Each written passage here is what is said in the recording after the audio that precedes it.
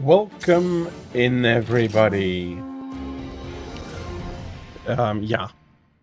Welcome in. I hope everybody is having a fantastic Sunday and that you can be looking forward to a great continuation of your Sunday. I am so much in a bit of a rest mode that I've completely forgot to switch my lights on. There we are. We can absolutely level up Kiki for a little bit, but I do want to quickly clarify. Out of my 5 streaming days, 4 are going to be event days, and I'm not exactly sure how I'm going to be able to do that next week. It may be that Thursday is the slow day, and that I'll be doing Sunday a full day. Probably yes, but we'll see.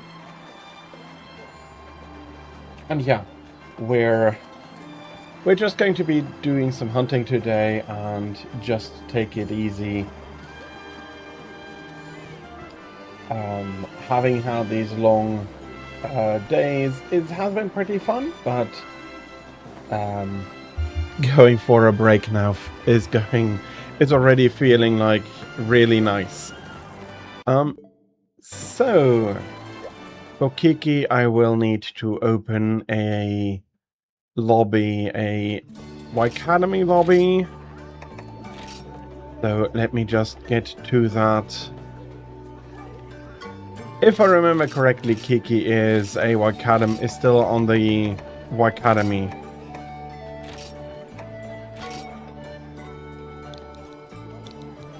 If you could let me know before I confirm HR6. Okay.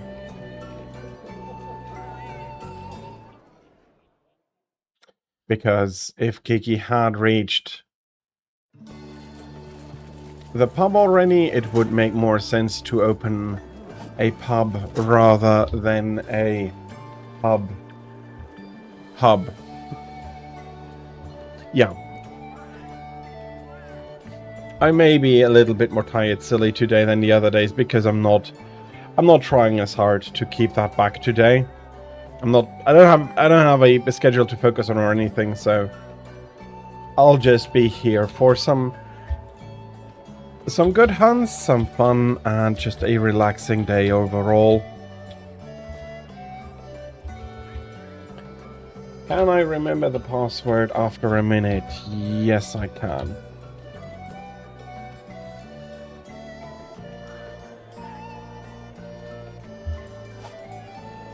I've also made a decision that is going to be more impactful in the future, that I'm going to go for that every season, every switch of a season, I'll be doing a new starting and ending background. So I am looking forward to that as well. I don't really need any information about that. I just need to take a quick look at maybe switching out a weapon a little bit.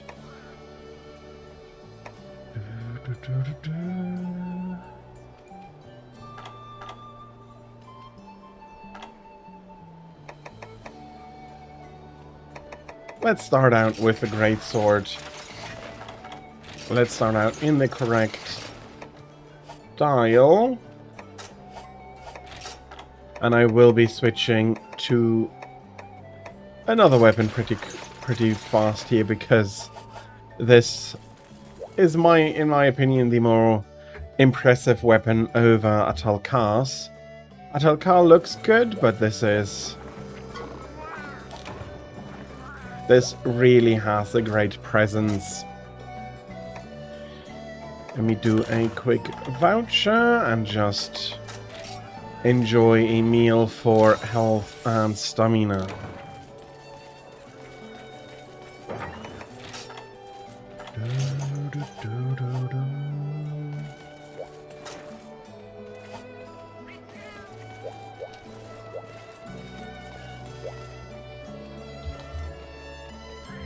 Also, I had just emptied my glasses and not filled them, so as I'm waiting for Tira to get Kiki ready, I'll just fill up my glasses.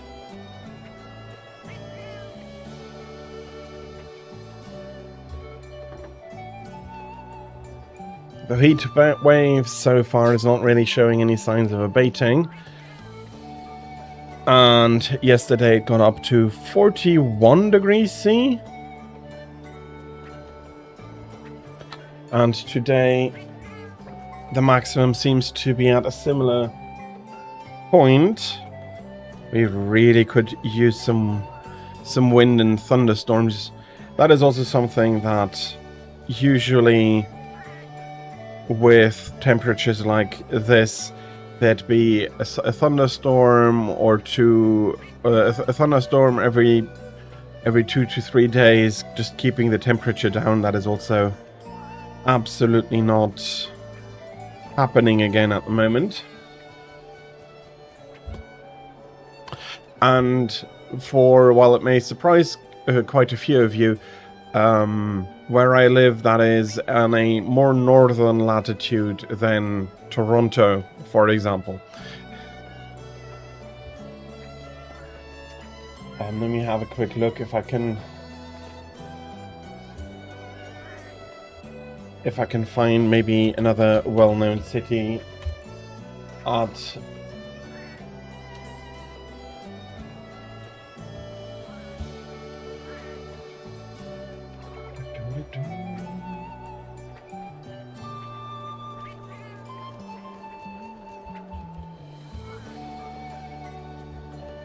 So we're 50 degrees north, thereabouts.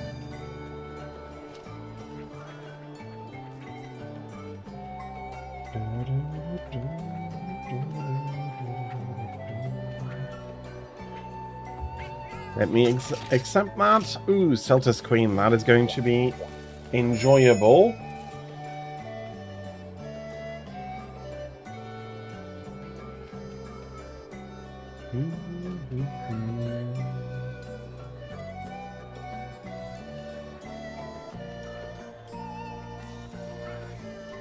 All of the big cities here are either in Russia or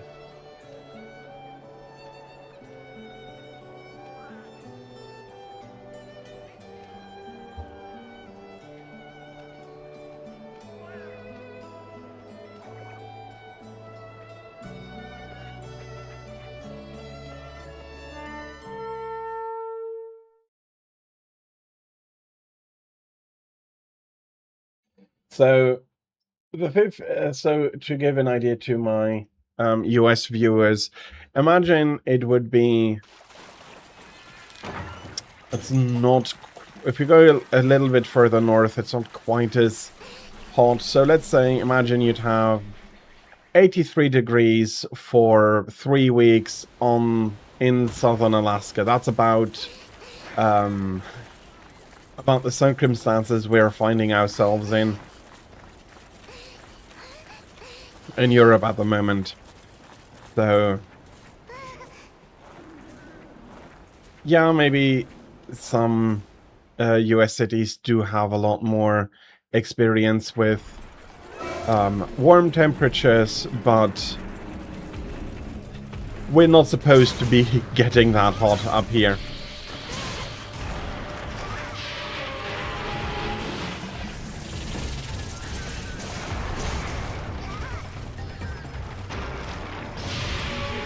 Or if you think that the temperatures we're getting ought not to be unusual, think about if Alaska had a similar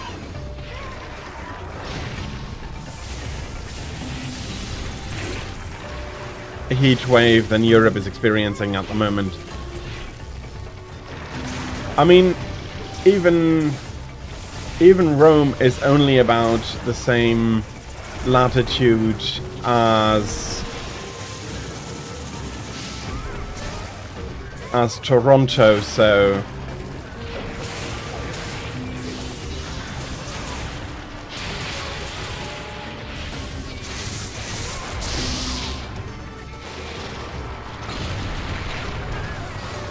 okay, I got completely clobbered by that.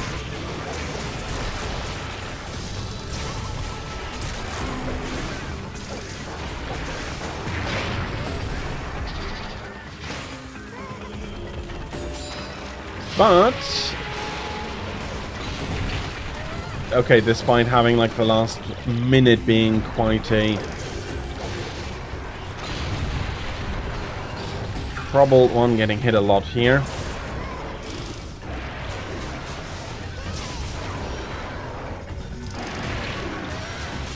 I do feel like, in general, this is doing pretty fine.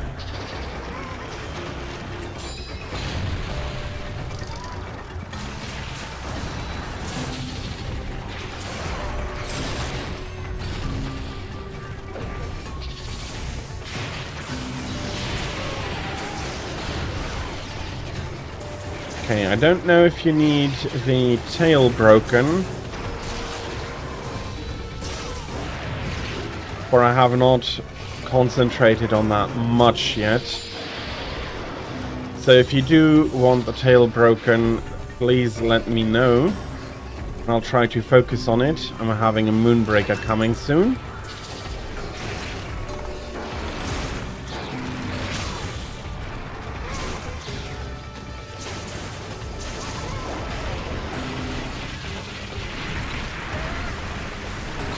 Should have tried to evade that. No tail needed. Okay. Thank you very much for letting me know.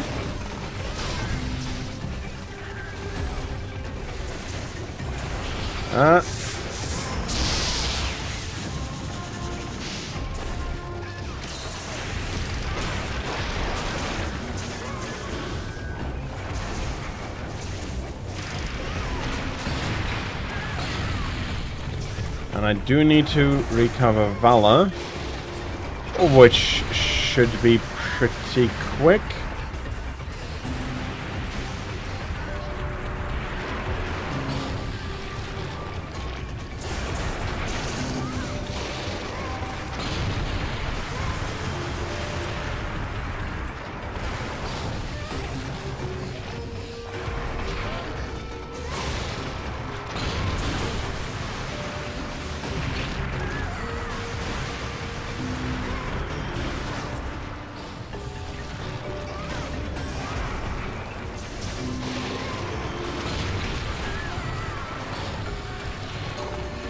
Okay, the team here is currently giving me a lot of trouble.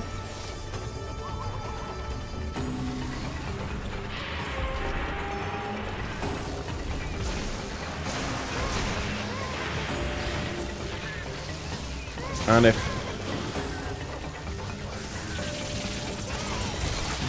Seltas actually doesn't survive this, that is also quite a nice thing for us to happen at the moment.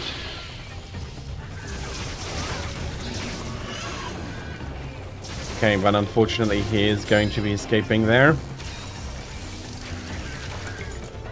Monster Broth, very nice. I do need a ton of that still.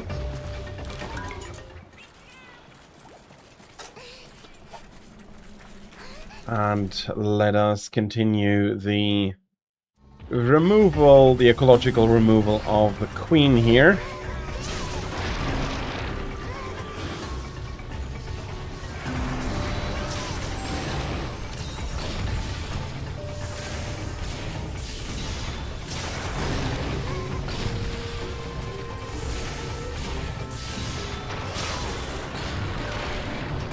Yeah, she's not looking fantastic here. And hello, how are you? Welcome in, Stinger Man. I hope you're having a fantastic Sunday so far and that you can be looking forward to a great continuation of your Sunday. Welcome in. I am good. I am taking a break from the big event and just take a moment to just have fun and be relaxing with everyone around.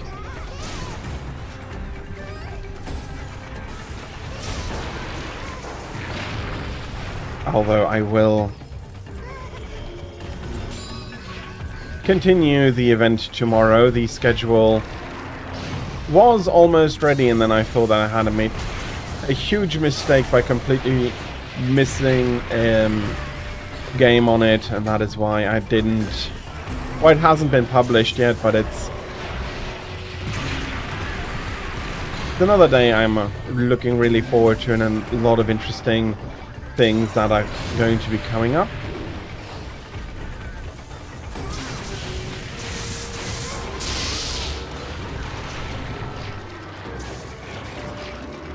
I still had the sword out. I was, for some reason, so expecting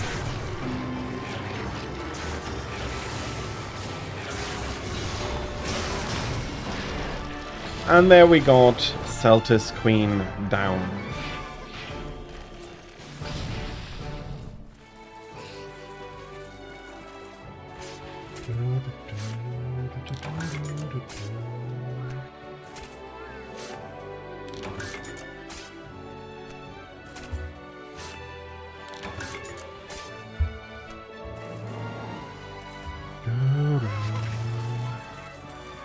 I hope that I may get some earth crystals from these.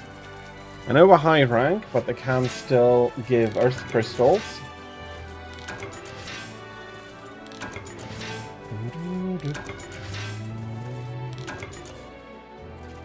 So yeah, in general I'm doing good, and I'm enjoying a slower day very much already today.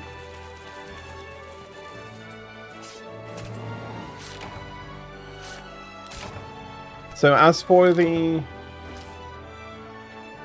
Okay, how come you weren't able to carve?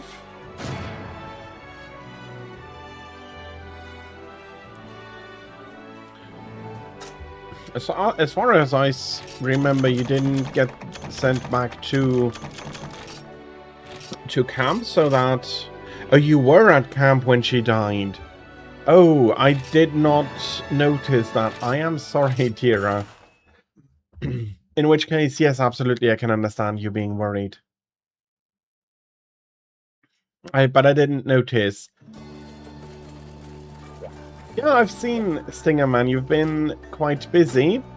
I hope you had a lot of fun going about collecting everything.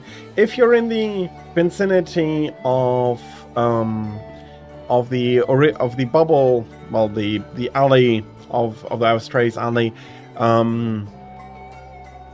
HIP 31-207 and Ember system do contain pretty much all of the raw material that, or all of the material you need to be putting up a colony.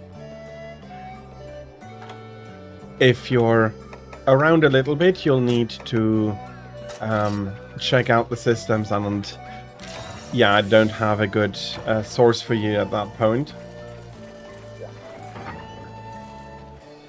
And that is completely fair, and I am sorry, Tira, for not noticing that earlier. So maybe ping me next time you run back, and yeah, pull my attention to that you're leaving, and I can go and wait until you're ready to come back, such that you are not going to be missing the carves. So yeah, but as we talked yesterday, Tira, I will be showcasing a game that you are looking forward to, but I was mistaken about the timing of it.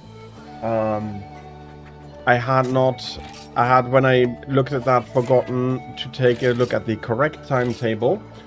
I had the brainstorming timetable in front of me. But that of course, after I went through it, got sorted chronologically, starting with the oldest game and the penultimate game being the newest game out of the batch, except for blocks, which I do need to... but yeah, the adjusted timetable will have your game run from 14 to 15 o'clock Central European Summer Time, which is from 8 to 9 Eastern Daylight Time.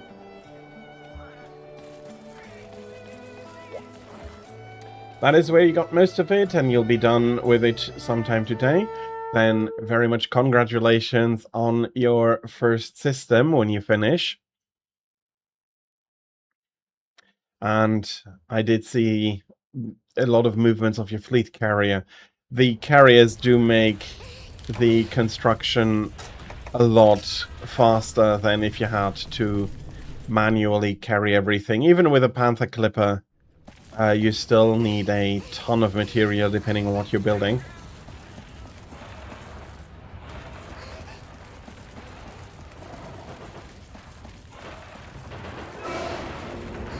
But for now, Gnactor is not a very happy monster. If you could please take a quick dip into the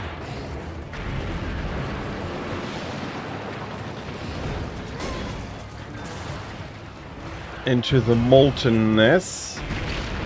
Oh, I shouldn't have turned around there. I am not in my adept style.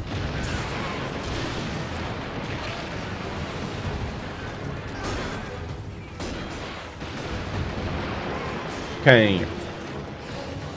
There we go. Armor, nice, and... well, molten. Well, not exactly molten. It's more slag at the moment. And we still need to knock it off, at least now. My weapons, at least, will be able to penetrate. Okay, and that was...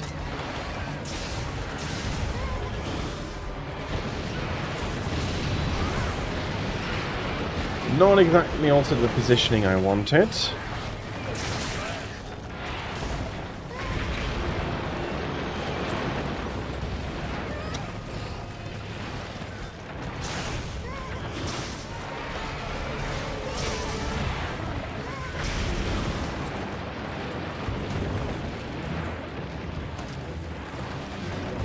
And most things are cooling down here.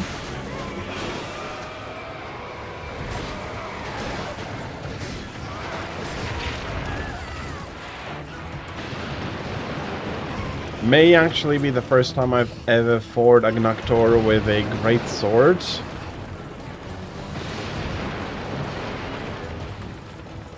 I'm really thinking about where I ought to be positioning myself and everything.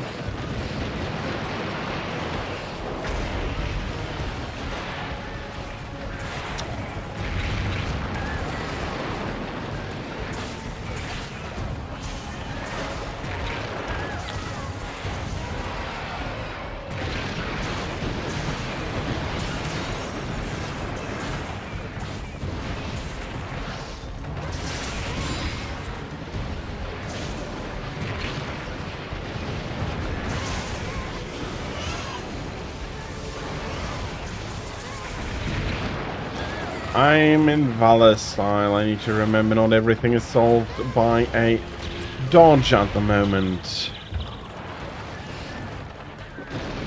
Ah, that was unfortunately slightly late.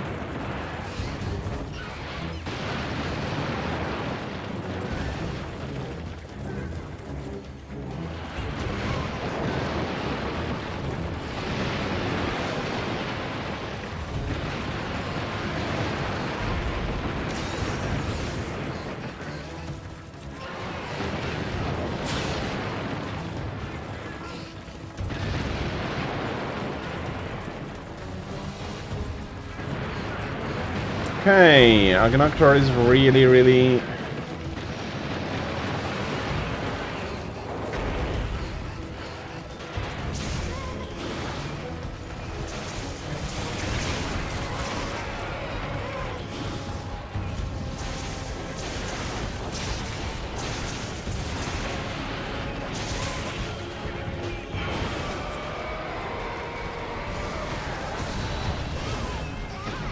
And he is moving about so much. And far than I really feel like.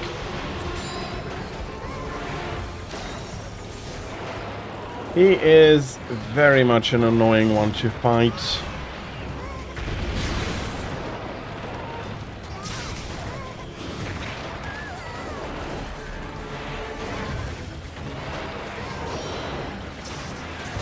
That is not what I wanted to do.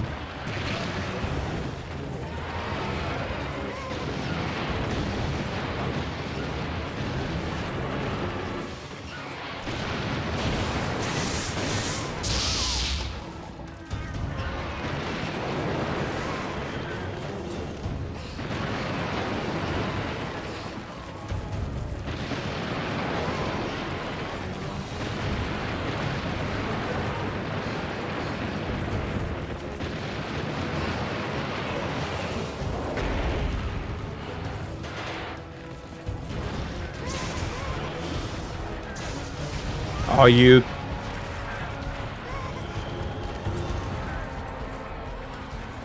Yeah, okay, my positioning is not great. I hope that is not too annoying for you, Tira. Or we will be needing to...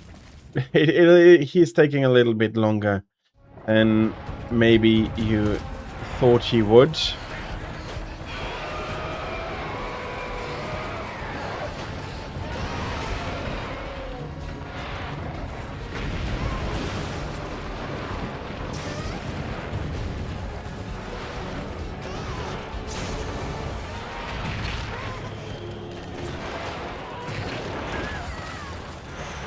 Yeah.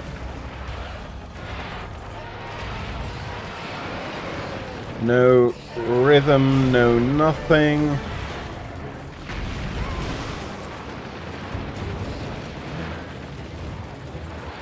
Are you...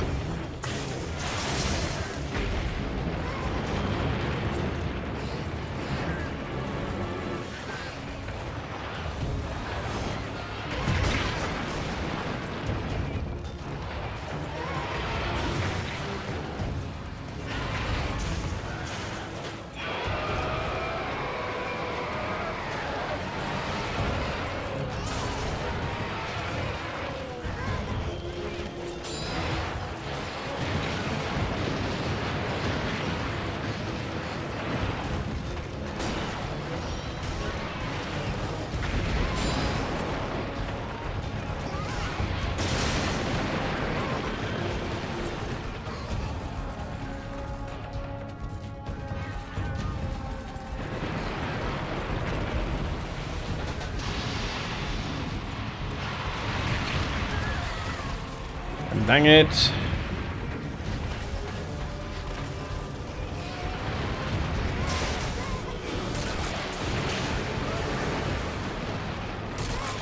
I'm hearing some cracks, which are really, really nice, but...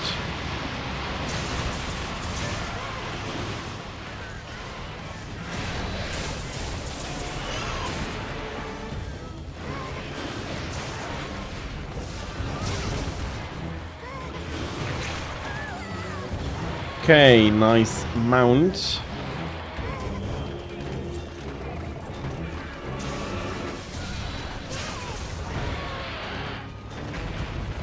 Nice throw over.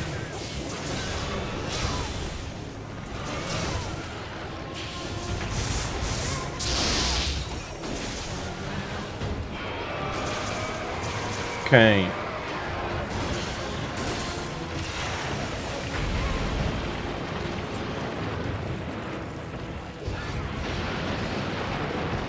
That felt like we did some good damage.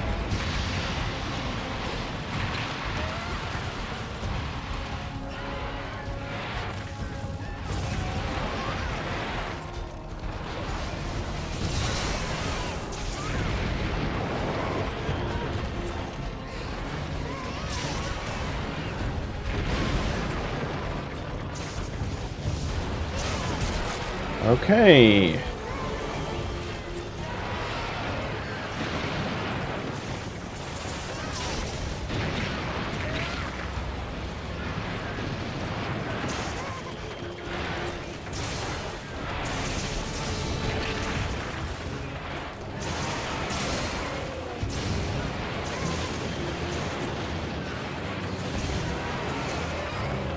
No.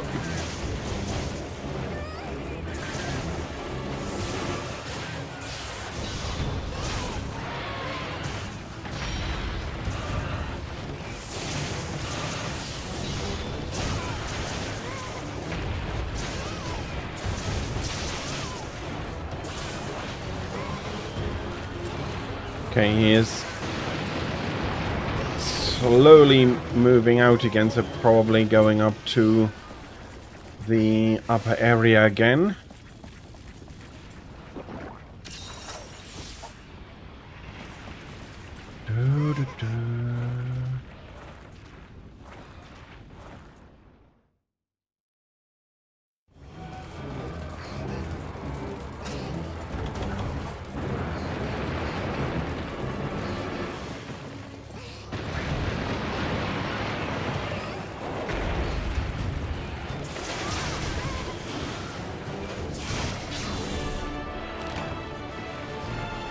Okay, took a little bit longer, but he is down, and I feel like, yeah, no, I haven't been really focusing too much. But I still feel like I've learned quite a bit about how he works for the Greatsword. Although I probably will need to do a few more hunts of Agnaktor if I want to be solidifying those lessons. Might be a monster I'm not going to be using the Greatsword very much on anymore, unless requested. And I'll just use either probably dual blades instead of longswords on him, if I can't use the longsword. He is weak to water, and if you do have good water damage, that is very, very helpful. Unfortunately, I do not have a great water greatsword yet. So, but if he did have water, that can have made a good number on him.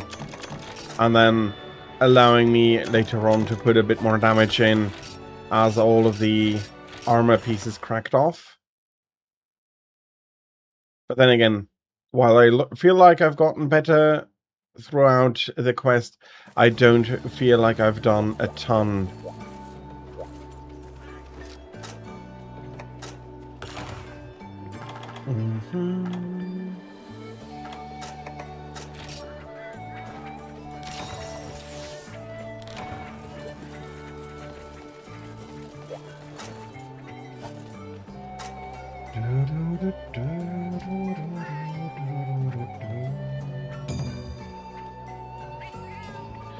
Duel in the Volcanic Hollow.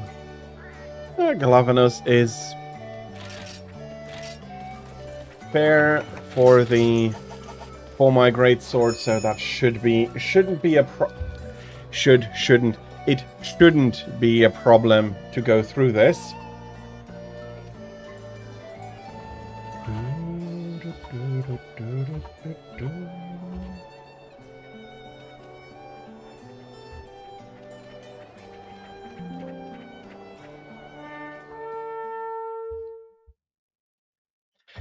Okay, let's match sword with sword, and it should be an easier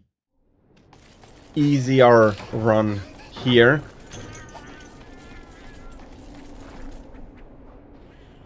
Starting up top here, so opportunity to get myself a nice map in as well.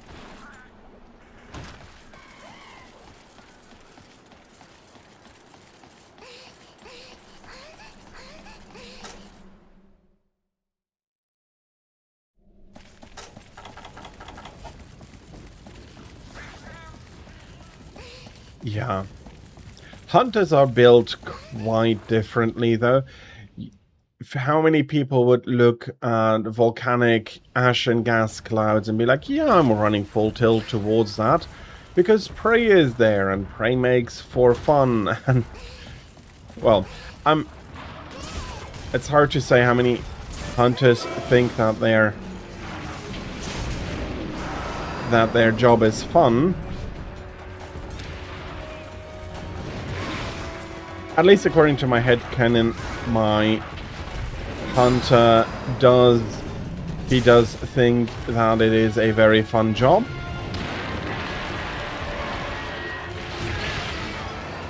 Okay. I was trying to Valor evade that, but oh well.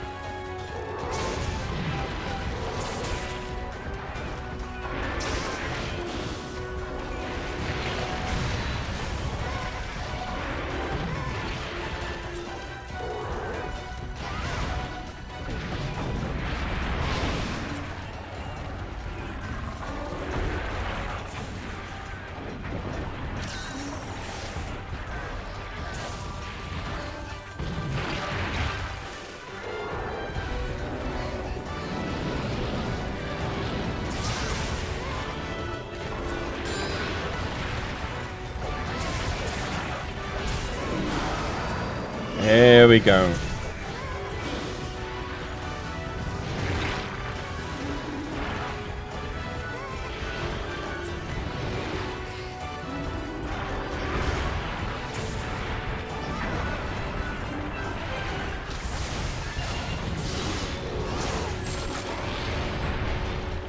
Okay, didn't think that would go quite like that.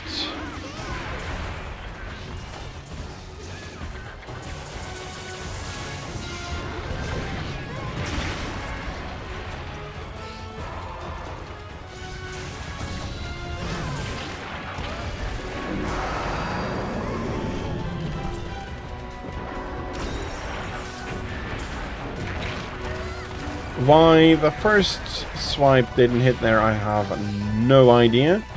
I'm guessing that it was because of how the terrain interacted with him there.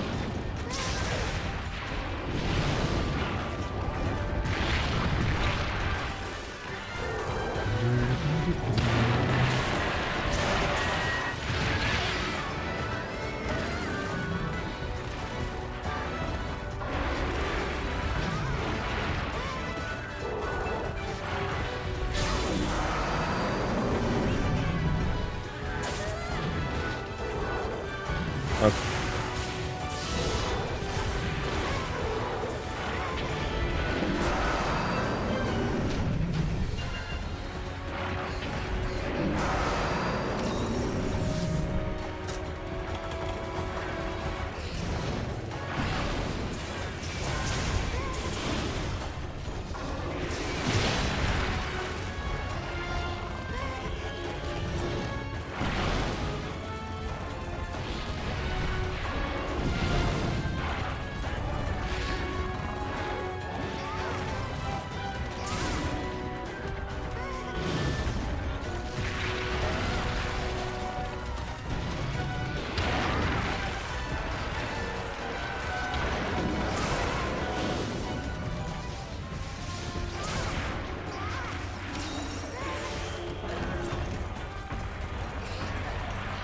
Draig, congratulations! I am so happy for you that you managed to find your Switch. It took a while. So I'm very happy for you. And if you do want to, I don't know exactly where you're on. I am currently helping Tira with Kiki. Sadly, you're in... Okay. The offer stands. If you weren't in training, I absolutely understand that the real world can be an interference and sometimes an annoyance, but for the coming weeks again, if you hopefully don't lose it again, we're going to be able to then help you out a little bit more. Hello, welcome in, Jojo. How are you? I hope you're having a fantastic Sunday so far, and that you're looking forward to a great Sunday to come. yeah, if you are, depending on how you're feeling, I'd still be absolutely happy to go on a few hunts with you.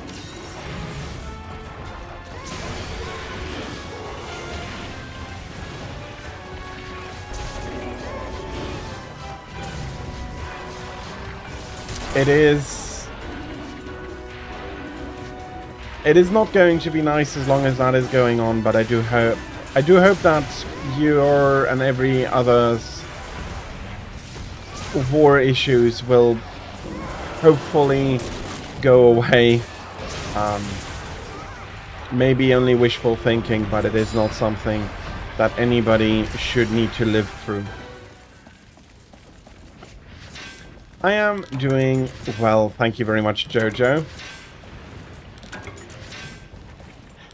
Absolutely, Drake. I hope that training is going to be fair and not too troublesome on all of that. And again, if you are back, I'd be happy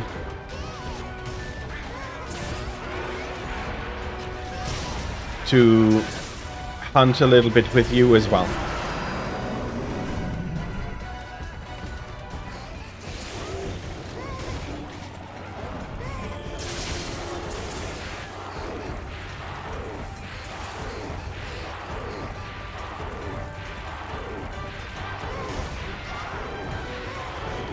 Okay. I think...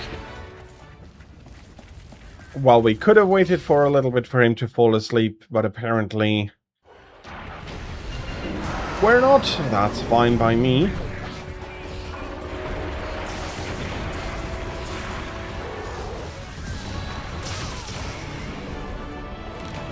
Okay. My possibly last charge that I could have done with that Vala charge, and it was sufficient to get the big boy down.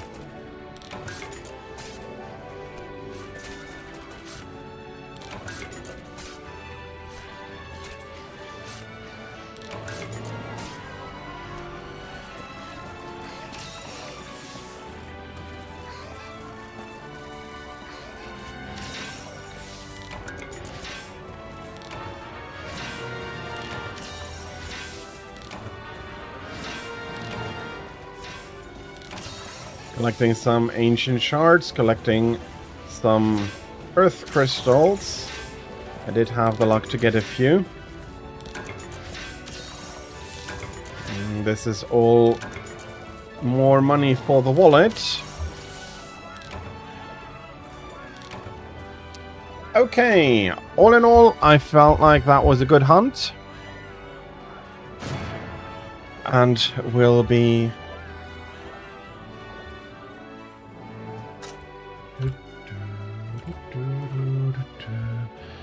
seeing how this reward goes. That is not anything. These two will be coming onto the melding pile, and that is now something that I think of. I do need to quickly check about how far the pot has cooked or has been stirred. I'm not sure if the Vivarians need to cook the melding pot. You had a little bit of sleep paralysis. That is... okay, I'm not sure. I usually don't have any issues with that. But I do understand that some people have that issue more often. So if you do have it more often and you're used to it, I hope it wasn't too bad. If you don't have it often, I do hope that it still went over easy and properly for you, despite the worries and adrenaline that can do. And Deathy, hello, welcome in. I hope you're having a fantastic Sunday so far, and that you can be looking forward to a great Sunday to come.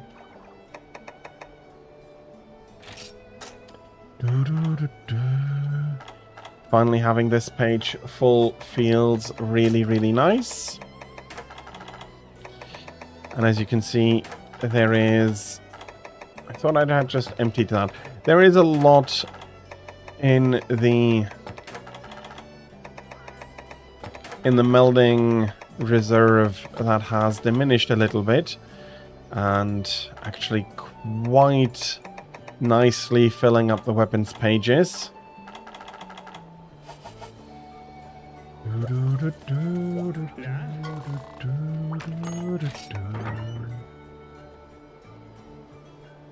Yeah, the heat is becoming really, really bad.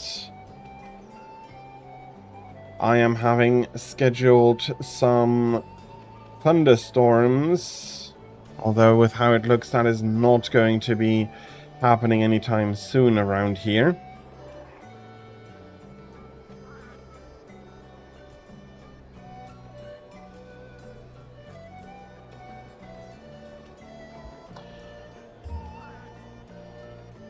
And your arm said nope.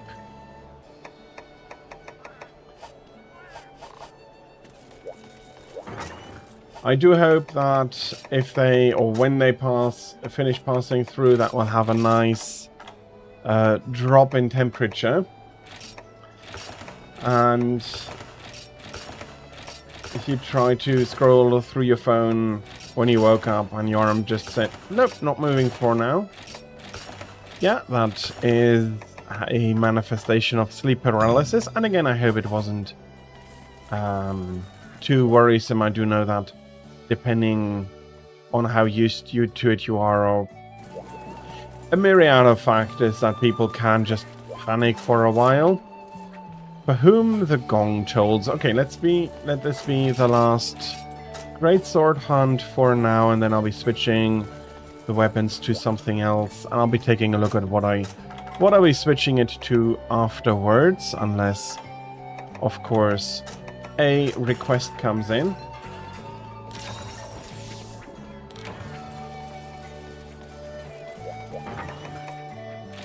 Okay, not panicking. That is then going to make that experience a lot less. I'm trying to find the right word here. A lot less negative, I'm not sure.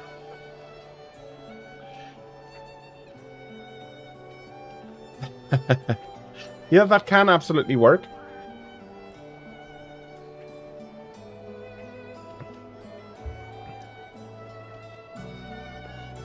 And your arm did wake up afterwards, I'm guessing?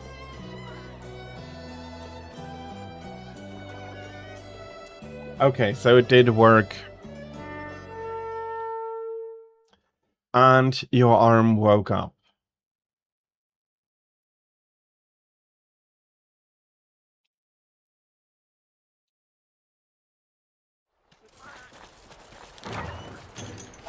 Mm-hmm. That's fair. Meaning that it will mean that the arm was very deeply asleep.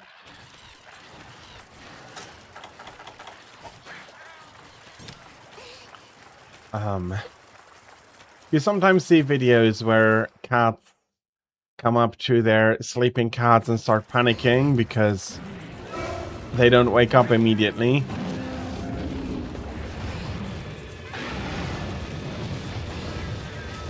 Which, funnily, may just mean that...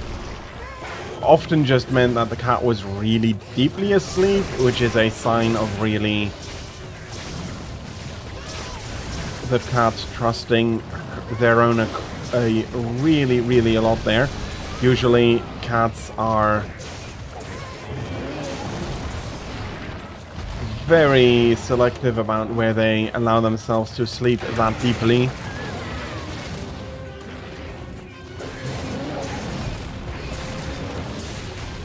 They do need to... ouch, that's a big tail smash.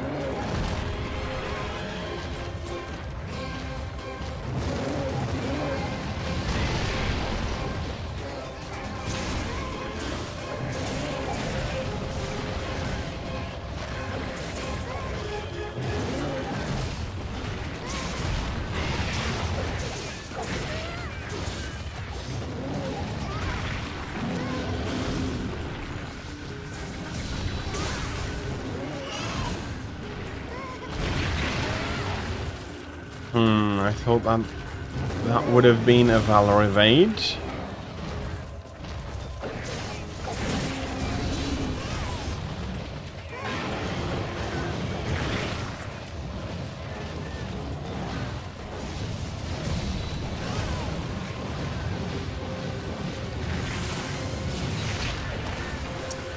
No idea why I missed that there.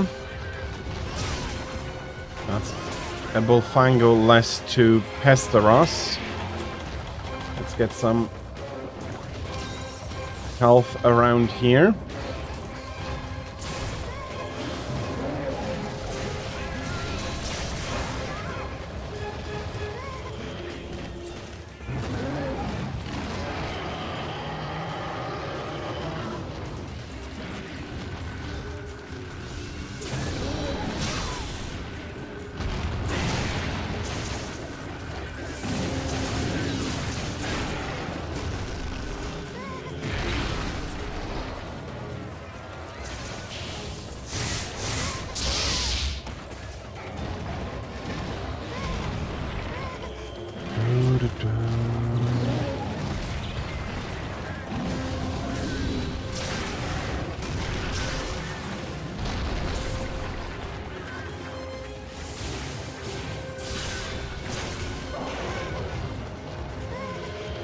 Okay, that's another Bullfango out of the way.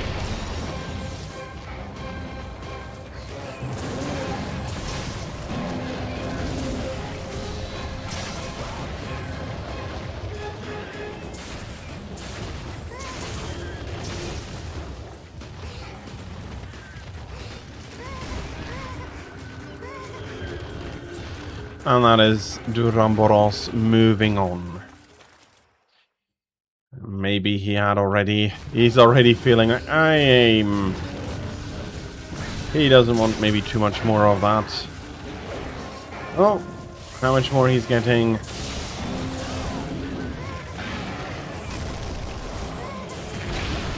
We'll see as we're moving on here. Oh, no more valid charge.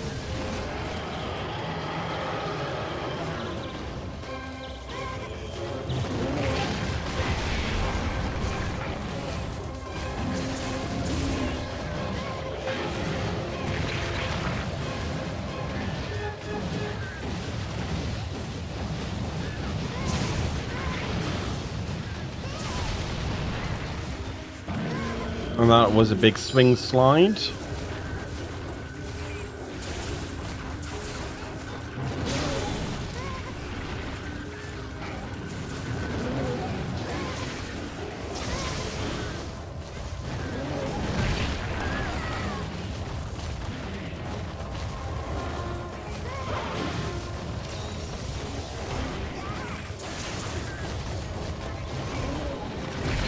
Yes, of course he decides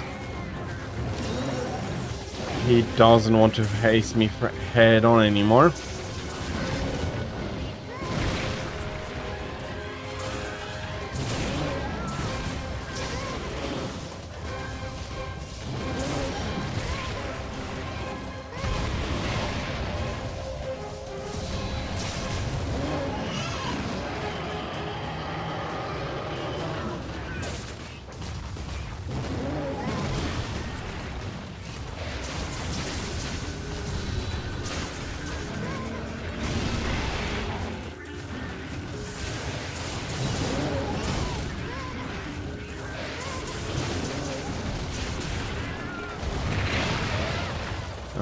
Voila. Okay.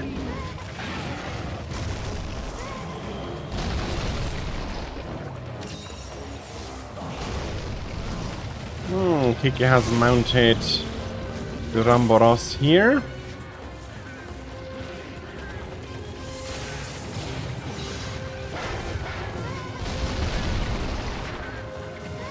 And that is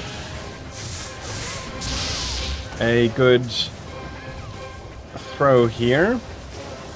Let's just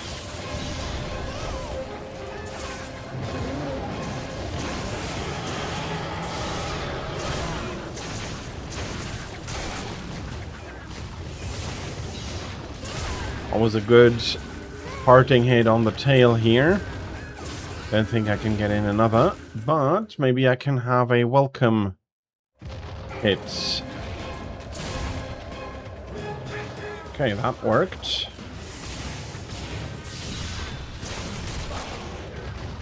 Okay, the tail casing has cracked at least.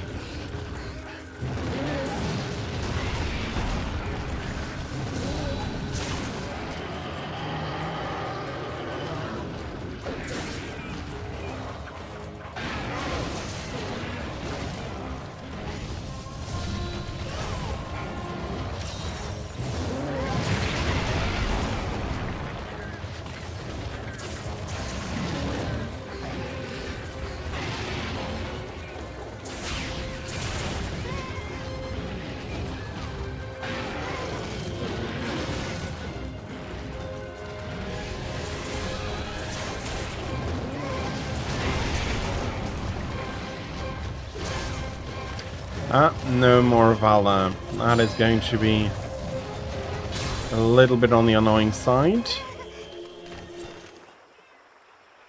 Are you fine for the acorns?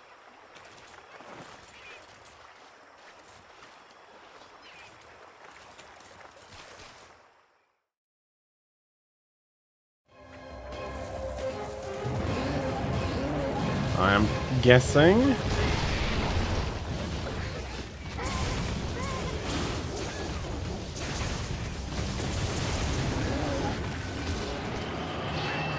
Still want to see if I can't get the tail off.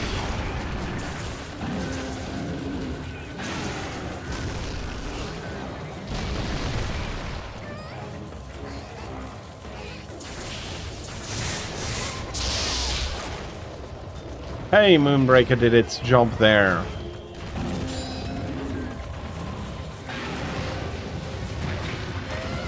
And then I just... Yeah, okay. Let's stop it. I'm just going to get...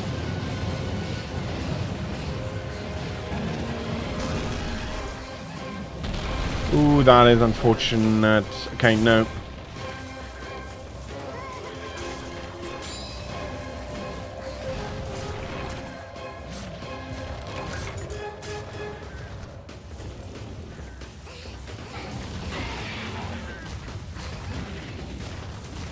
Are you moving out? No, not yet.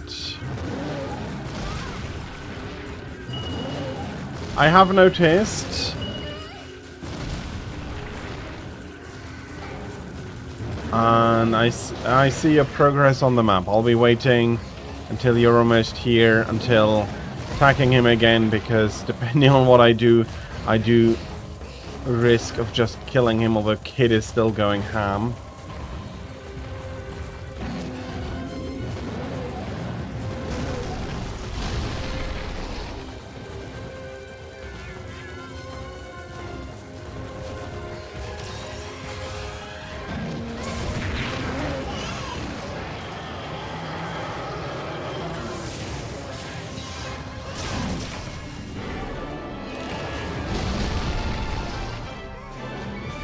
Okay.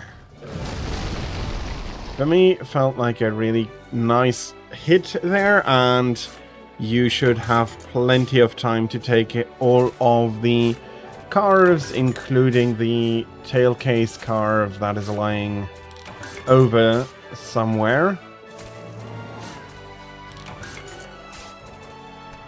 So yeah, here is the tail case as well.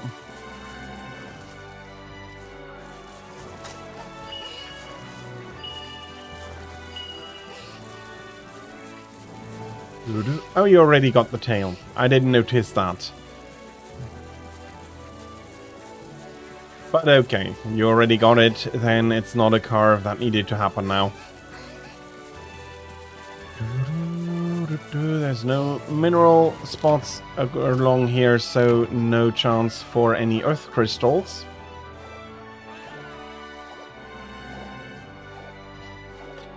Oh, you were carving the tail, and then he landed on you.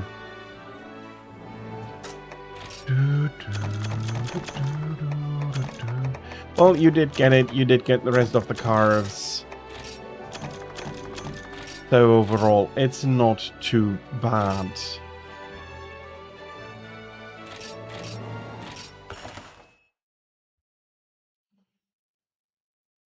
Let's have a quick look at our sellables here, but first I do need to choose a new weapon. What shall I be using? That is that particular set.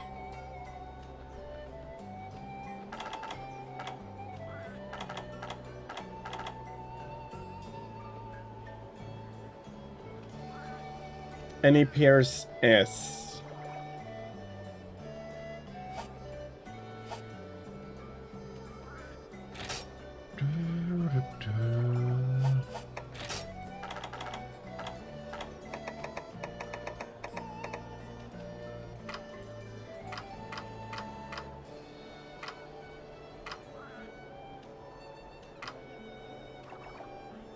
Okay, this weapon has the same problem with the rapid fire.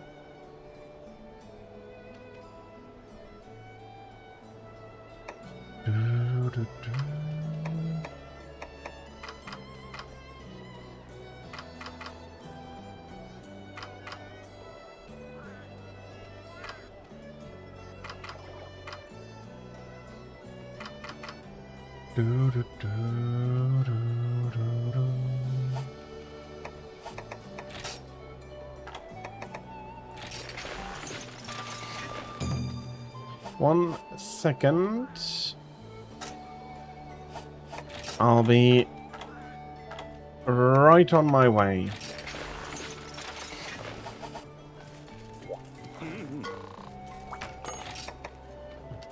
It's just that I'm using something I so often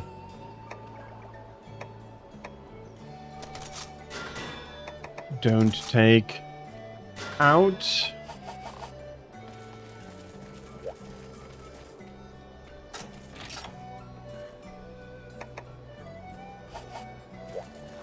Yeah, I can do that later as well. So let me come out. Let's have a quick meal here. Not exactly sure what I should be taking. Okay, not much I can do for a lot of things. But I did get black belt. That is already very nice. And we're going to be hunting Steve.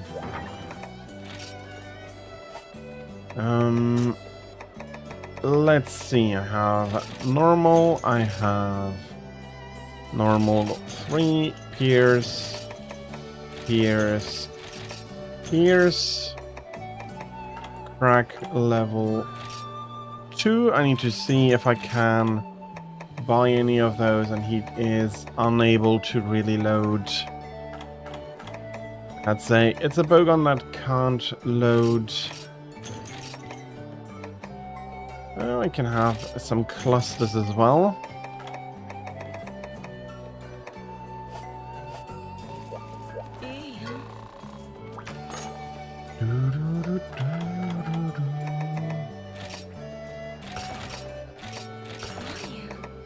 I could bring pallet, but that is but the worst.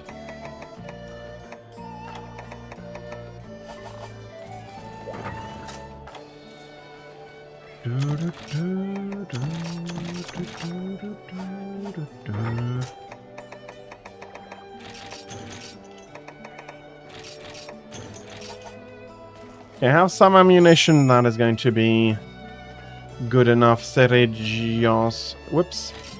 There might be something I'm missing. Yes. I need cool drinks.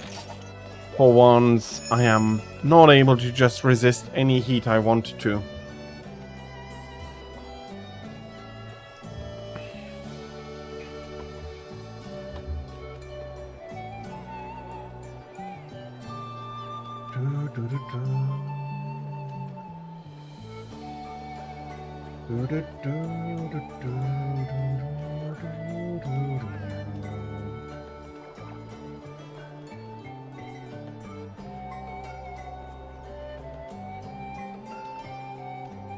So I am ready whenever you are.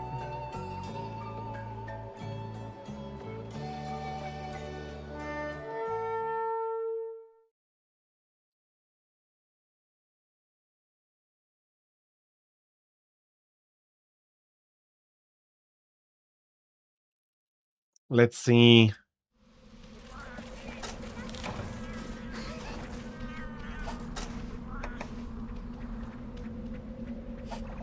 Normal level 2 is what I have. Rapid 4. Let's load that in and just see how that goes.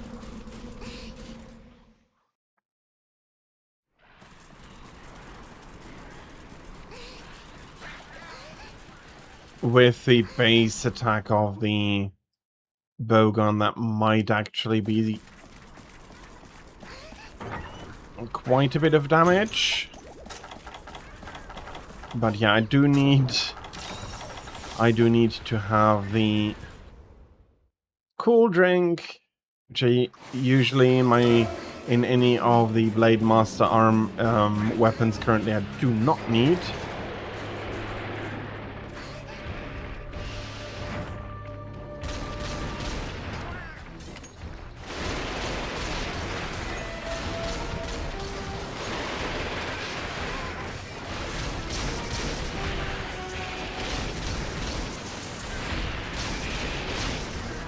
The recoil isn't bad, but the deviation is something.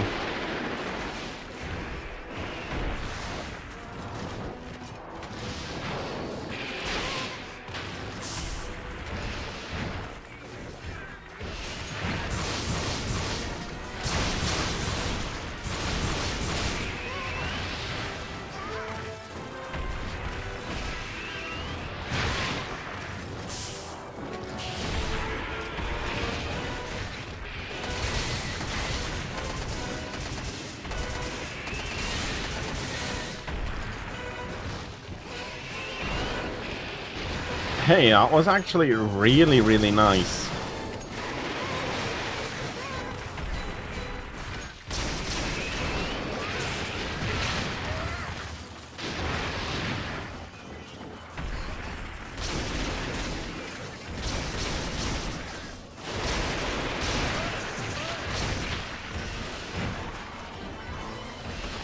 Okay, that is suboptimal.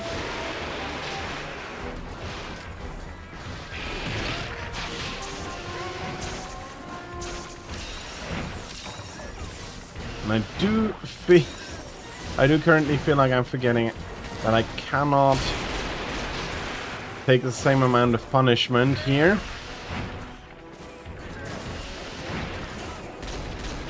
I did want to turn around though.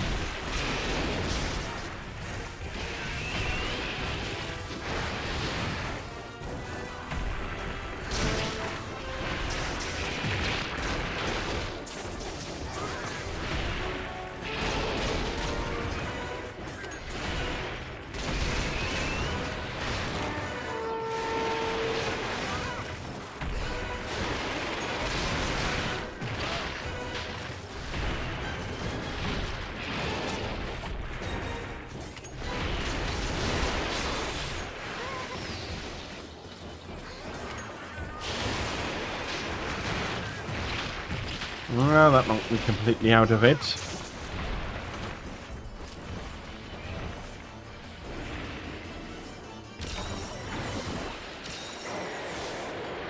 To a point I shouldn't have been surprised that that knocked me out of it.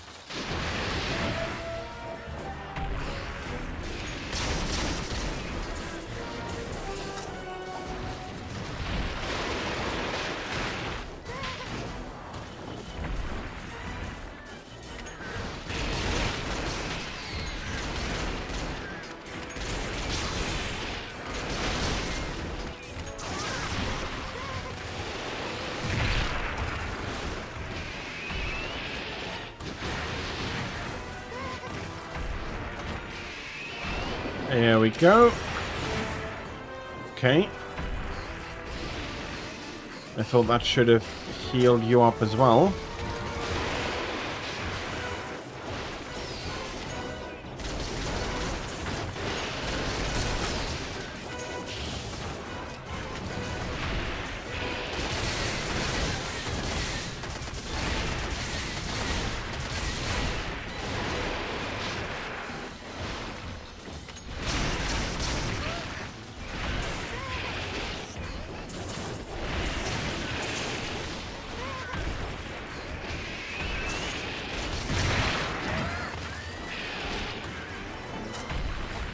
That's...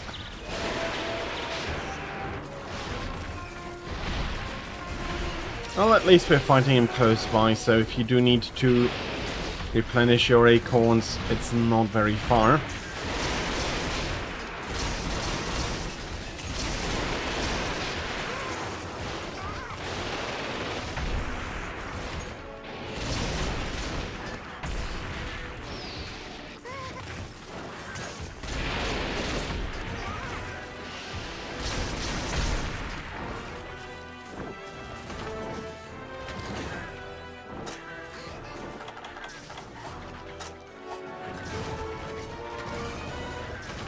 Okay, he's flying over.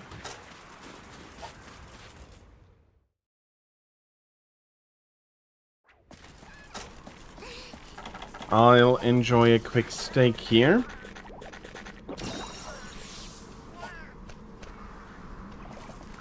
And I do want to see how...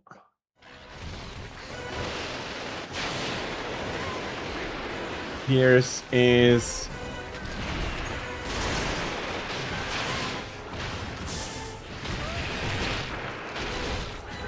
Ah, okay, that was Genprey first, then...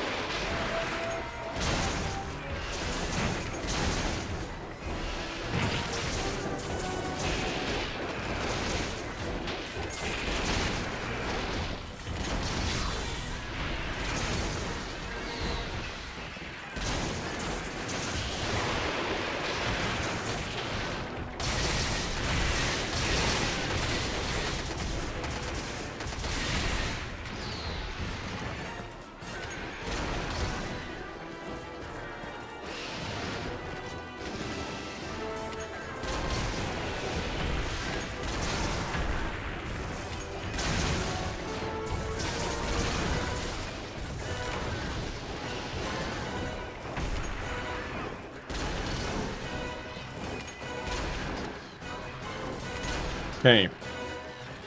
The deviation on this is rather substantial. Probably a skill to soften that, but I'm guessing another bowgun might have been a better choice.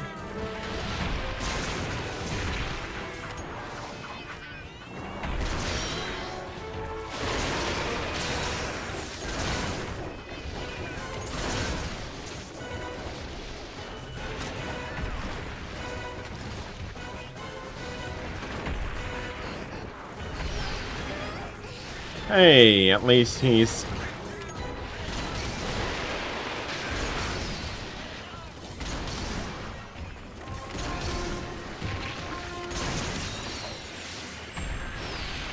Okay, these do seem to be doing more than...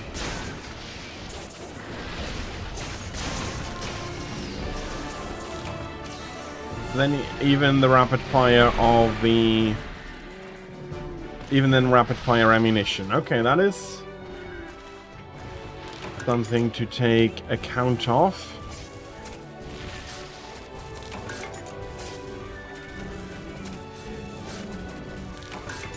There was something that just kept exploding for whatever reason.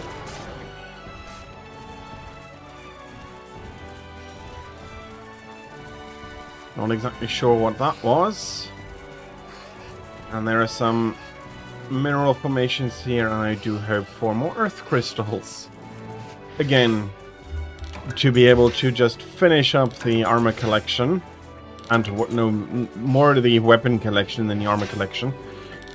Armors, I am probably not in a high need for earth crystals anymore, but for my weapons, at least 300-400 are left that I need.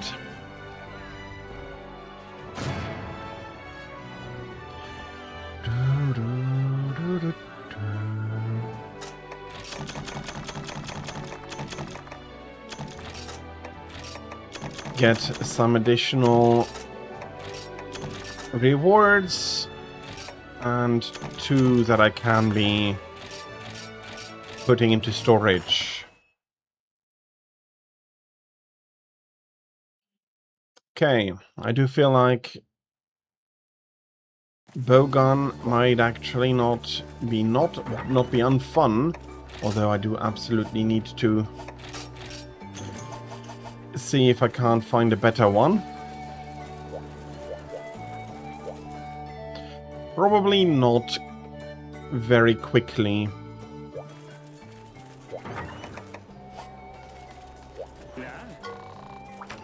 We have a quick look. What do I have? There's nothing extraordinary there.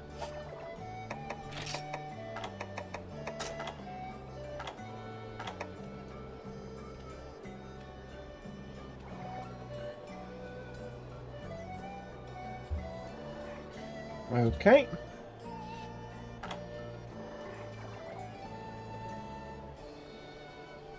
You won't want bowgun for this next hunt unless I got a... Oh, okay. Then...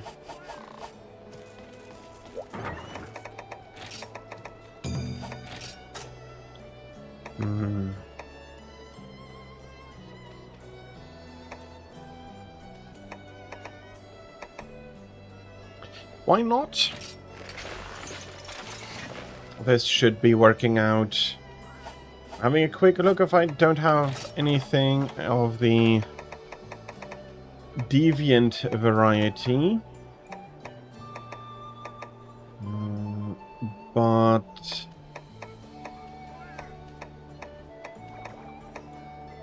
haven't pushed those quite as far yet, but this is going to be working just fine.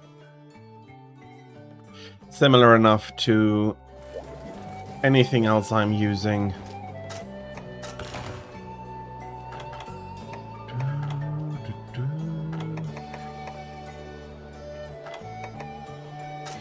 And you can't get it onto this cat. I'll be trying to support you as much as I can.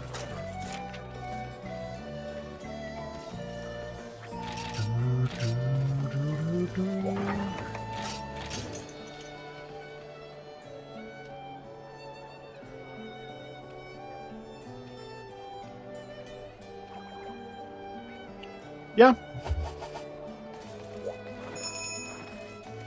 Although you don't have Farcast, and no, I don't want to be as... Sorry, I'll be right back. I want to be as... I just thought that I want to be as fast as possible, though. And as fast as possible means longsword, which I usually don't do.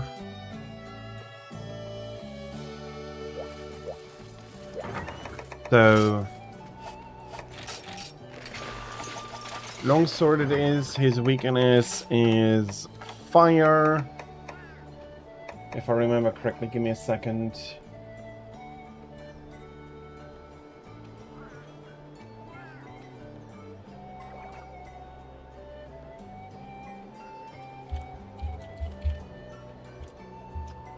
Shagaru's biggest elemental weakness is dragon, which is actually to a degree nicer.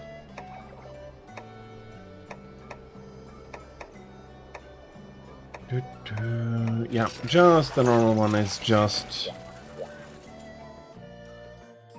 the best as always.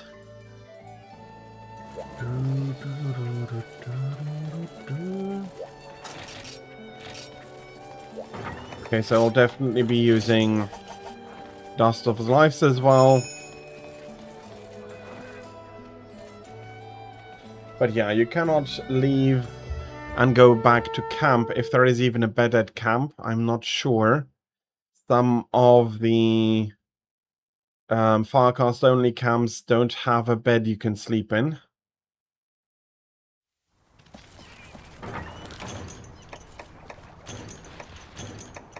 Okay, I will be taking a little bit here. No, but no, there is a bed. Okay. Still, it would be unreachable for you.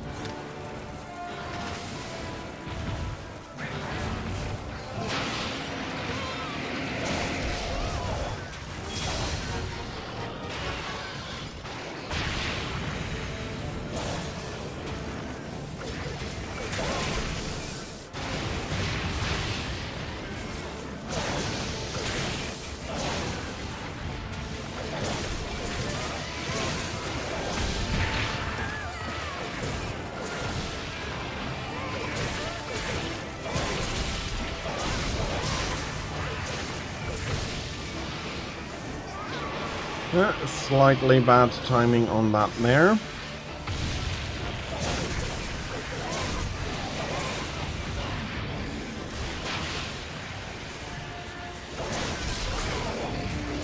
But that is charge 2 and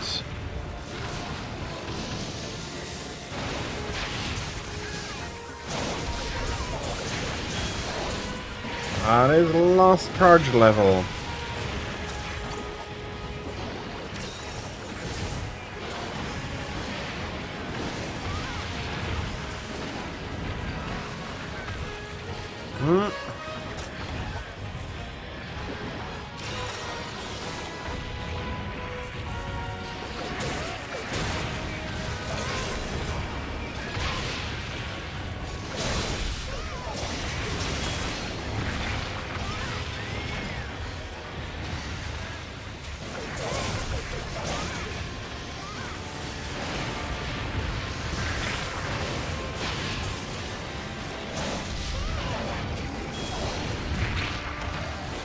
I'm slightly unhappy that he pulled back so far there.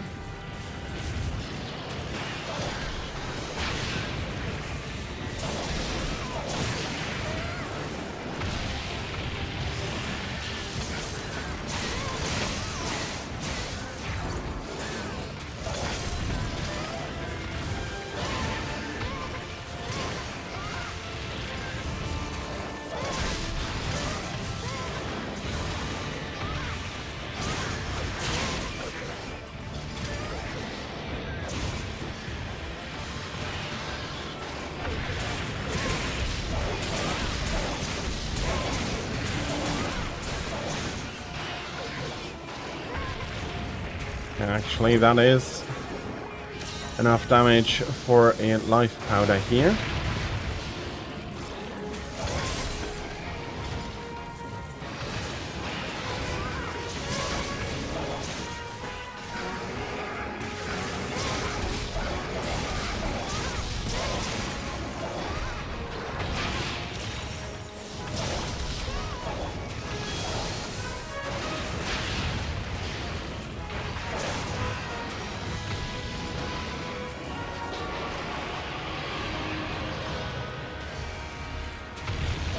I remain slightly off on that.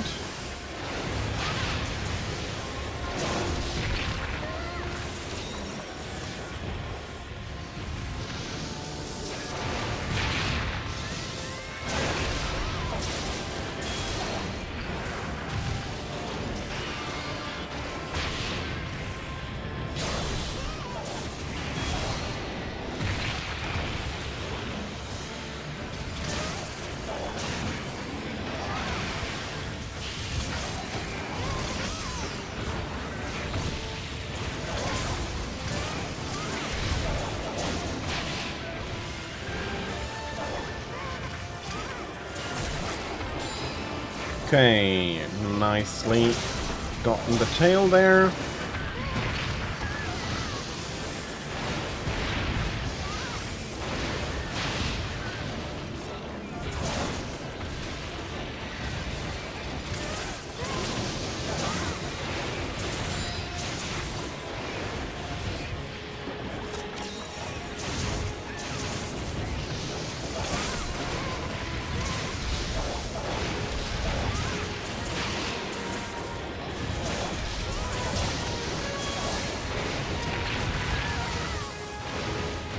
Okay, that was slightly unfortunate.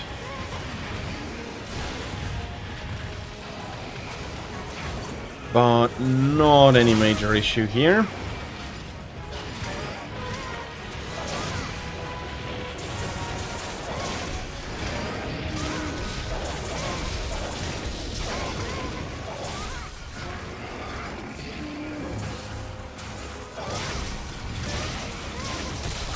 That's the second horn broken. Should be at least. Somewhat at last as well, but I have not had the momentous hits on the head as I sometimes are getting them. Well, that's just fine. I'll be focusing on pouring damage in. Ooh, that was close.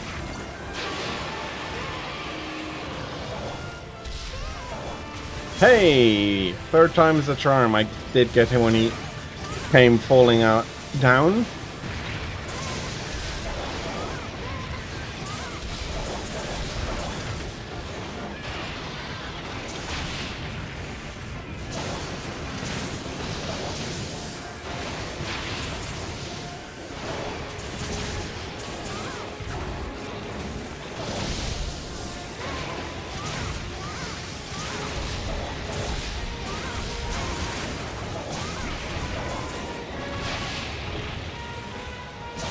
Okay, Kiki is looking fine, or Tira rather is looking fine at the moment. Here we go. Was pretty sure we weren't too far away from his kill. Good to see that I wasn't wrong.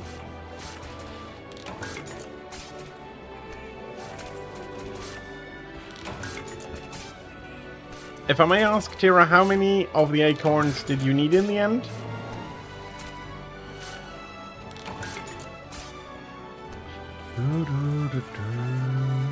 Just one. Okay. So that went pretty good. I also did feel like I was managing to control Shagaru adequately. It helps, it helps.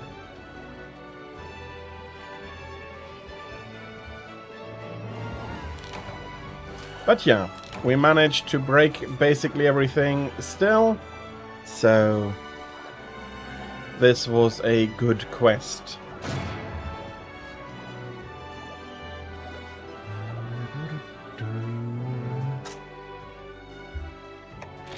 True, especially if they have a target they really want to bite down on. So, but I don't mind having been that target here. On the contrary, if they do focus on me, attacking me a ton, that actually helps my normal rhythm, so that was really, really nice of Shagaru to focus so much on me.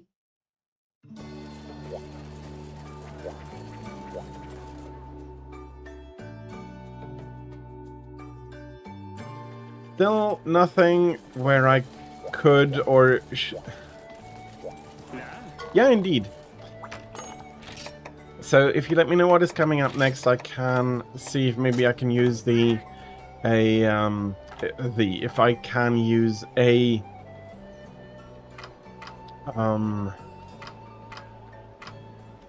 light bowgun for them. You're not terrible. You do have Dragon 2. That is internal ammo, though. I can't load external ammo. Still, you're looking nice. I am creating... Ooh. Normal level 2. Still, you're looking gorgeous.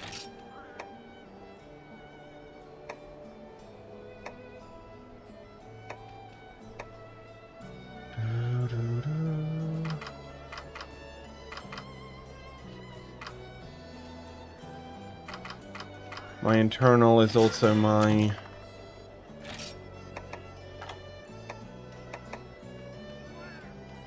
Ooh, I see something I want. I see something I want.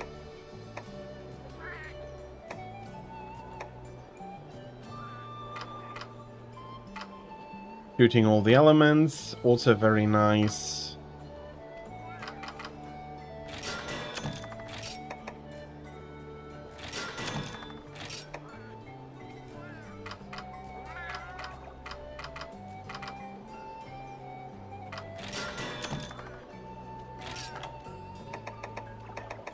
Although, yeah, that brings me to the moment. Brachiosaurus is still nice.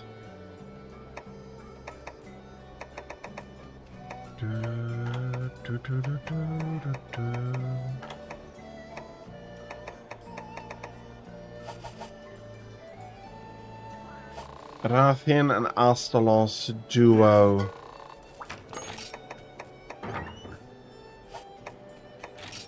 Upgrade equipment.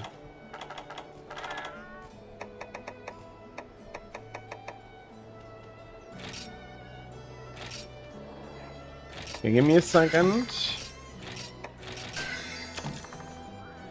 So I can switch you over.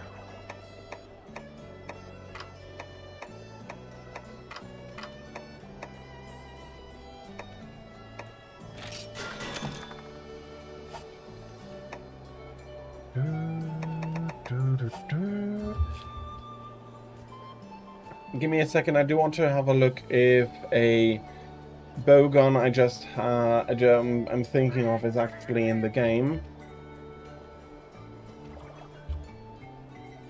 So, Lavasioth.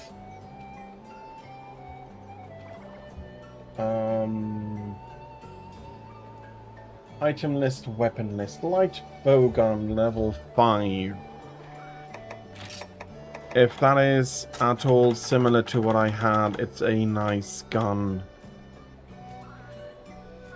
Lava Storm. I'm not seeing it.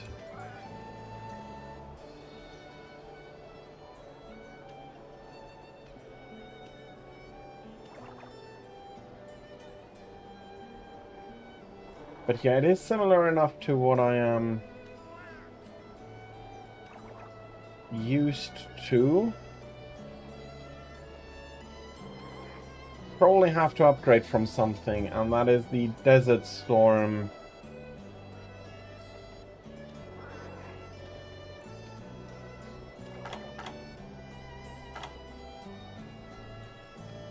And Desert Storm is...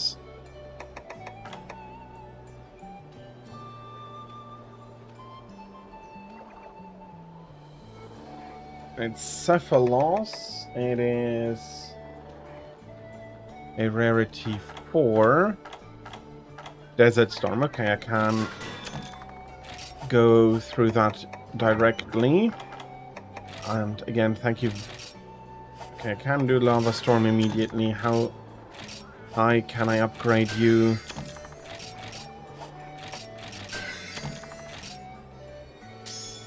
Okay, we're already looking actually pretty nice here. Hyper. That is though something very usable. Let me switch over. Light bowgun, manage equipment. No, yeah, select equipment. That is correct. And I'll be giving it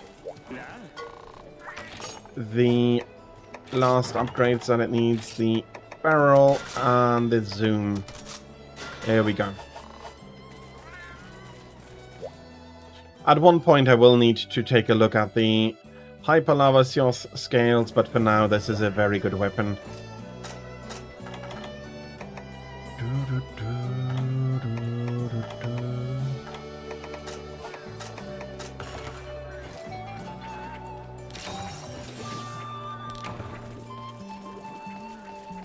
Rathian is one of the monsters, and while I do not have Dragon available to me, it is not, in that sense, a fire bowgun. Let me have a quick look. That is normal. I can use. Can't use pierces.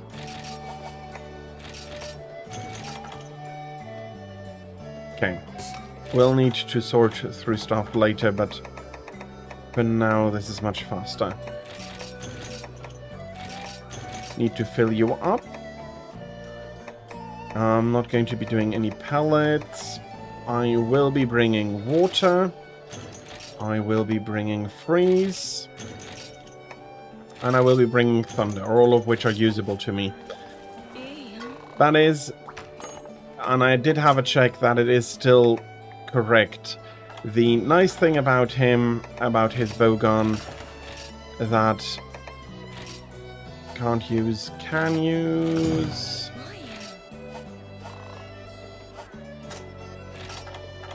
And I just need to fill up on freeze.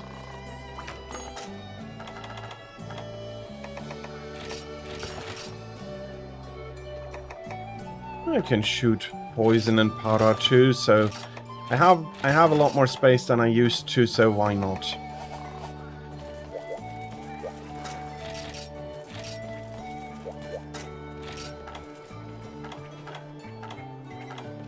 Okay.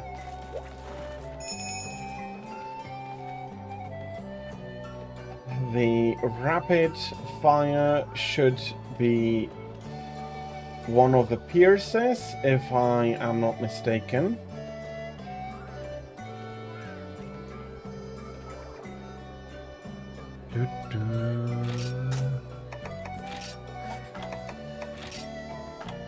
Oh, I don't have any rapid fire at all. Okay, that is unfortunate, but it's not too bad, and I have some other nice stuff here. Probably because I can load so much different ammunition that they decided if we add Pierce Rapid 3 to that, like we did in Freedom Unite, this is going to be an overkill weapon. Okay, I'll leave you to go first. You do know where they are. Going to go Rathian first. Yeah, absolutely. Let me load the Thunder.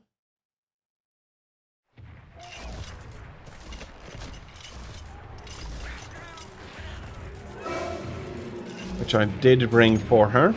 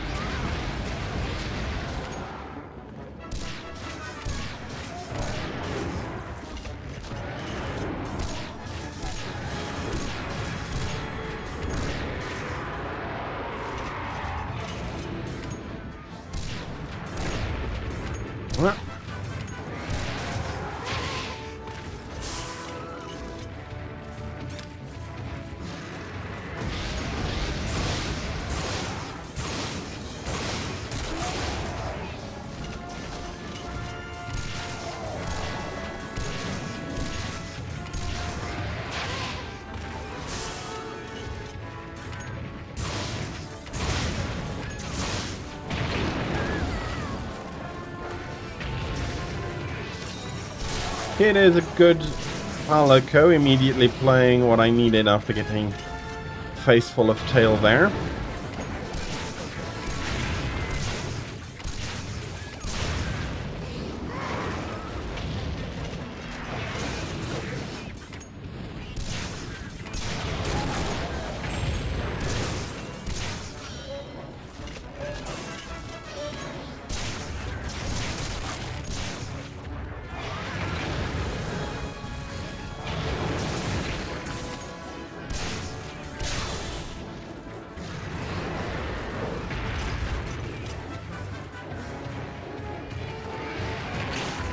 Okay, whatever that Rob is, Rathian doesn't want me to pick it up.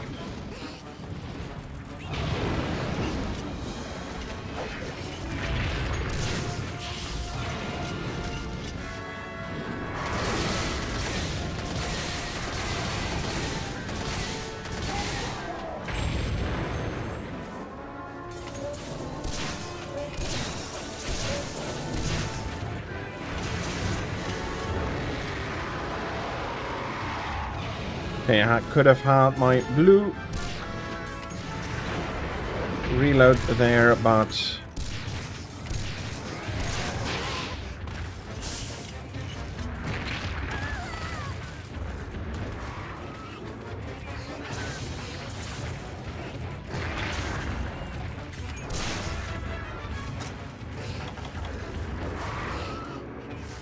no, actually, I do want to try the Wyvern for now.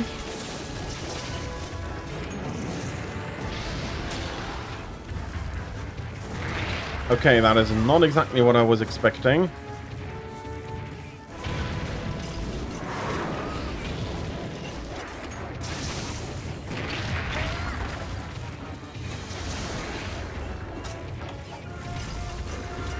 Ah. Okay, felt like I should have been too late.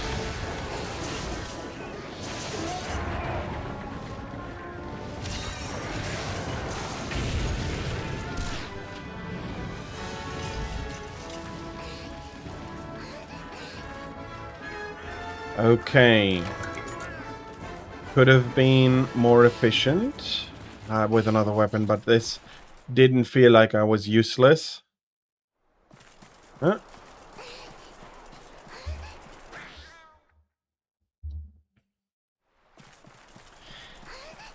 You turn around on the trail.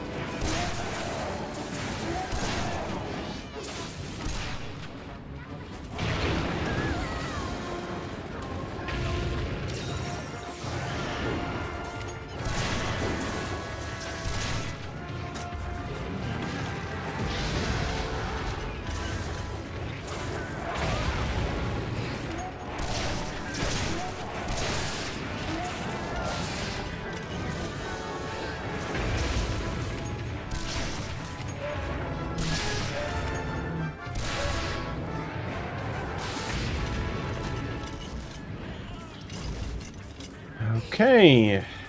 Rathian is not looking healthy.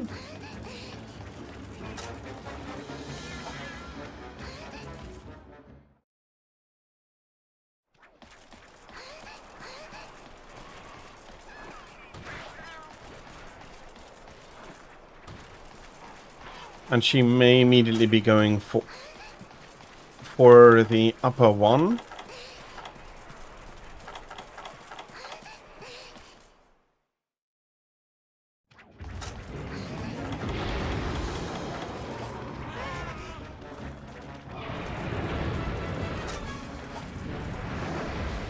Should I try? Let's keep trying. I'm going to be more. I'm going to easily be able to do that with her rather than. Astalos came to visit.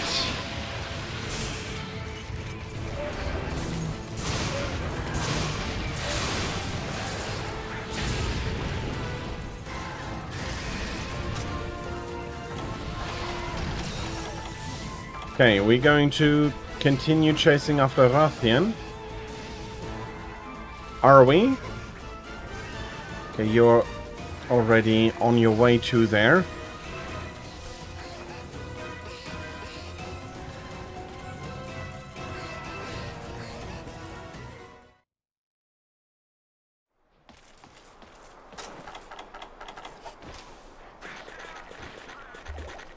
Okay.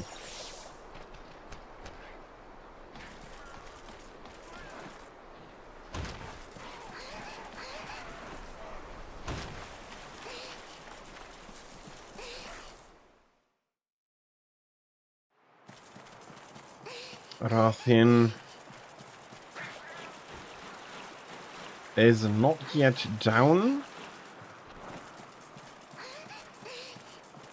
Are we waiting for her here, or is she currently still asleep? Ah.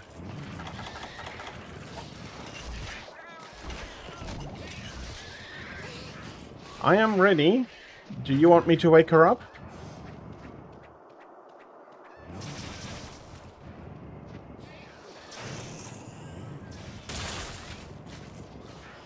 Okay.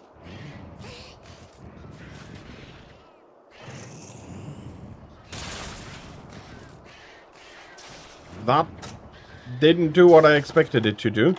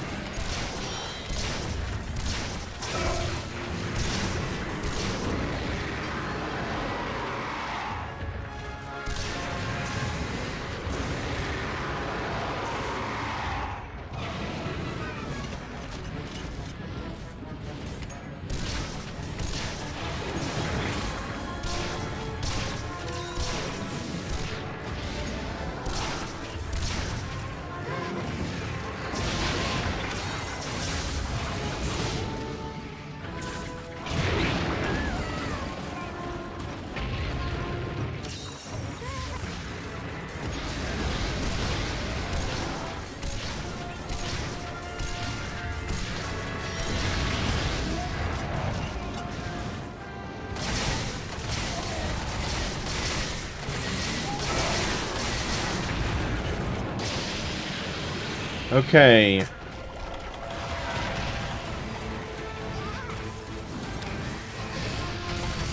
I did not expect for Astalos to come join us here.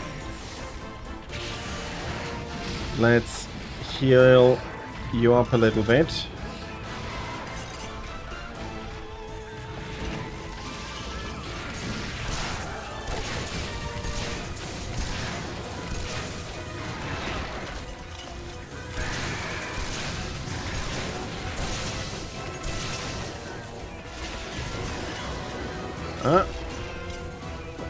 That is probably going to be feeling better.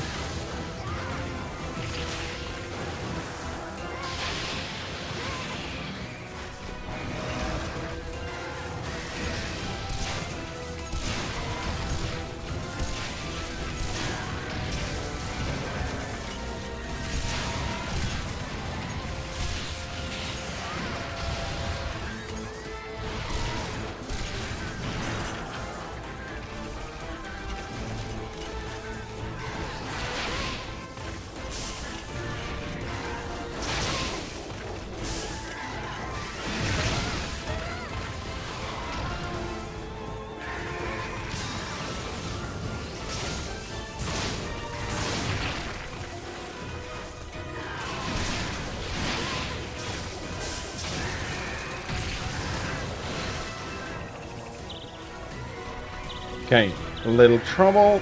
Ouch. Okay, luckily I, though, can just heal myself up.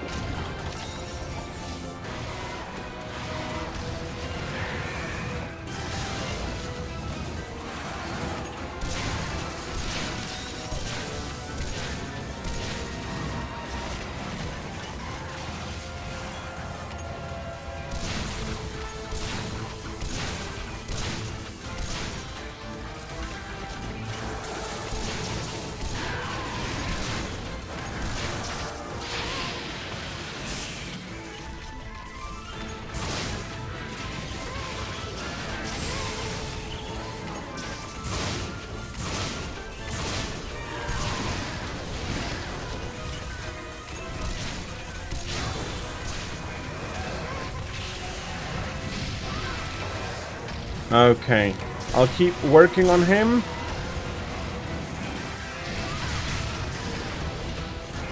Despite all of that, I don't think we have done quite that much damage to him yet.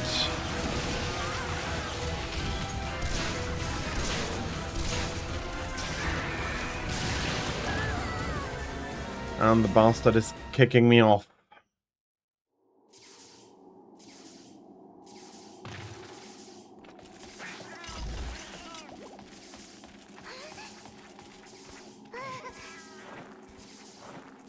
Well, as long as he's not moving, he's going to get a whole bunch of more ammunition.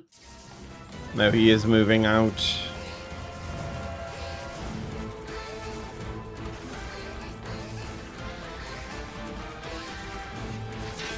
Okay, over that way. Probably the mountainous area again. Probably, yes.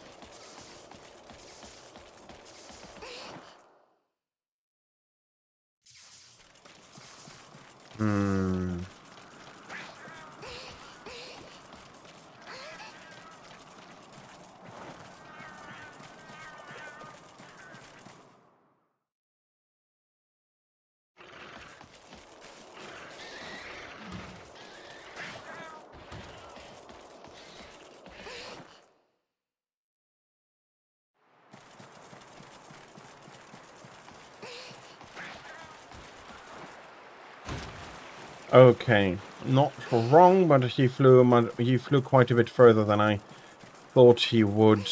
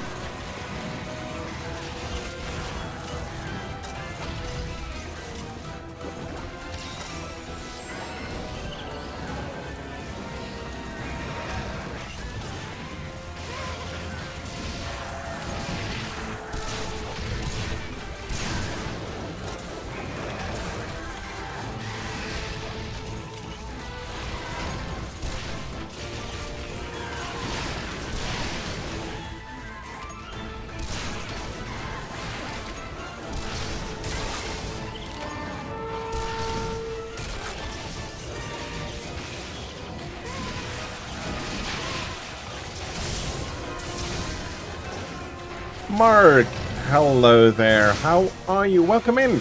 I hope you're having a fantastic Sunday so far and that you can be looking forward to a great rest of your Sunday to come.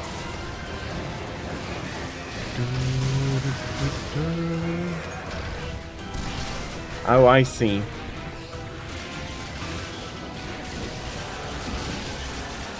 Then let me know when it has loaded for you.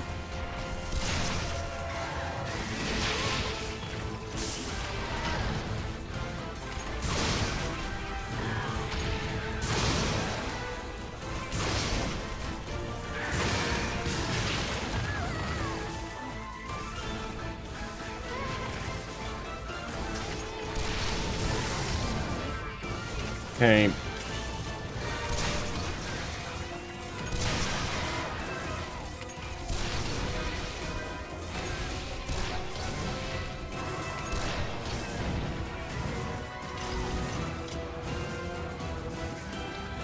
Not sure exactly yet how and which bowgun ammunition is actually really valuable in which bowgun.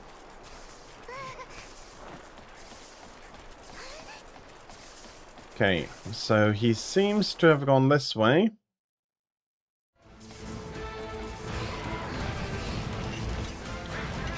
There you are.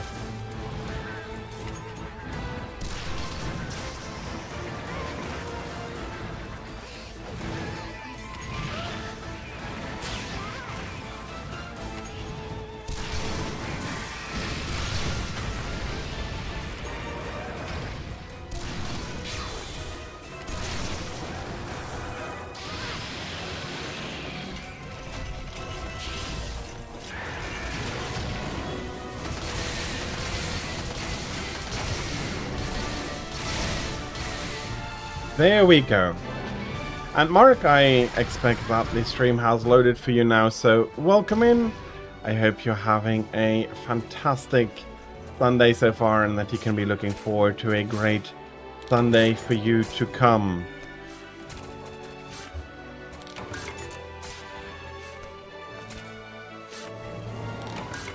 Okay, that felt decent.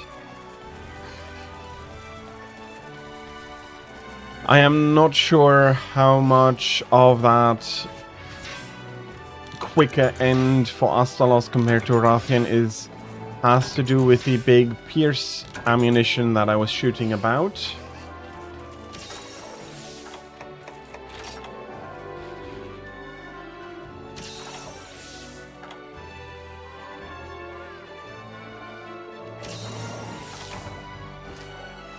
But for normal, everything is working pretty well. I might want to change out some skills on the armor with this possible loadout. Although I'm not using bowguns very often, I don't think there is a skill that allows you to add rapid fire onto, for a certain category or for a certain ammunition type, onto a light bowgun. I don't think there is anything like that.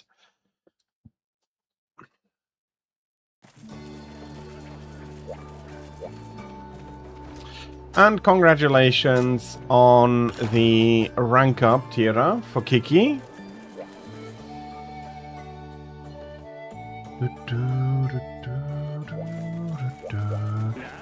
On one hand, congratulations for the plate. On the other hand, it is only worth scraps for cats, so not as useful as, yeah, as it might seem in the first place, but I do still want to congratulate you on it, so congrats on it, and I hope that the additional scrap is going to be valuable for you.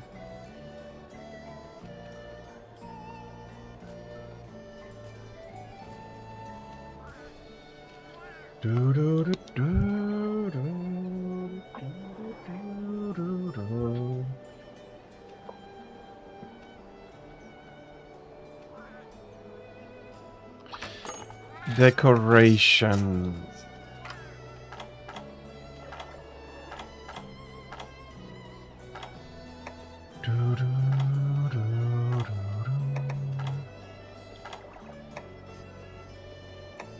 Mizu and Hoot next. Hoot meaning Malfestio.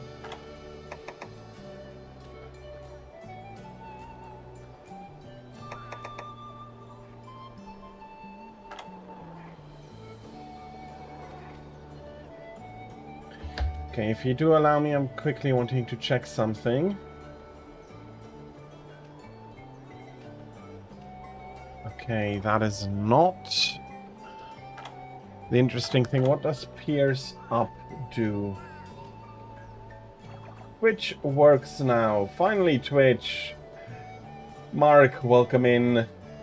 I hope you're having a fantastic Sunday so far, and I hope that you can be looking forward to a great rest of your Sunday.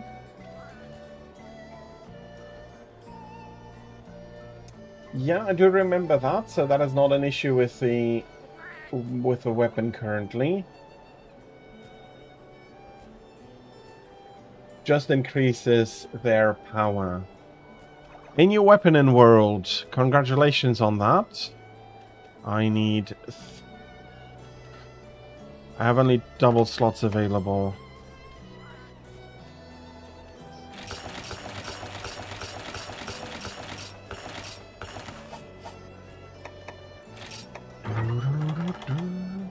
Give me a second. I don't really need guts, but I do want to try this out.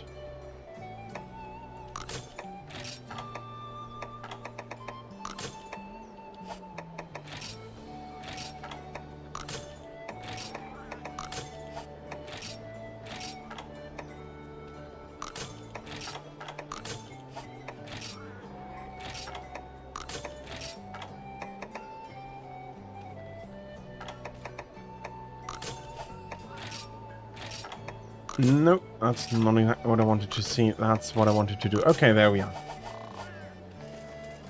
Patala's longsword, he gave you a large Ella Dragon gem and the second eye you need it. Congratulations! Well done on that. I actually would want a water resist meal here.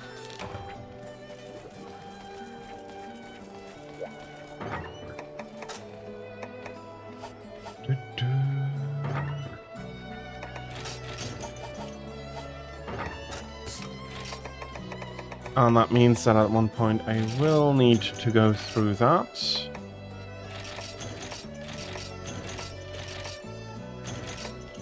So we need thunder and we need water. Let's bring some poison as well. Let's bring some para as well. I'll be using them up immediately.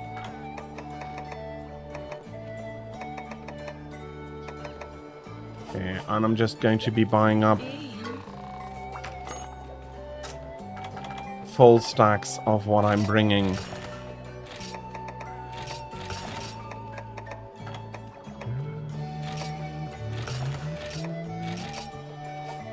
If I can bring those as well, why not? Water is full though. Okay.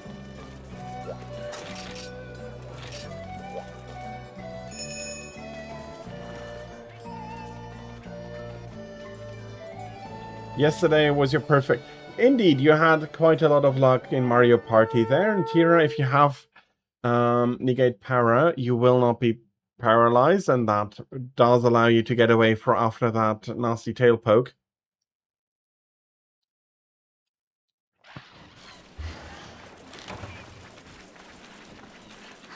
Okay, I'm guessing from this position, if we're not having Hoot here,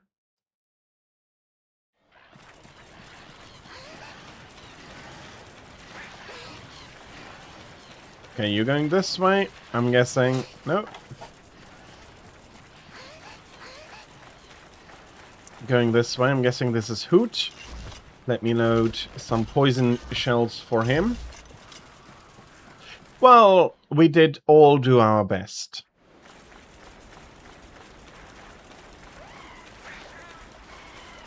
We had fun, and yes, you did have a great victory there at the end, but the most important thing is that we all had fun.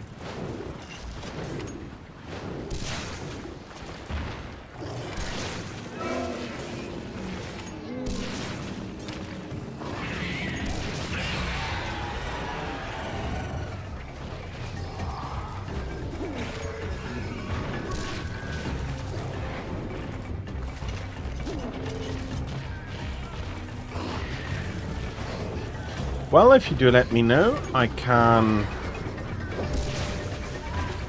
prep it.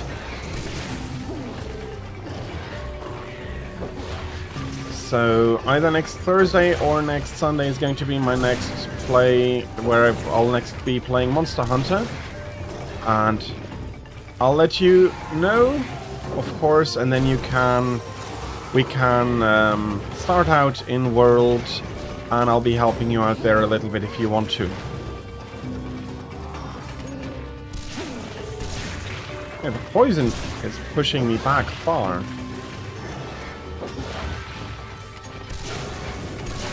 Again, that depends on a few things. If I can have the...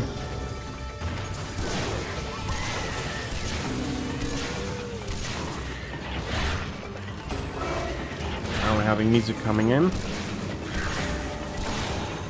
It should be Sunday, as usual, on the weekend.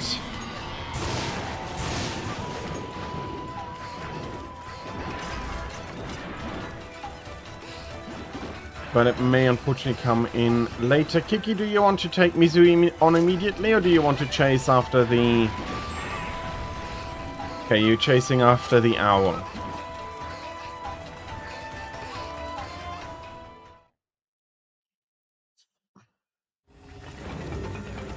And then if that doesn't work out, of course, the next time I'm playing, let me know in that when you have time, and I'll be happily joining you in a little bit for Worlds. Or in a little bit for World, that's actually what I wanted to say.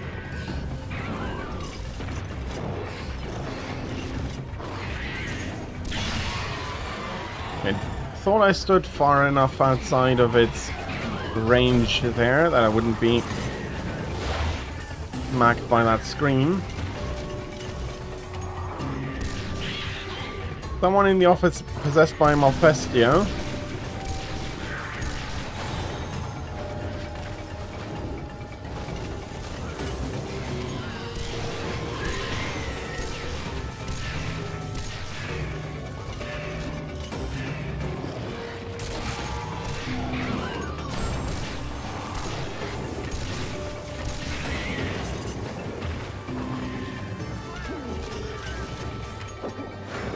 Whoop. And there are a few drops, so Kiki does need a little bit more health. Let's help out a little bit there.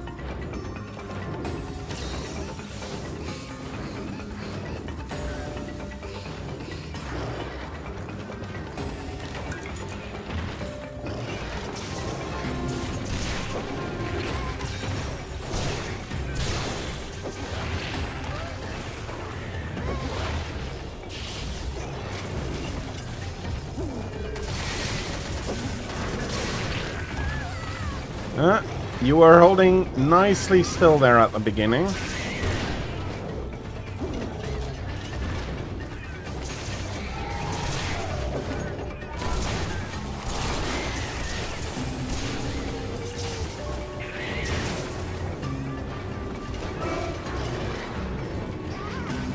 Mizu is also... Kusama enjoys following this fight.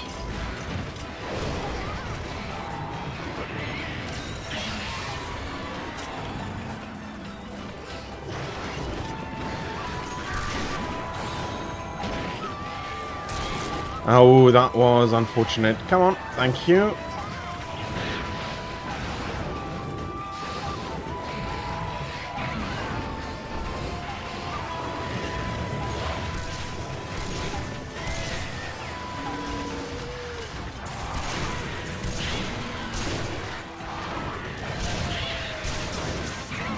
Sword and Shield. Sword and Shield is a nice weapon. It's not a weapon that I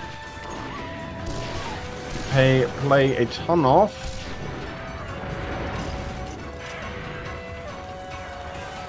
So the owl has left. I'll be following your lead.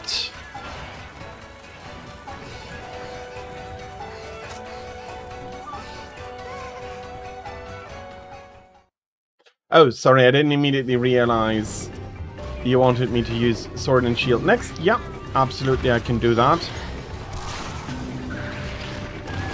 Let's load some big piercing.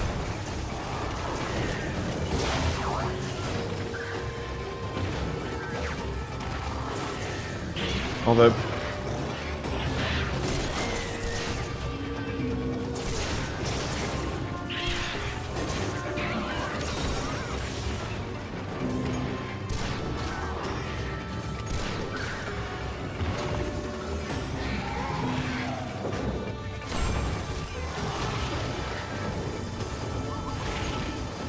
Why is everything exploding around me here?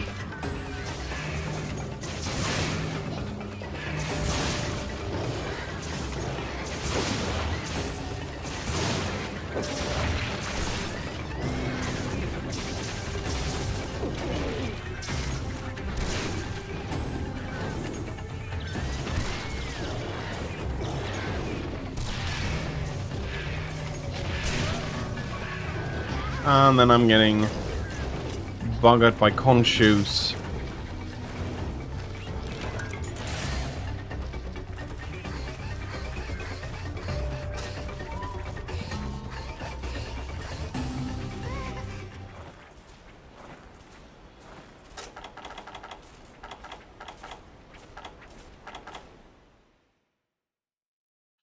Have an idea here.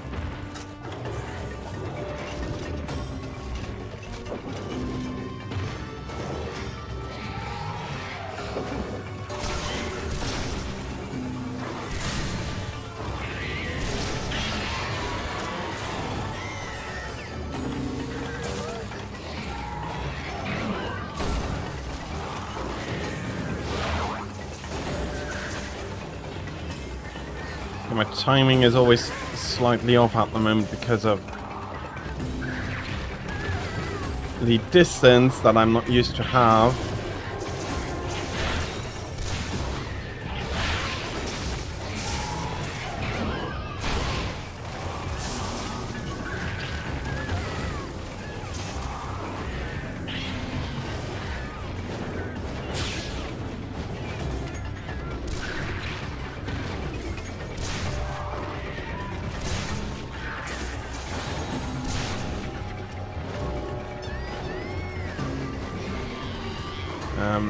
Not super lucky.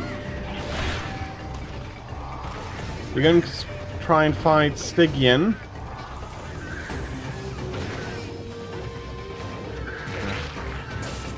Have a little bit of a pick-me-up here.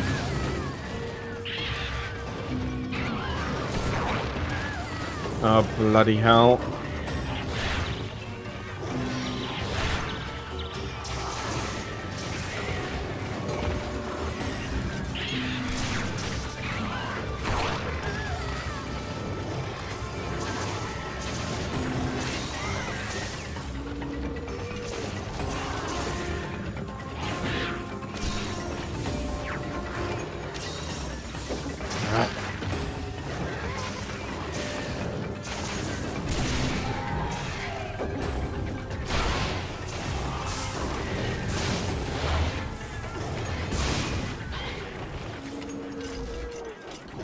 Okay, that did take a while.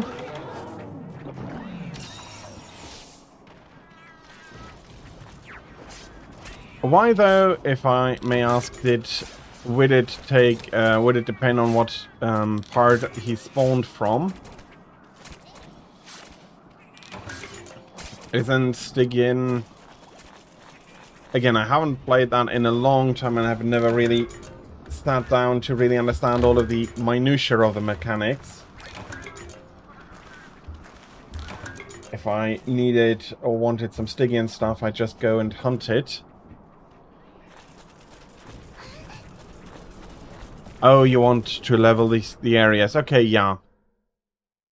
So not waiting on anything specific, but wanting to level the area up.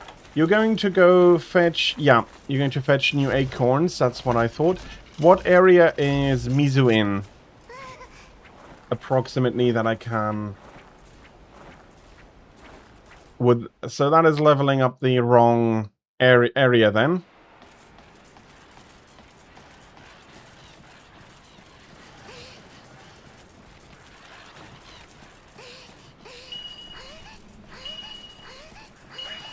Yep, gotcha.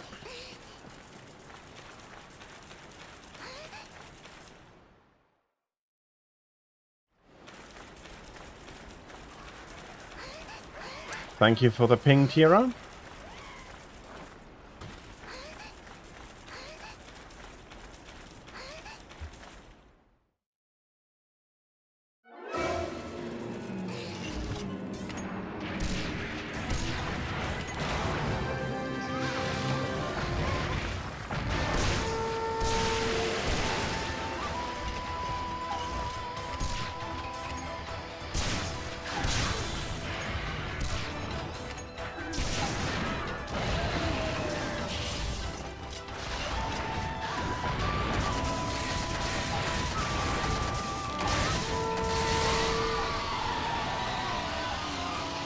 Okay, and that was almost the complete rain shot off. Not everything hit, but it was I'm rather happy with it.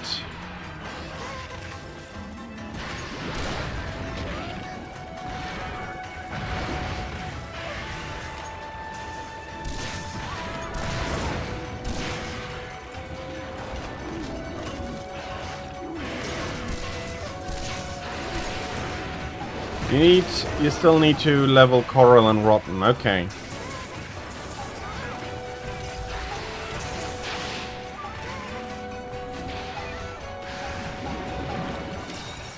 Okay, I do need to heal a little bit. That's not the bigger issue. And I also... that's going to be... Okay, I was expecting that to be a lot more painful.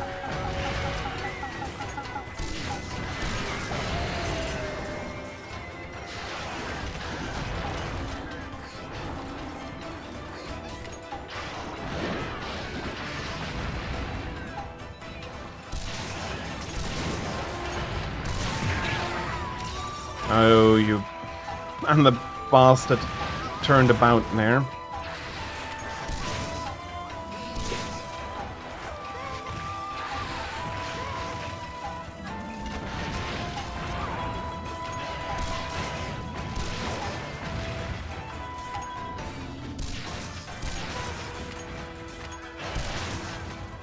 If he leaves, you may want to fill up your health, since we're so close to the base.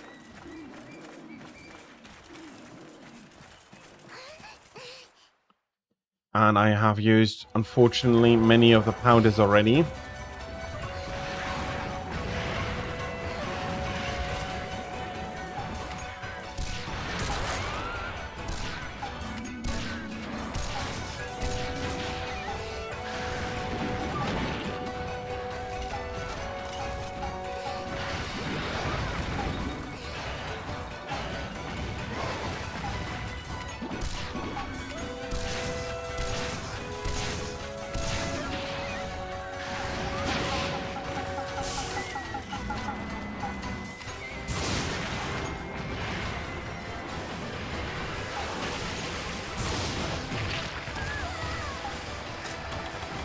Okay, and that was quite a merciless hit over.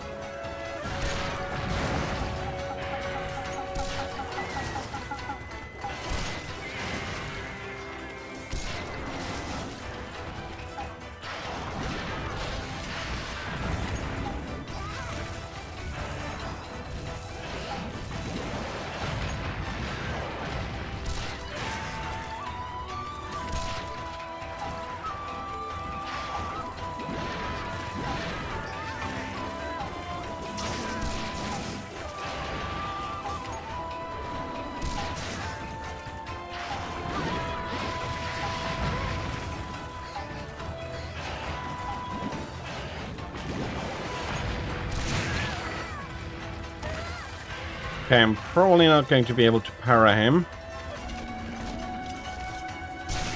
Oh, there is a paralysis.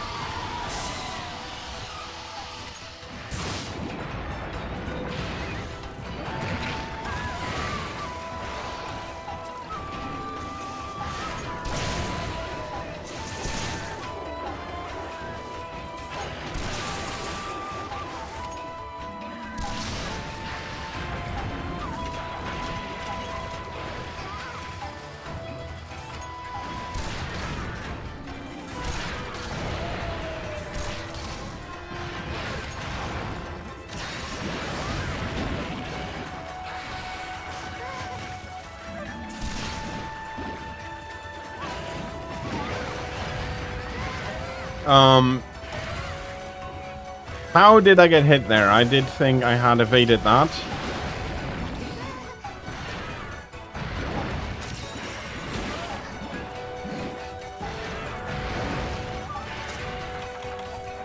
Tira, here. That is the last one I can offer, though.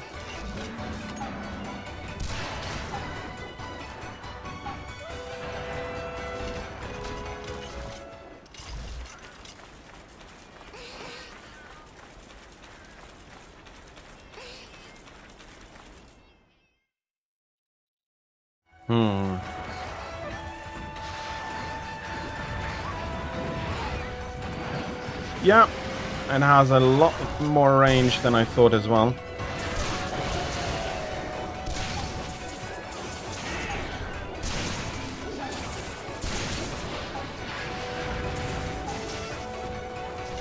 Like, I'm a lot more lateral range than I thought as well. Are you kidding, you bloody Khonshu?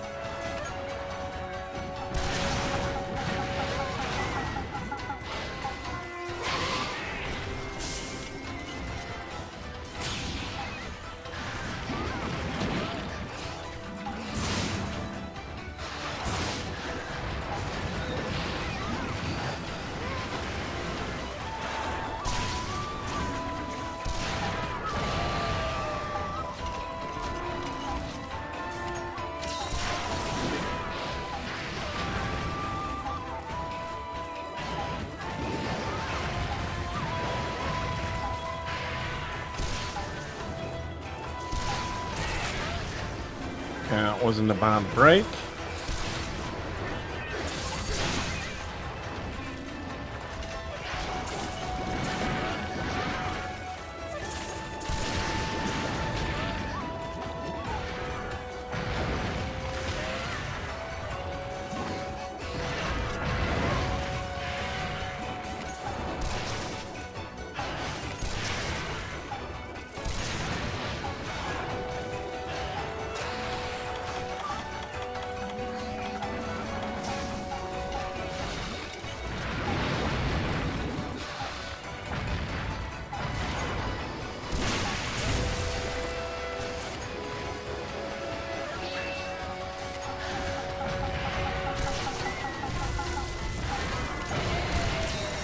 And that was not great again.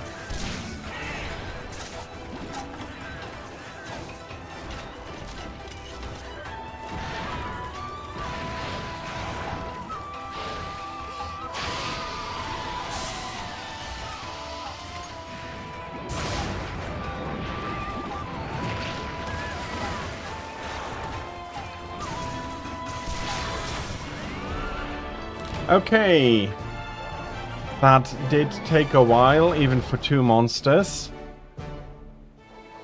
I think I'm going to be switching off the light bowgun for now.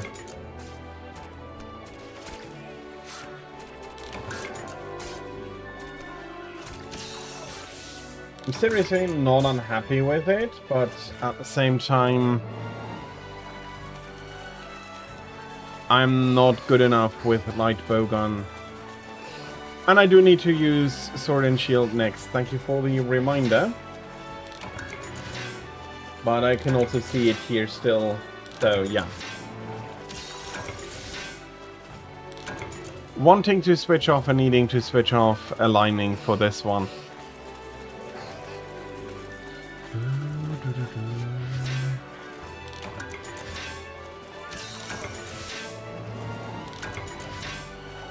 Okay, I didn't get any earth crystals, not that I could see.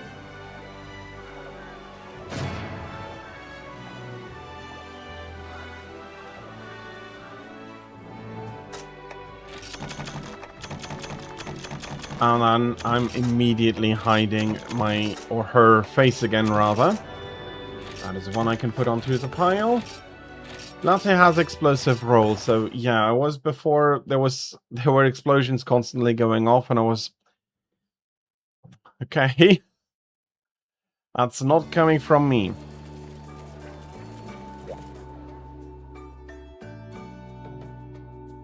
So we had Mizu, then it's either probably Gamoth or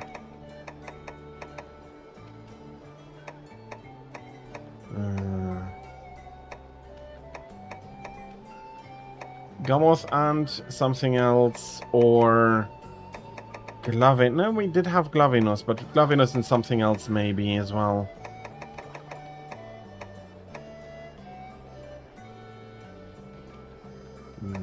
It's not the perfect blade, and it's not exactly what I would really want to see. Did Glavinus give me anything there? Probably not. Upgrade. Yeah, I'm missing hyper material.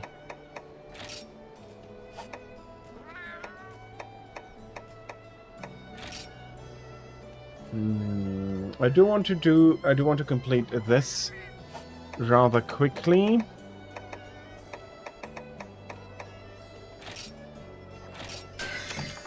I'm not leveling you up far enough.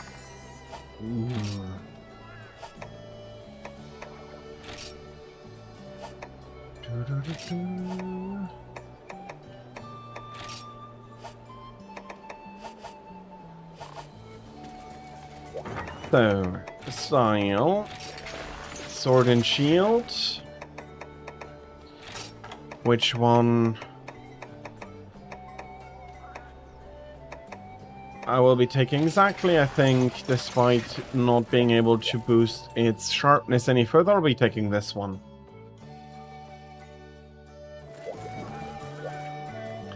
Let's use the explosive one. I'm doing guild style because the sword doesn't have an insta-evade.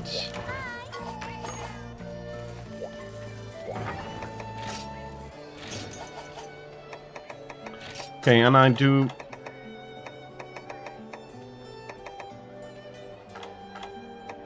quickly want to see if I don't have a huge mess somewhere.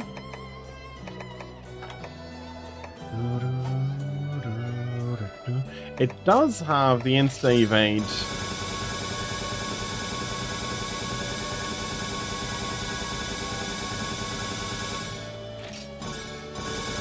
Fair enough.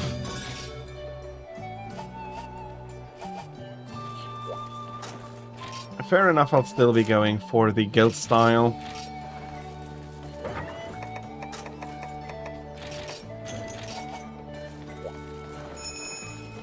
Let's see if I can make the fish and mammoth explode today.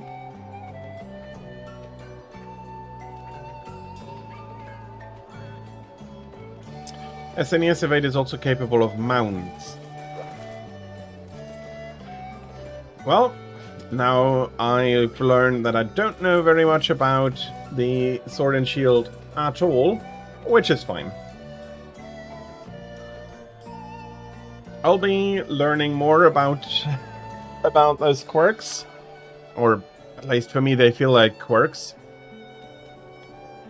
Whenever you're ready, I am happy the way I am equipped right now.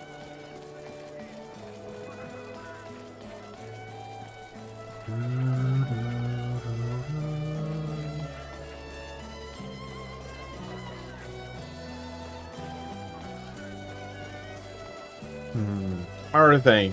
I'll be keeping the sword and switching over to Adept for the quest after this then. Gives me a way to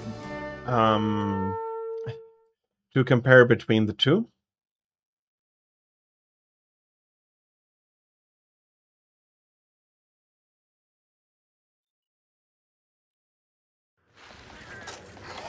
Okay, for a second I was seriously worried that I had brought cool drinks instead of hot drinks. Gamoth gets shredded by aerial anything. You do want to do Gammoth first? Or do you want to do Zamterios first?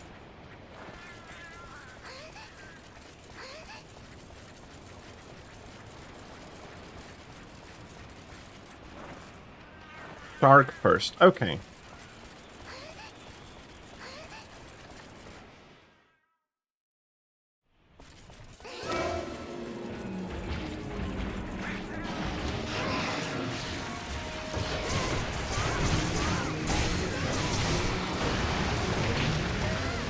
Okay, beam cannot be blocked by sword and shield.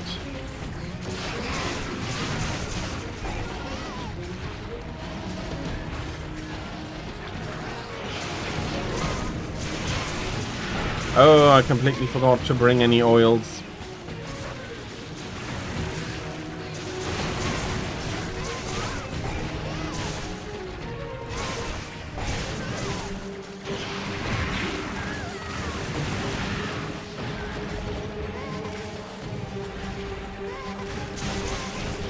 I do have Chaos Oil, which...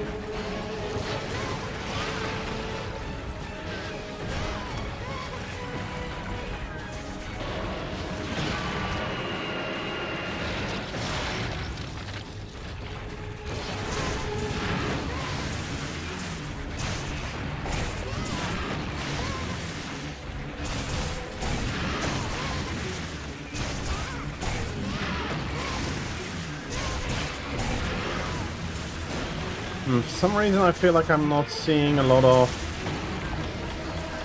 explosions.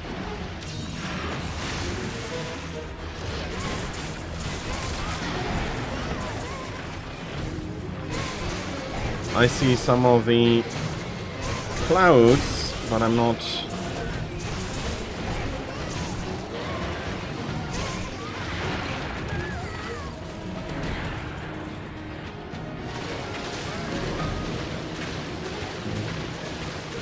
Of course, I'd be getting unlucky there.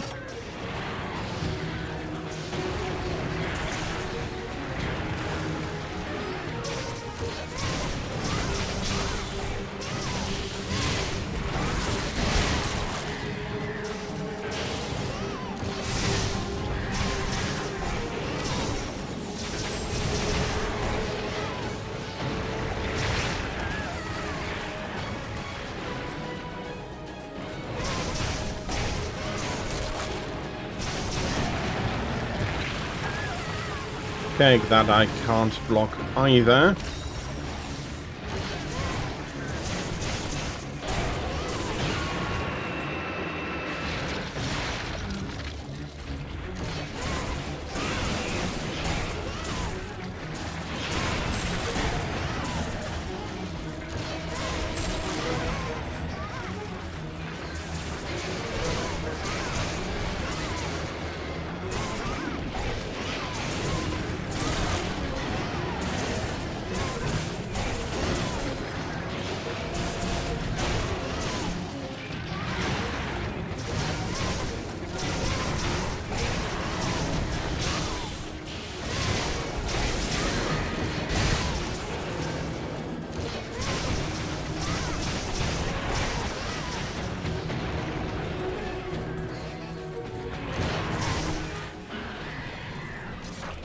Okay, Shark is down. May have taken a little bit longer than with the longsword, but not terribly much longer.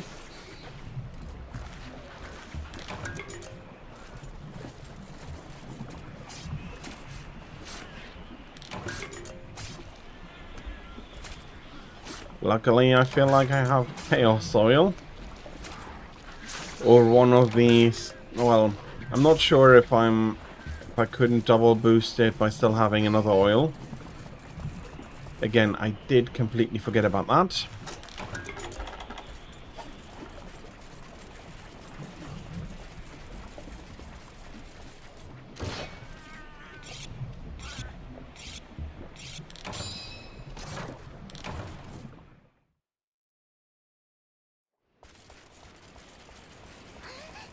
Okay, Mammoth next.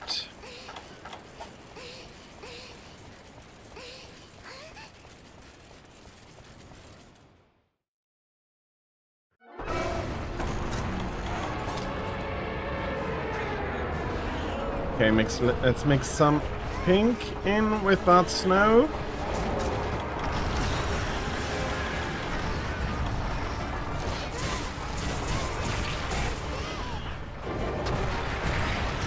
Stella Kitsune, hello, how are you? I hope you're having a fantastic Sunday so far.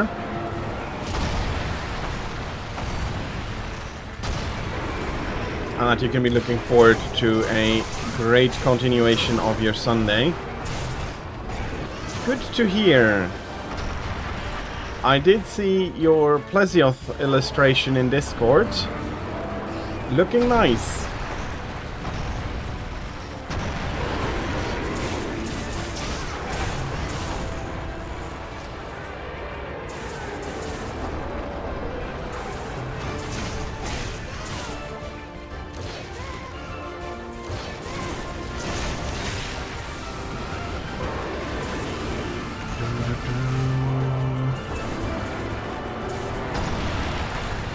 That was unfortunate, sorry. There wasn't much I could have done. Come on, not again.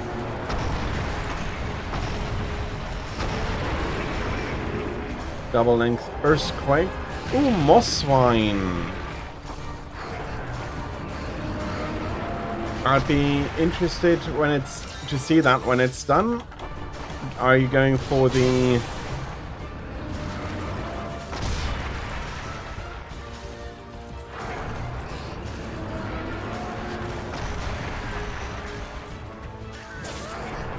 Oh, come on, you...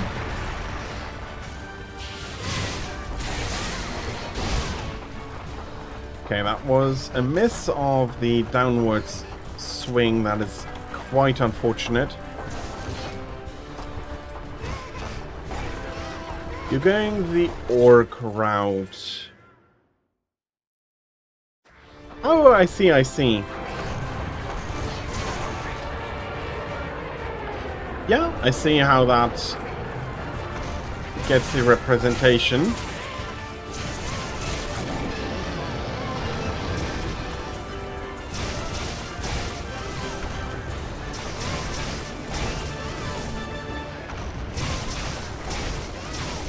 Okay, I'm seriously wondering how much...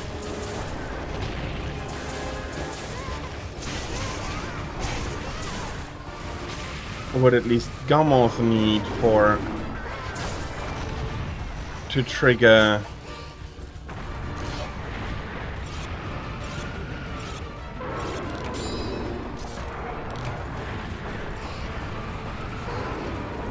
fitting for a Mosswine, yes.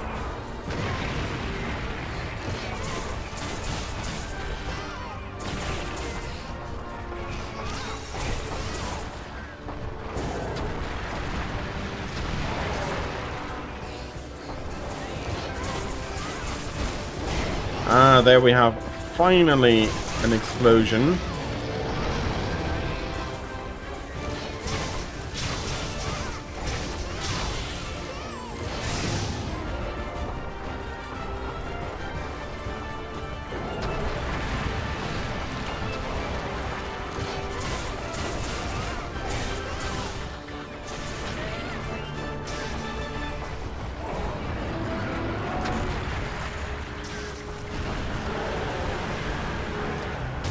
They are hostile when they are provoked, but they are usually not all that powerful. So, but yes, they can become aggressive if they are provoked. They are fortunately not Bullfango levels of aggressive. Bullfango and their dad are the only monsters I really hate.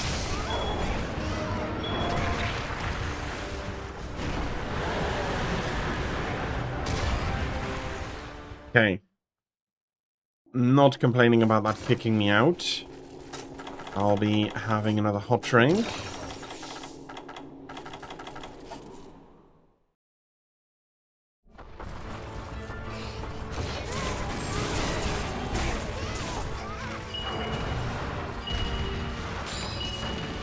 Are you going to go fetch? Or do you mean like this?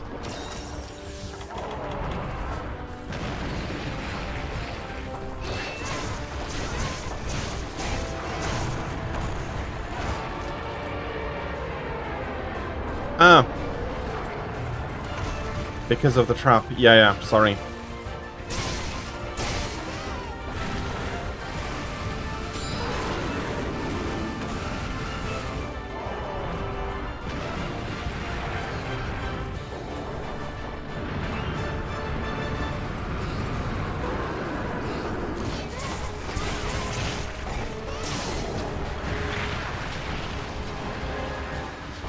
Okay, let's see if he wants to come over. I'm guessing she's not. Ah, that's a good. Looked like a good charge, but actually may not have been.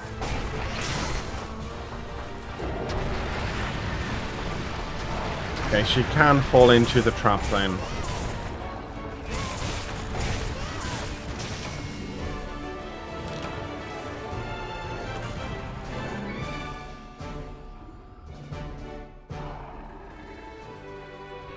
Oh, you wanted to cap her?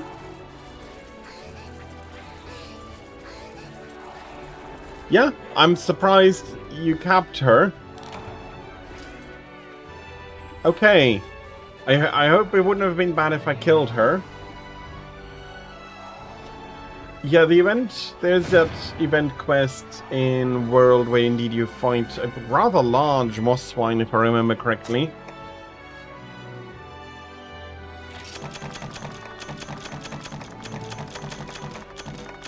And another request for a sword and shield use.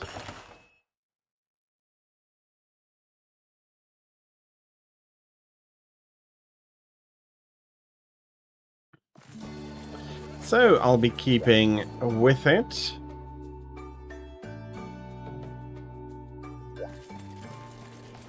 I will, though, be style arts.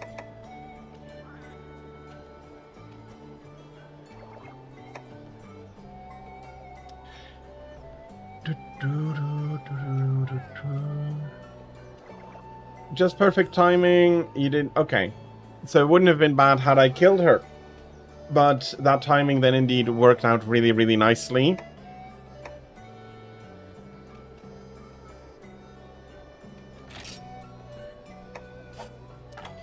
Yeah, I do feel a little bit like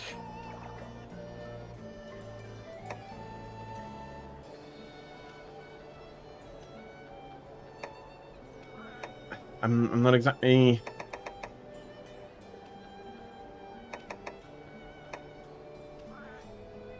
But yeah, that moss swine is indeed a threat. Everybody facing it though, since it is an arena quest, if I remember correctly, has only themselves to blame. Okay. Let's go for like this, and I'll be item sets, take items, a few of each. I do have positive affinity, so that is actually not a bad idea to bring a bit more of it.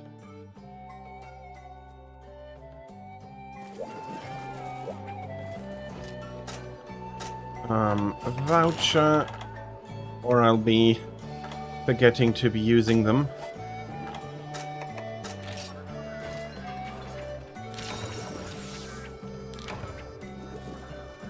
Punchy Daddy time. Okay. I do apologize. I will be switching out to a different sword and shield. The blast is not going to have any effect on them. Whoops. wrong place for the exchange. And we have a bit of a mess there.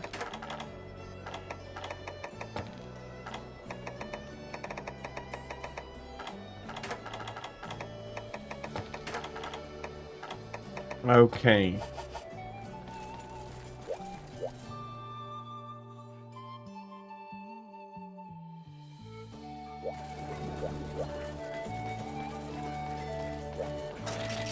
You'll be making gathering points into monster girls. Yeah. That is an idea. It seems a little bit weird to me, but yeah, I could see how it works. Taking not taking, but going off some of the experience I have from Etrian Odyssey. Yeah, maybe that works. You're a Renoblast, don't annoy me too much.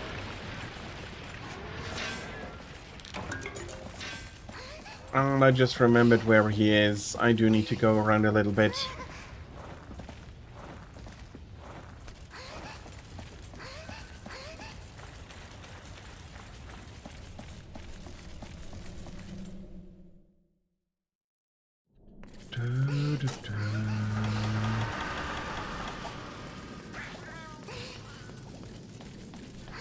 Okay.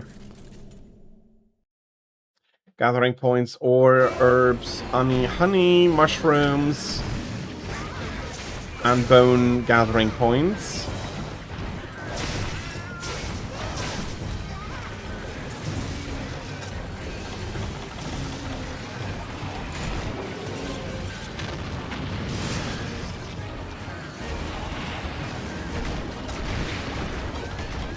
So, if I remember correctly, I can have one oil applied at the same time.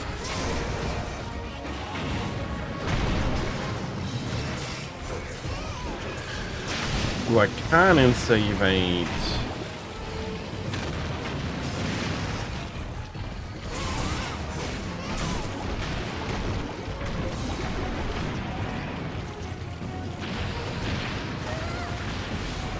Okay, I'm making myself being launched there.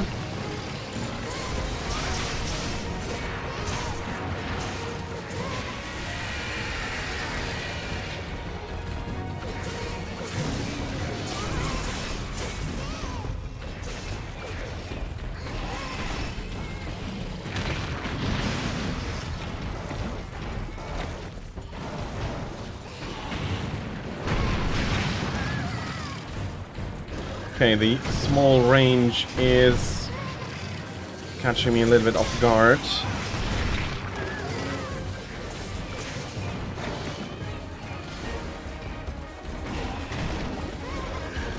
You could transform them into a gem, yeah? Or golem, rather, yeah. Why did my brain put those two parts of golem into a gem?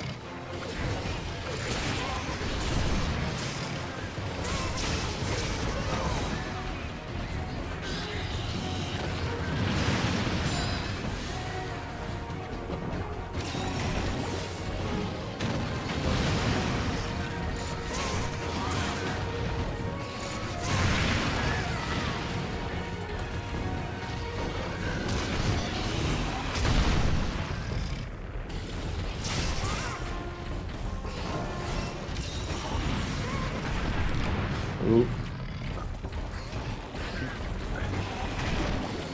I'm trying to get him. It's really weird in how limited the attack range is.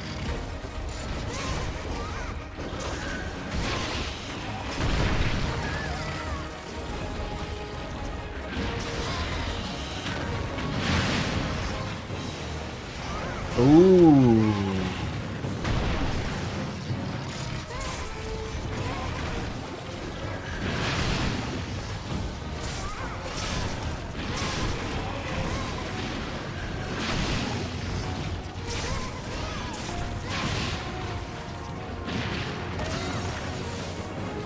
Okay, that is indeed quite strong.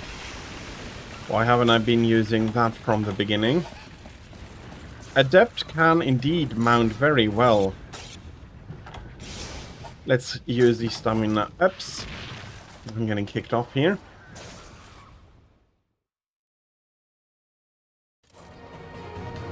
Yeah.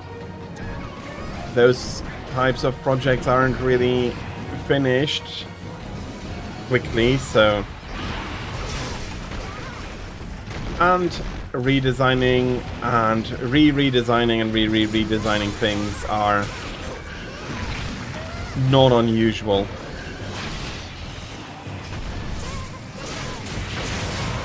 I wouldn't have needed to shoot my Shoryugeki immediately there.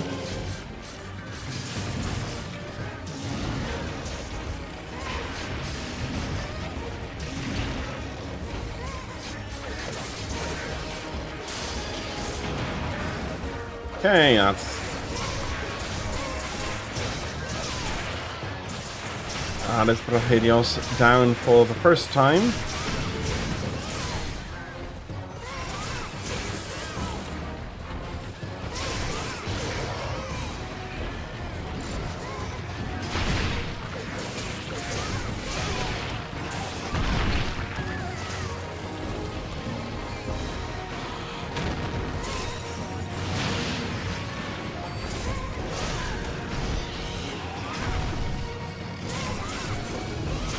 Okay, I'm really curious on how they want to... on how aerial Sword and Shield then works, because...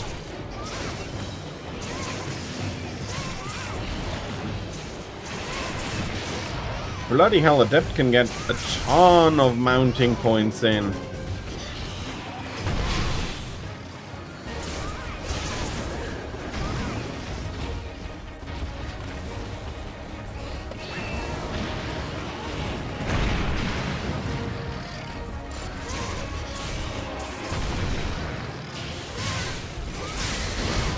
Okay, that got me a little bit of course, but that's fine.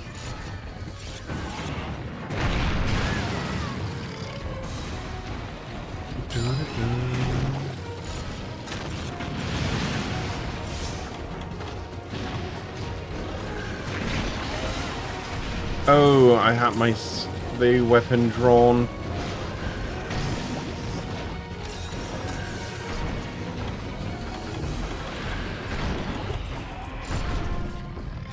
Yep, there's absolutely nothing wrong with that.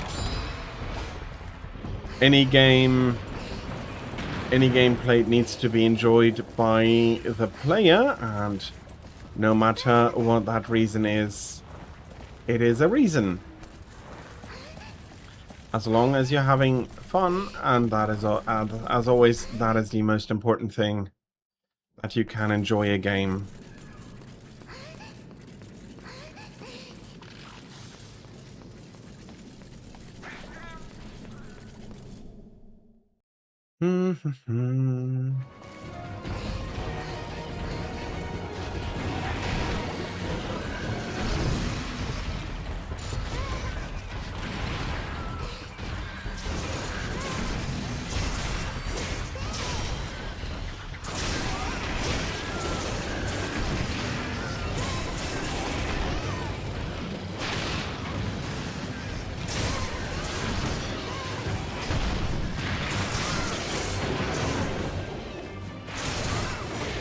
Okay.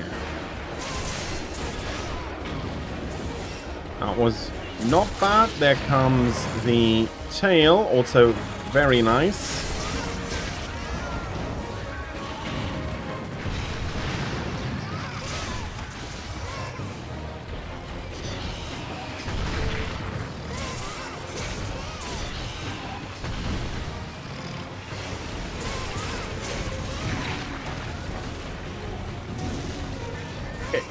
It is fun to think about.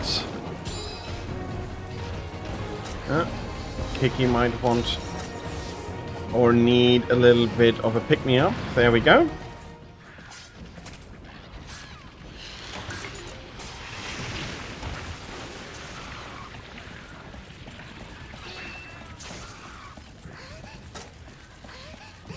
it is a nice thought experiment on how would you put an ecology and an evolutionary tree together from what we have here, but probably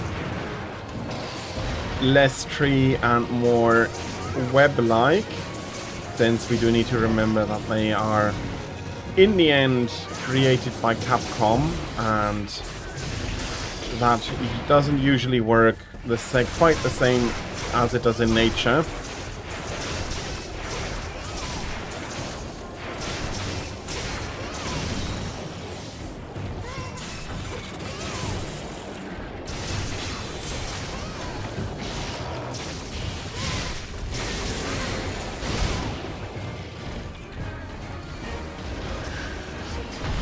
Okay, that is one of the few times I have ever gotten a double mount in a quest. Not to talk about a personal double mount on a quest.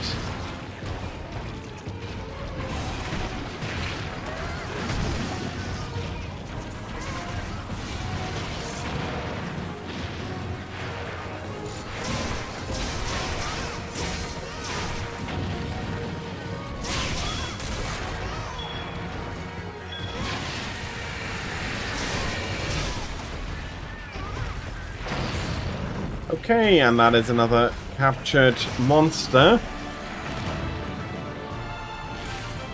Well done, Tira. And I think we managed to break about everything.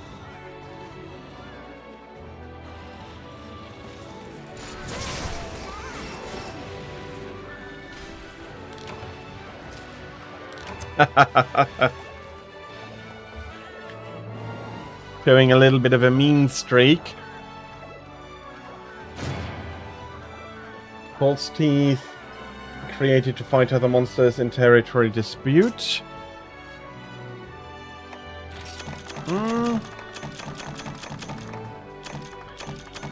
I'm not sure exactly what you mean with False Teeth.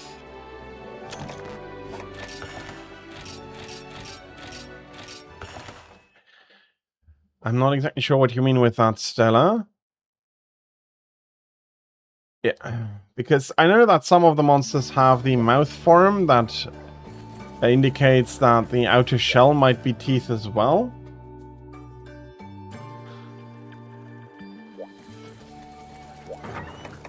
Or maybe the guild representative heard you and liked the comment.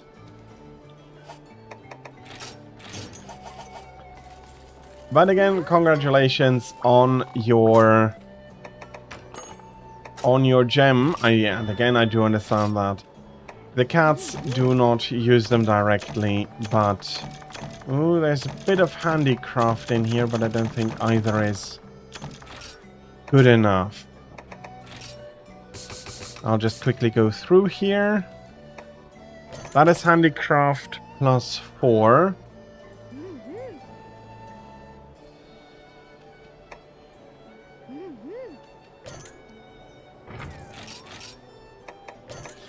That is handicraft plus 5. With 2 slots, that is going up to at least a plus 6. Sharpness plus 7. Is sharpness in and of itself a good skill? Okay, for now they're staying.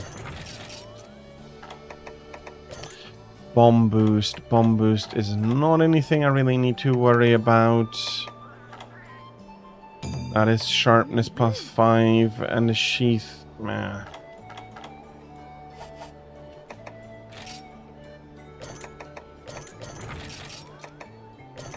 Okay, neither are the one I really wanted.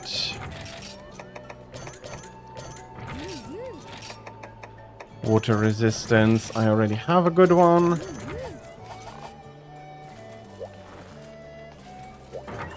Okay, and I think I'm going to change my style again. Uragan and Glavenus. Well, I'll be saying that is... do I have any good water ones now? That is a good question.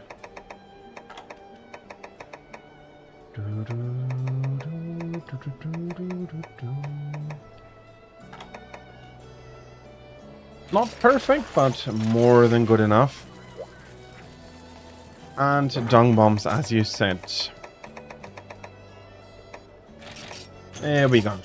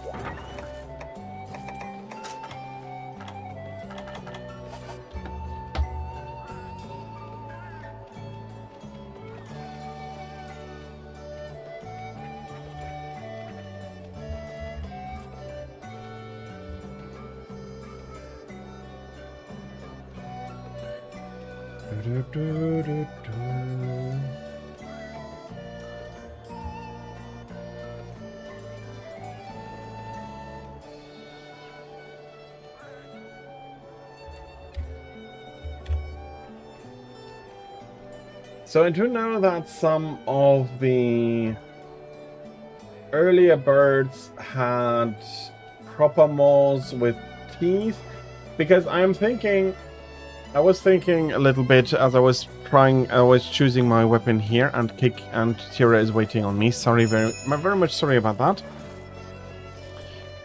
That if a monster has those and a proper row of teeth, what monster hunter monster does that though? Glavenus, maybe.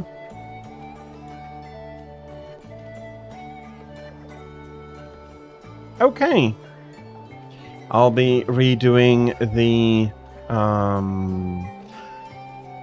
hub then afterwards.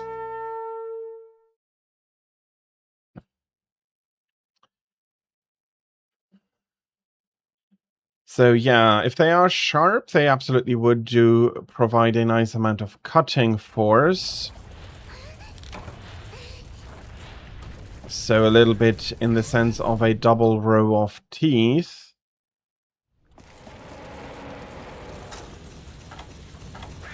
I do personally think that all of the monsters have the ability to regrow their teeth. Or at least all of the reptilian ones. And I'll try to have a look in Glavenus more, but it's not a priority.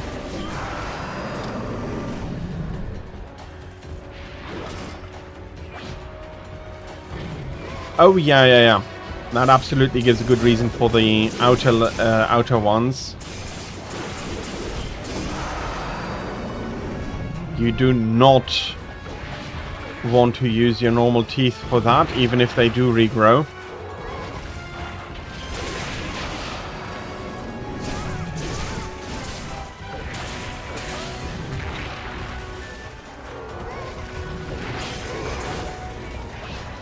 But in that sense, they also could or should be rather sharp in order to be able to do that. To do that part well.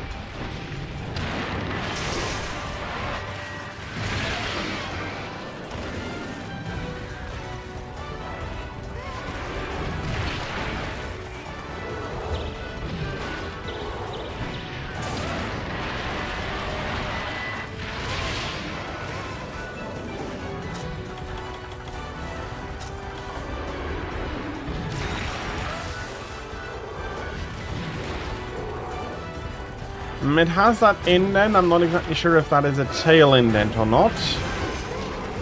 I'll be taking care of Uragan. Sploosh, he's stinky.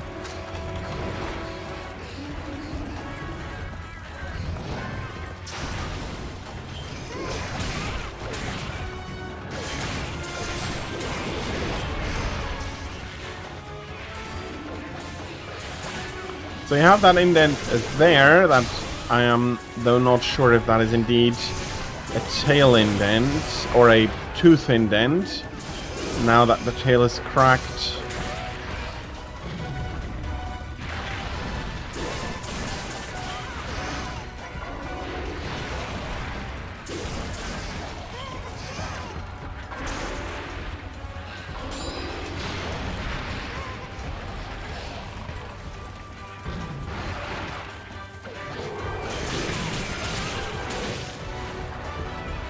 And that would only be the case for the normal one. Acidic Glavenus doesn't... that tail does look very different. Maybe even... So maybe it even works for Hellblade. But Hellblade is opening a whole other can of worms, to be honest.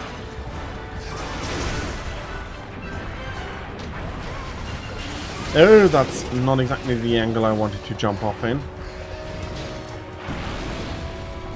But yeah, no, that was, as I was watching at it, the reason I was not sure if... So at least the indent at the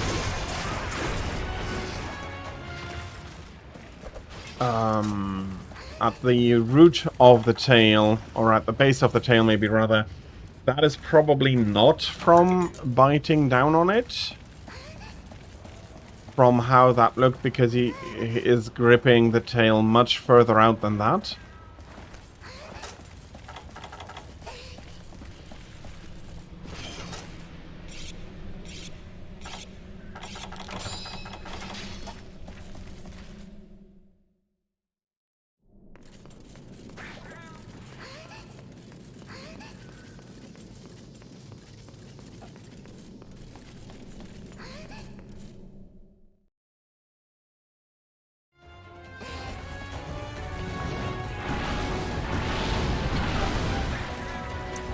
Hellblade is one of those I feel is the easiest to explain, or at least to theorize a way on how it happened. So, because what we do know is that the Glavenus have a powder that is responsible for their heat production and for their globs of fire that they are shooting out. As a powder that is very burnable, it is also somewhat explosive if it is done fine enough. And then having to go from that to a powder that is very much an explosive, and that is then getting used to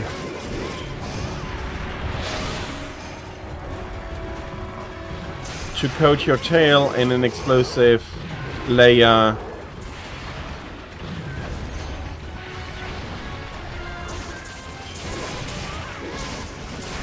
That is seriously not a big stretch for me. Do you need a bit more health, Tira, or are you going to go to... Okay, it looks like you're going up to camp. I'll have a look if I can find Uragan and Glavenus here. Okay, they're indeed both here.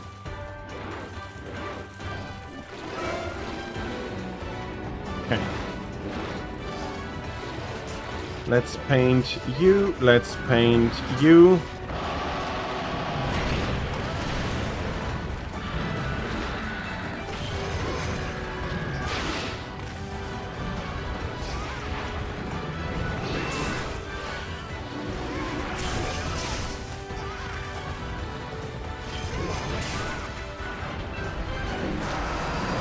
Crystal Beard is a deviant that is also not hard to understand in my opinion.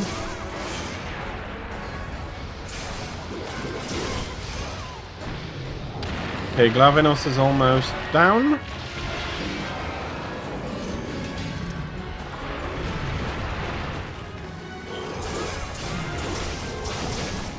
If anything, maybe I would want Glavenus to leave right now.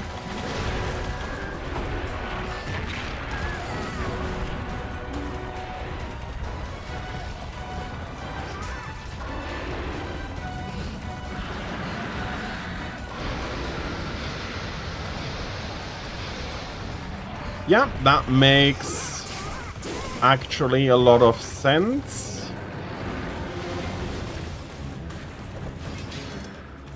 He does have quite that posture, and well, I had forgotten about Carnotaurus. They did have a few protrusions that could then be exaggerated into what we see on Glavenus.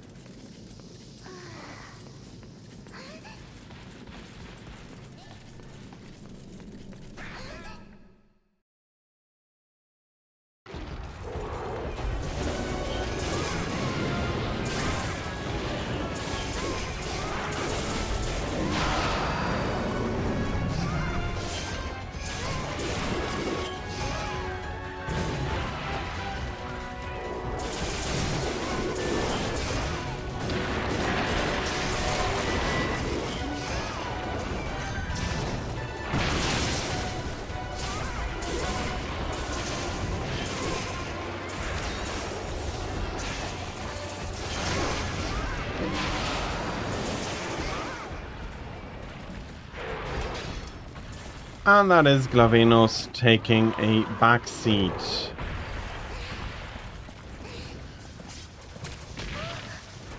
So yeah, eating charcoal, especially burned wood charcoal, is indeed something that has been observed in several animals also. It's possibly a way for them to get rid of parasites.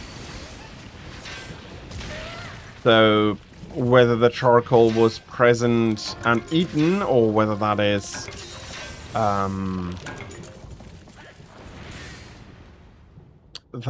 an impurity, or maybe something else that was eaten transforming into charcoal, I can't be sure.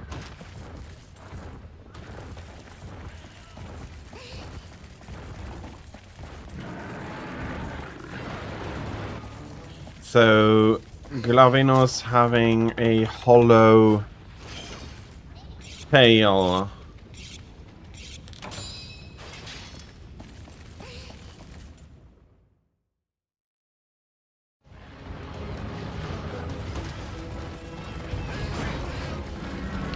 I can see it.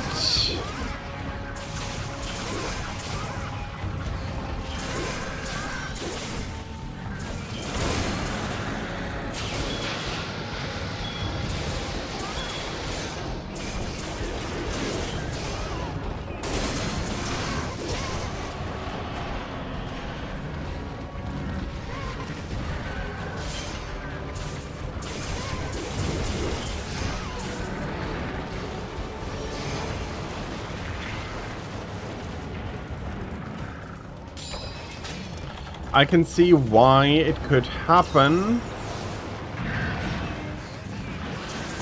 I would argue, though, that it ought not be hollow because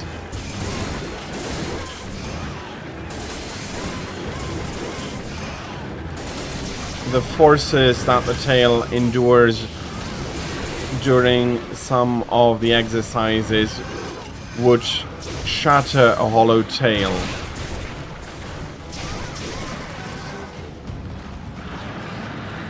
Having a layered tail, on the other hand, absolutely. That it is hollow, that is where I'm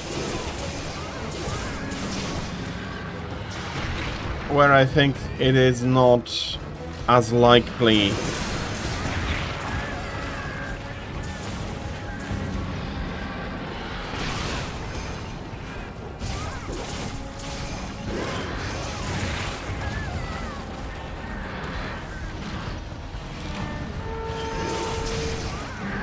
For two reasons. One, you would have needed an original layer to deposit the ore on. So without that layer, you don't have a first layer of ore. Yeah, no worries. If that is absolutely something I can see, that you can see a layering of the tail.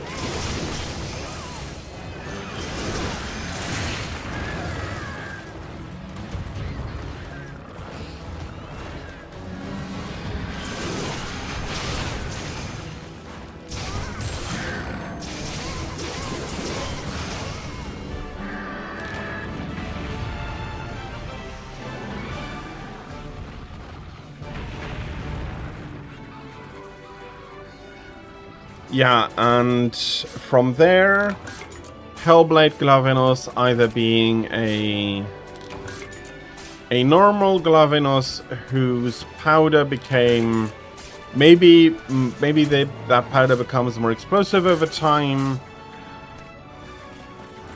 or it is a proper differentiated subspecies. I think I have a bigger issue coming up with a hypothesis of how acidic Glavenus would have come along. Well, again, I know they only were scraps, but congratulations on getting lucky.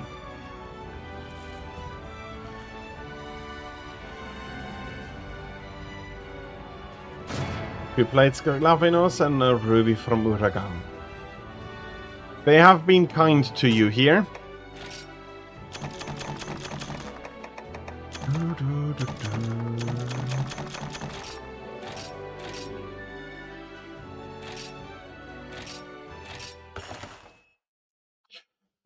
Well, congratulations again.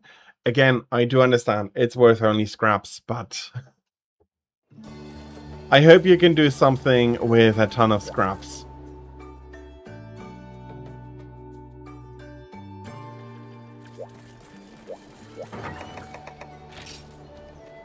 And you did say that we're going to be taking on Narukakos.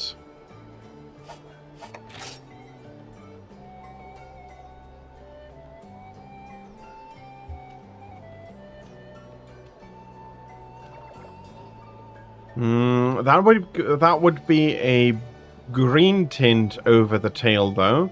This looks much more like tempered steel, like the bluing you get out of proper steel.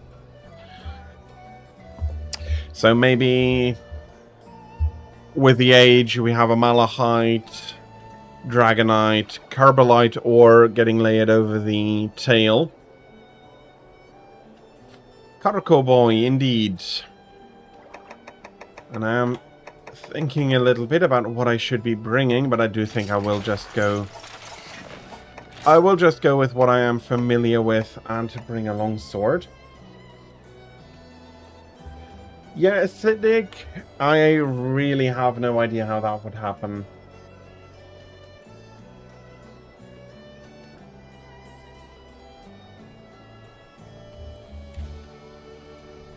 Narukakos. I do think he's weakest... Oh yeah, he is weakest against Dragon. Let's bring Dragon also.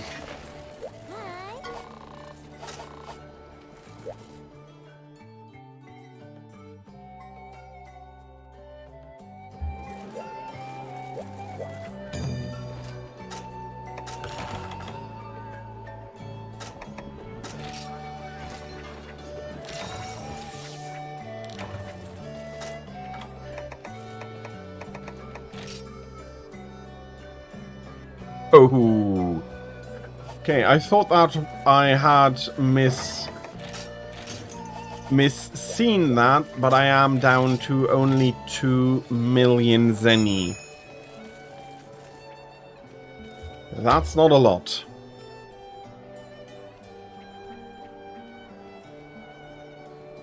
Absolutely. Let's go around and fetch you all the scraps you need.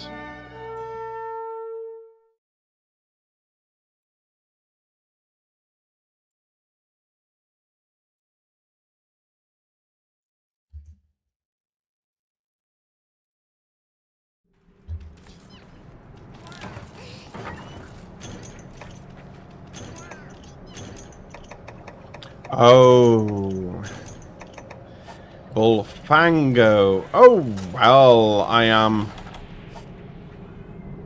absolutely not going to be taking it easy on bloody Bullfango. No. I have absolutely no problem hunting Bullfango. That is...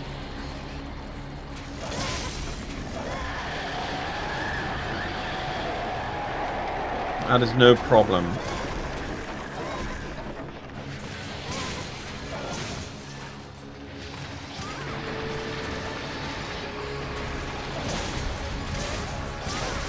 Again, if a metal melts, the oxides do, especially on if you have a metal on a high temperature, the oxides on the surface form unevenly and thus building up a crust over time. That needs to be, or needed to be, removed by blacksmiths. I have, unfortunately, basically no idea about the modern blacksmithing process. I do know about the physics, though, so...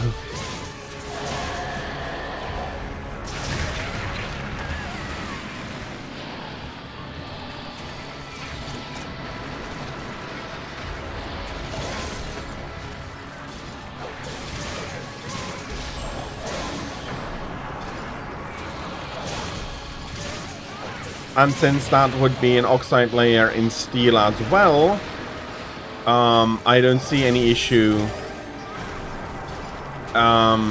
regarding that part, at least.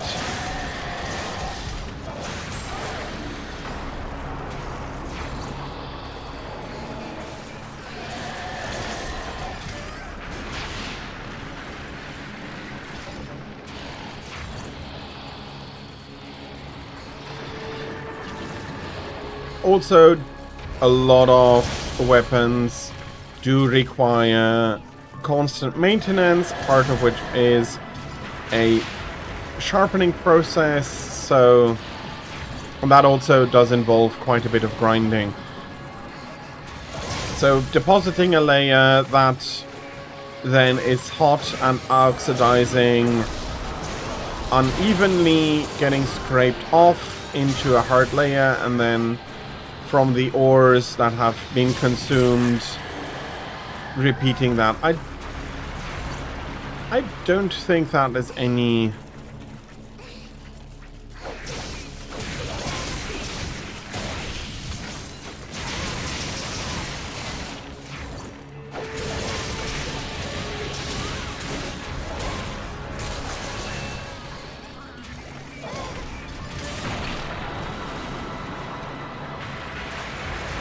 requires any stretch, at least in my mind. Nope, that's not the button I wanted to push.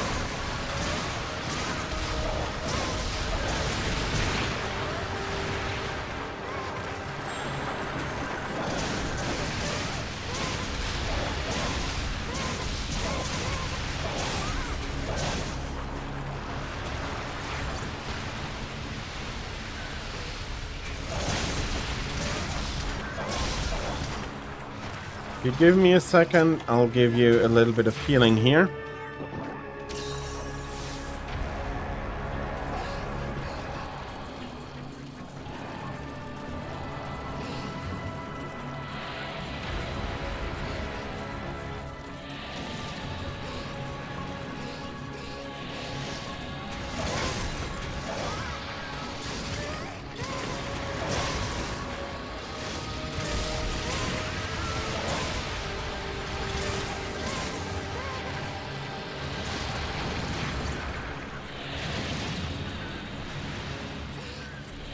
Hmm.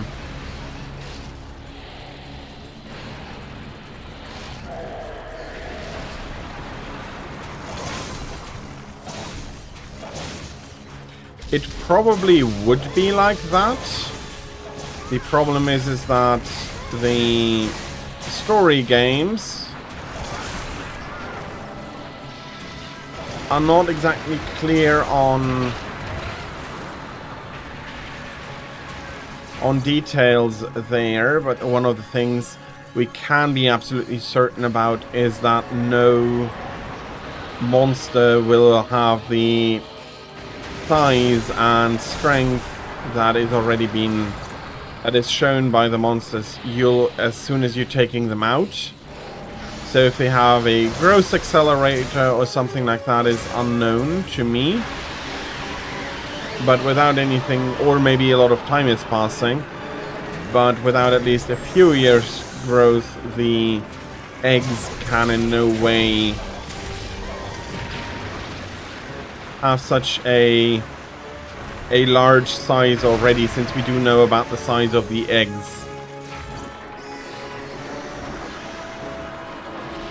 And since we do know about the egg size,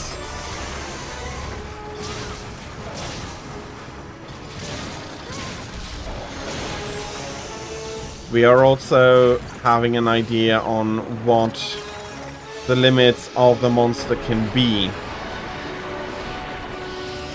in its early stages.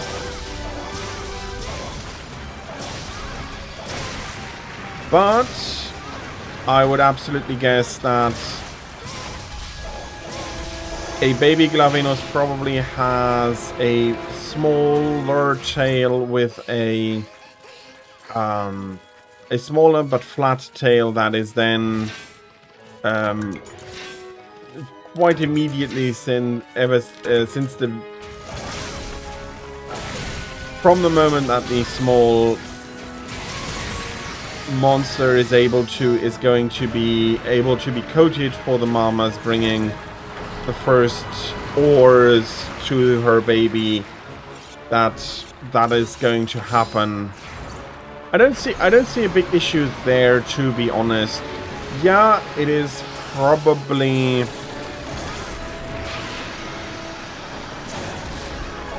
there's probably some variations there, and some of the monsters, how they grow up is harder, but Glavenus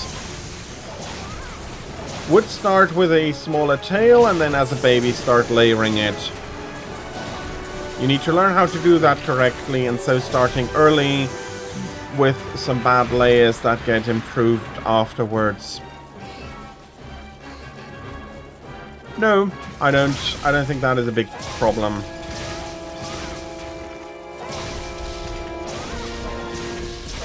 Yeah, so that is probably inspired by polar bears, which also do something similar, keep their young for a few, I think it was 2 seasons actually as well. And then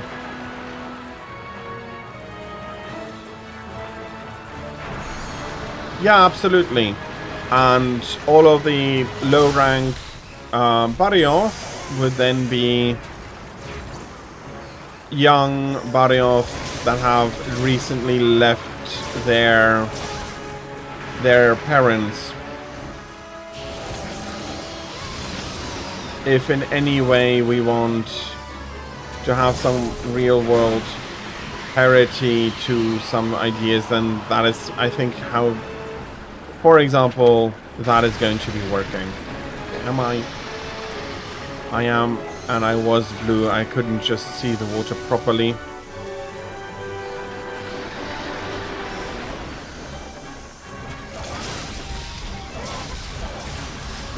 And that is also that monsters have different ages at which they would be able to fend for themselves is also something that makes a lot of sense.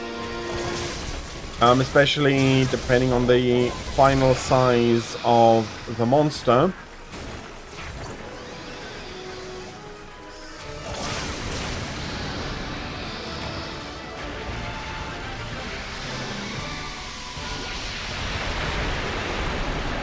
and that is Narcacos down. So if I remember correctly, and as you brought up, there's now Diablos, and for that we need to switch over to the pub. So I'll be reopening a new... I hope that works for you. If I do reopen a new pub, that you can come in already, and then we can fight Diablos. Or are we going to get transported over? Or was that only because I, at that moment, wasn't in multiplayer?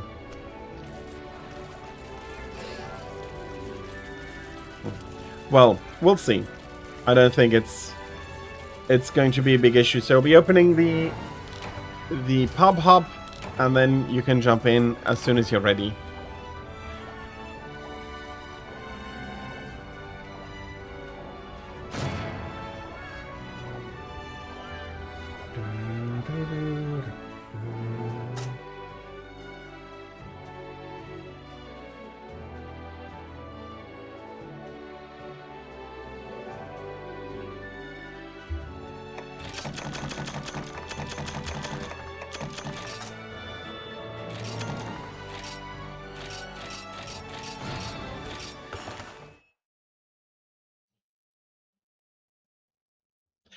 Indeed, a very kind Narcacos. Connect, create, yes. New password.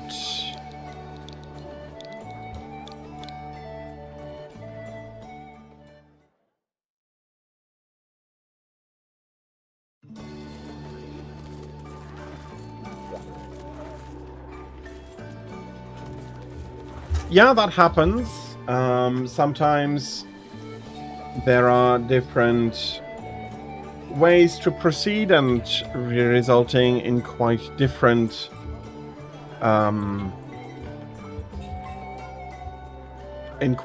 ideas and resulting in different results. Yeah.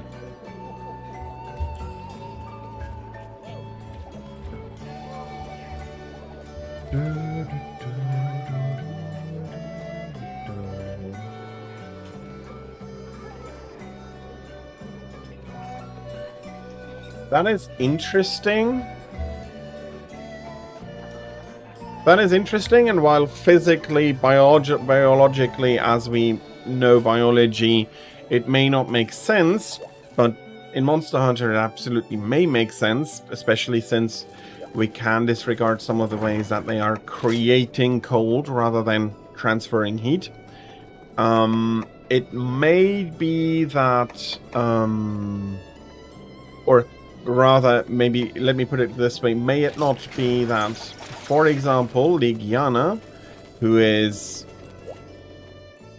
very focused on ice, actually has the opposite problem, that they need to help their clutch stay cool enough.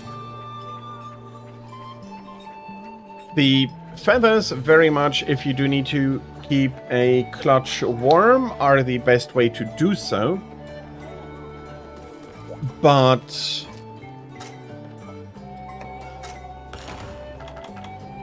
may not the monsters have the opposite problem? May not have some monsters the opposite problem in the Monster Hunter universe?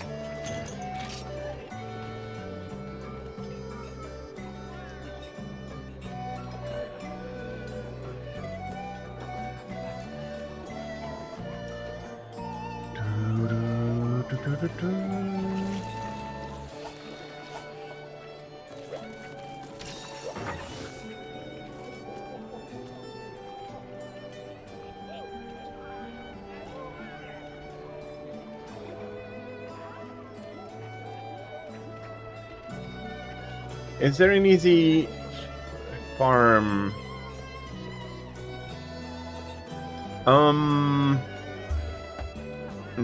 Sorry, I'm not exactly sure. Let me the... Not the Jurassic Frontier. The Misty Peaks. I'm guessing the Misty Peaks is the best bet to farm Bullfango.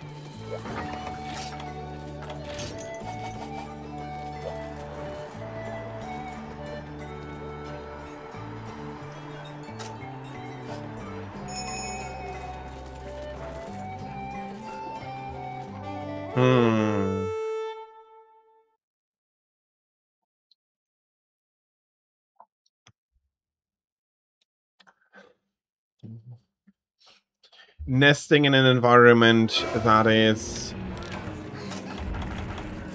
terribly cold even for Legiana, or that is cold even for Legiana, because then you don't need to, then you can worry about keeping a clutch warm rather than cold.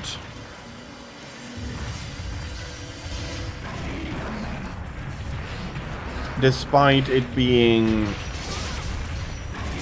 for example, despite the eggs being unable, for example, to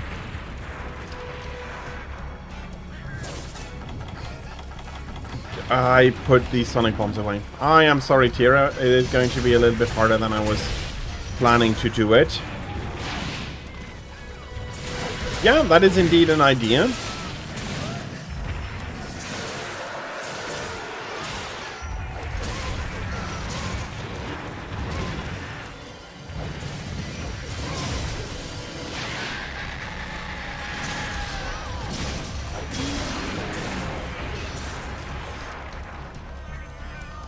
That is actually already a really quite interesting idea.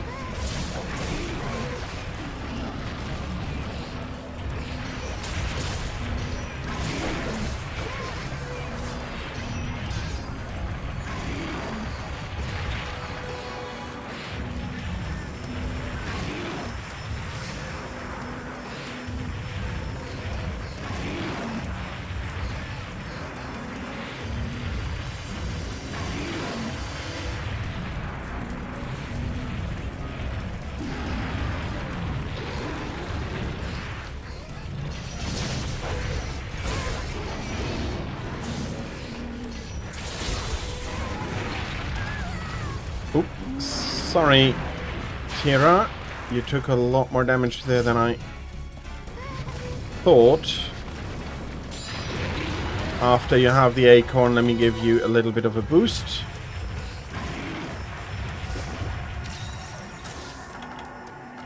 I'm not unsurprised, to be honest. But I'll try to keep an eye on it. Do ping me if you absolutely need some healing.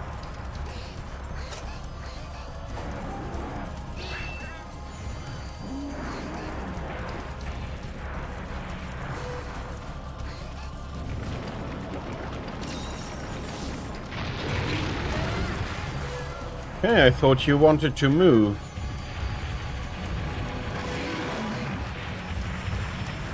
You got me, Diablos.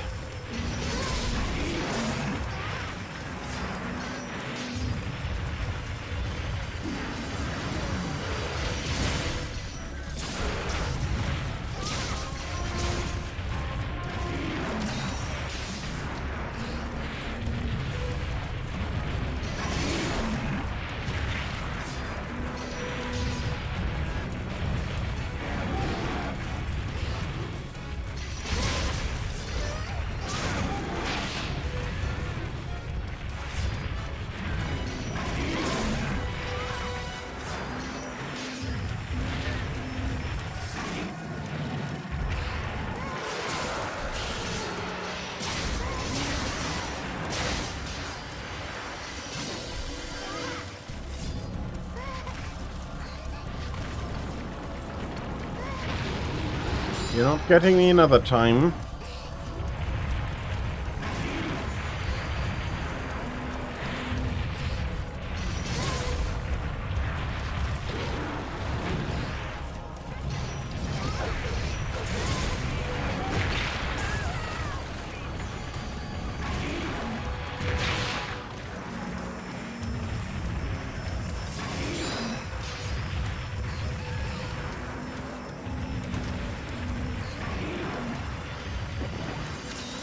Okay. Did you calm down?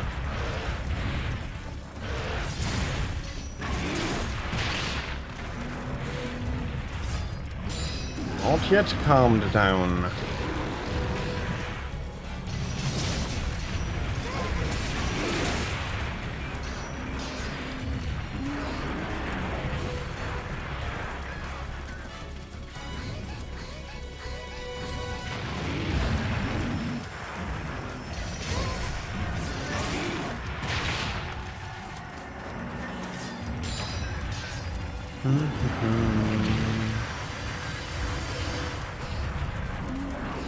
Okay, now you're definitely running off.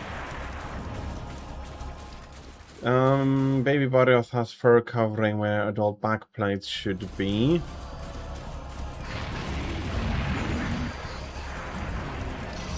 Okay, that is interesting.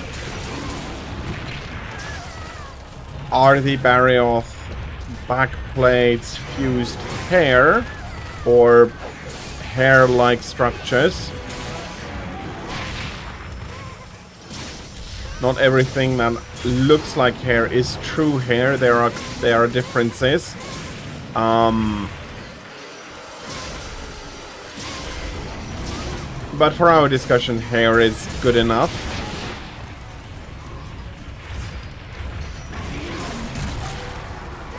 How does that change occur then later on?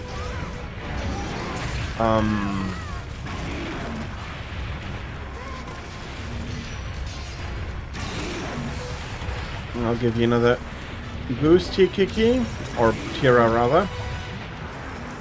They are just scales. To a degree, we know that on Earth, basically scales and hair, or yeah, the basic hairs are actually made from the same biological material. Just the build-up is different depending on what the final structure is. But mammal hair is a modified form of a scale. If I remember that correctly. Could be wrong now that I think about it.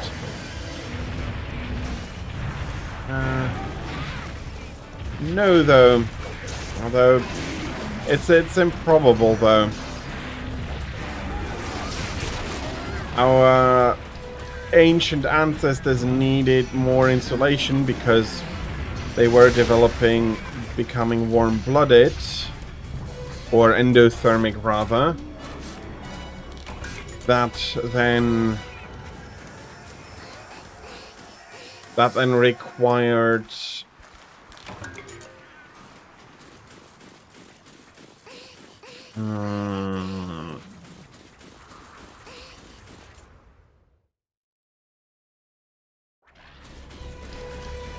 or again for the Monster Hunter universe, it may drop.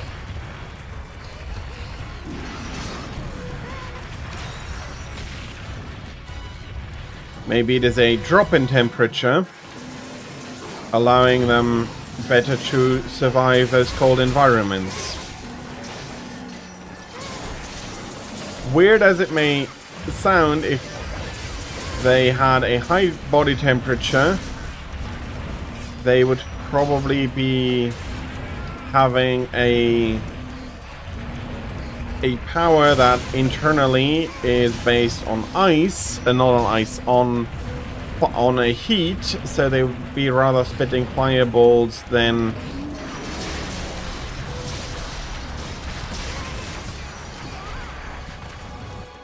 how it actually works for them.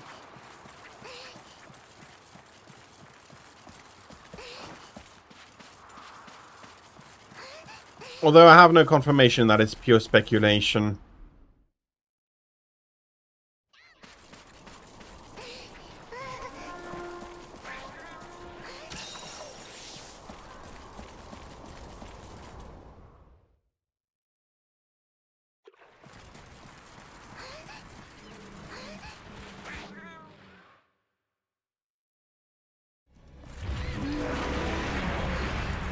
Although, on the other hand,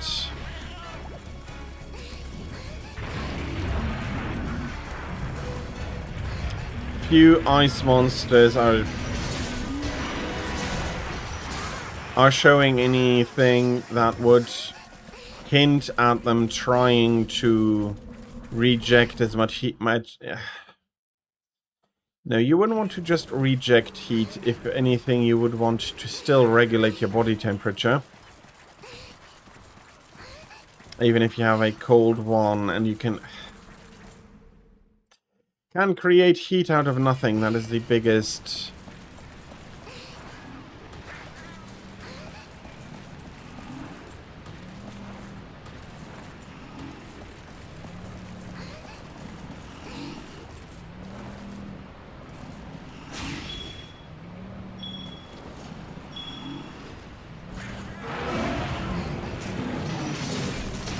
Unfortunately, the horn didn't break.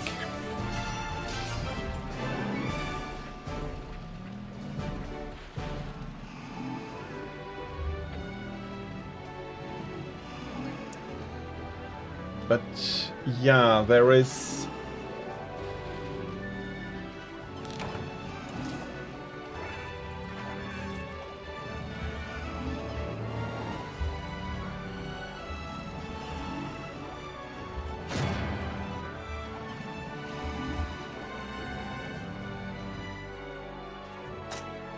Yeah, that is absolutely true.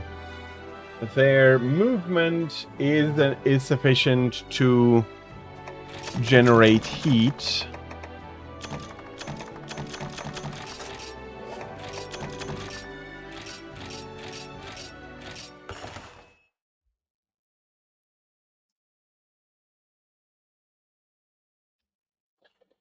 Well, 2/3, that is quite a lot.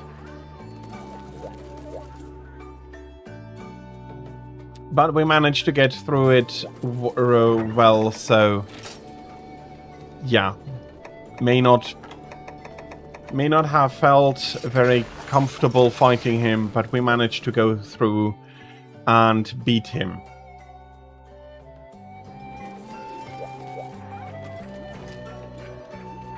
Yeah. No, I was trying to keep an eye on your health, and I was a bit surprised because I had no feeling that it should be that you should have lost your health already, but the charges can absolutely be painful.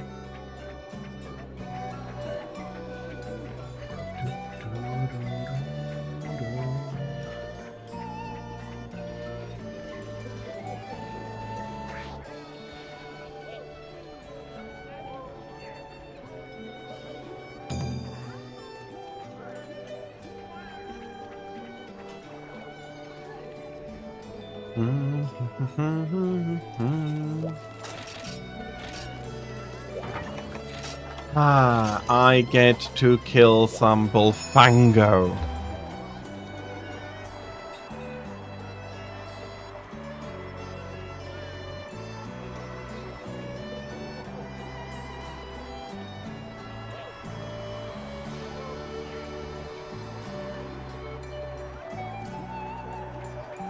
That's actually a very good question.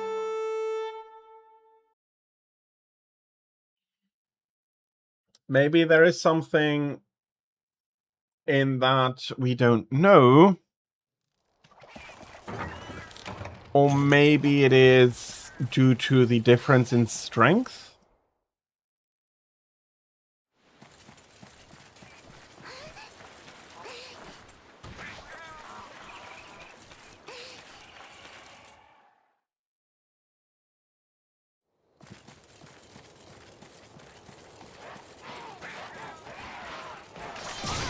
Have they? I was not aware that Silverwind is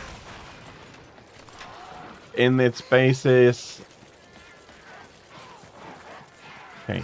There are no Bullfango here. I was just feeling like, would you want to kill those as well? Sorry, I was a bit overcome by bloodlust, but there are Bullfango. There should be Bullfango here.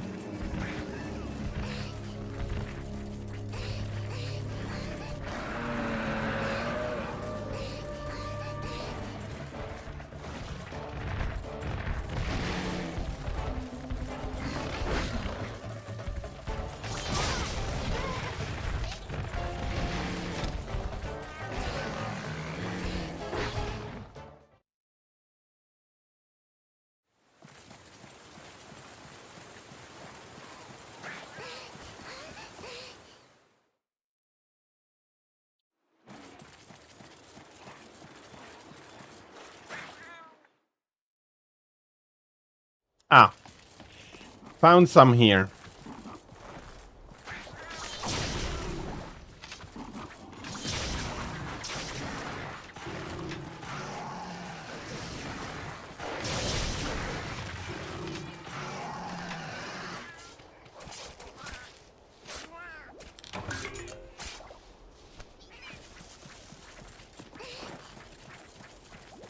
Silverwind did indeed weaponize the wind.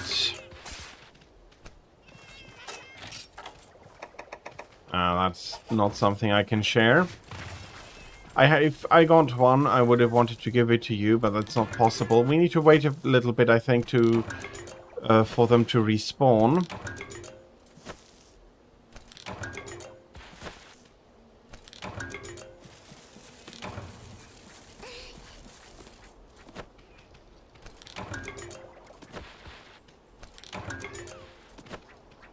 Bullfango, Bulldrome, all well gone.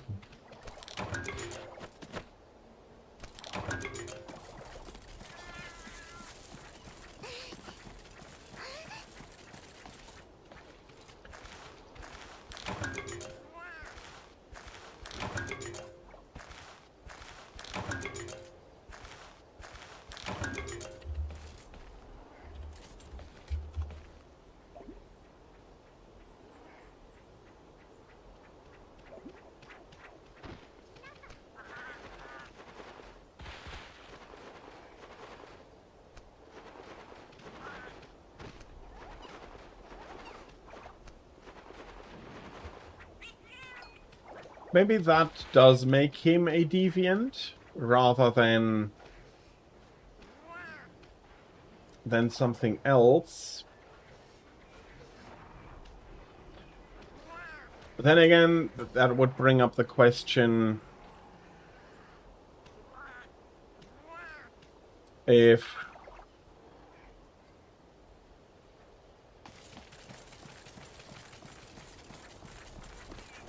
ads broke for you. Okay, that is unfortunate.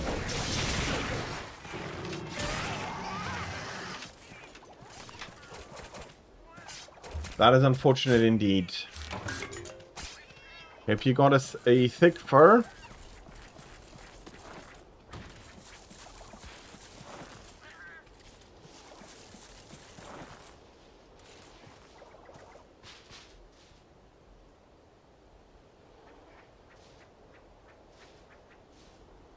Health plus. No, that's not what you need.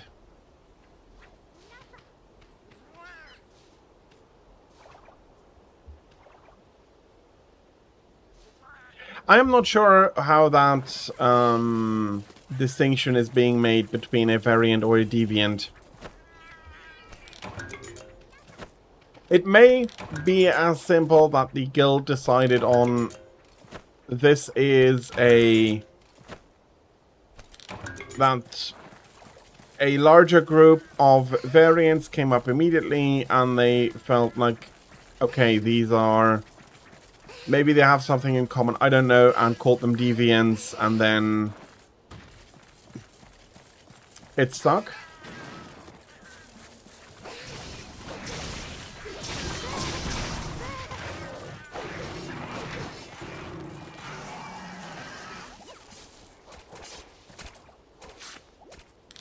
For having bad eyesight, which that is also not what you need.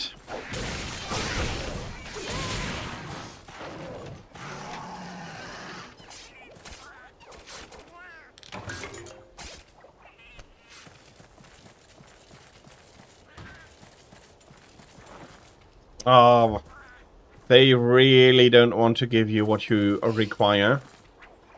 If I could give you my fur, I would absolutely do so. I got two. Sorry, I'm so sorry, Tira. I'd give it to you if I could.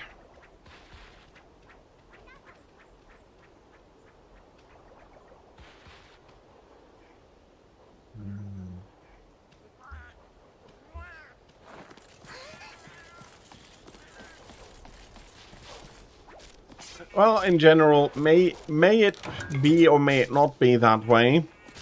that they have bad eyesight and that is why they keep attacking. It is not going to make me like them anymore because they, in my opinion, are already some of the worst monsters that you can encounter.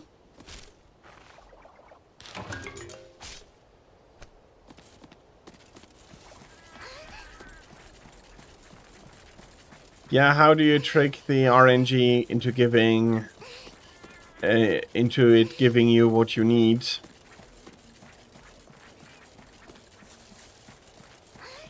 Traig, hello, welcome back. How are you? Did your training go well? Is everything fine? I see. That is unfortunate. If you do not want to share, you needn't. But I do hope that maybe you can find maybe that a way that you come across a way today. Okay, that was bad. Somebody really screwed the pooch there.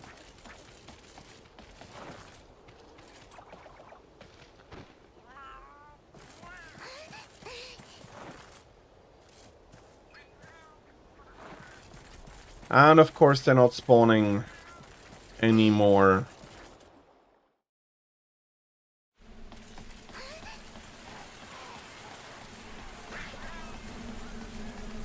I'm going to have a quick...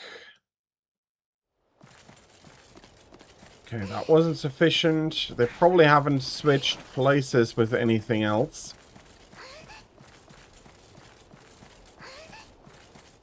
Yeah, I know how it feels.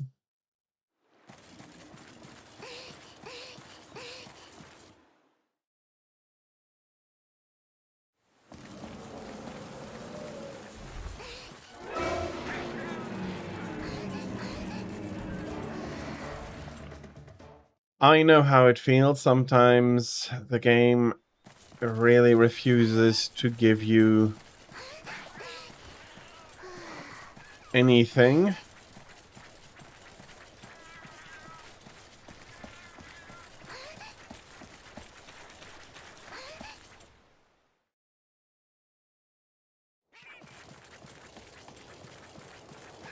So somebody making you angry enough to do that.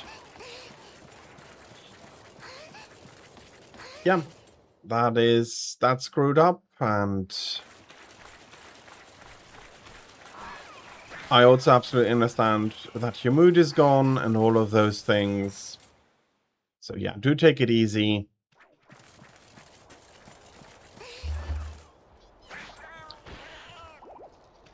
Do take it easy, Thraik, and just try, and I know that is also not easy, just try to relax. Not everybody is the same there.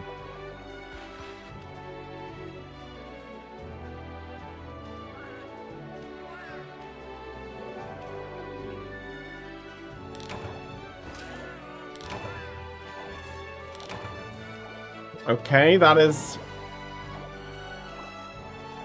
not correct.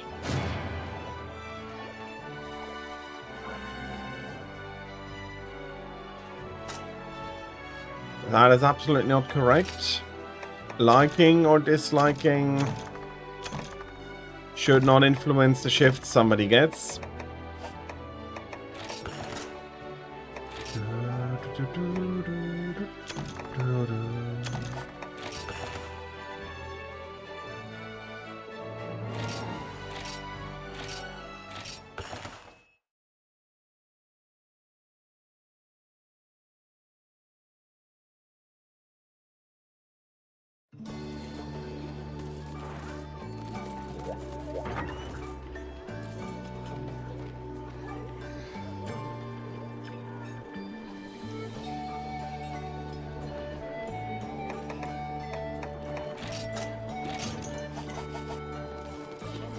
So rude and hard to work with, according to your cousin.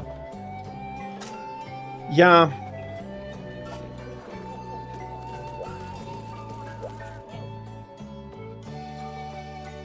I can test for you, Tira.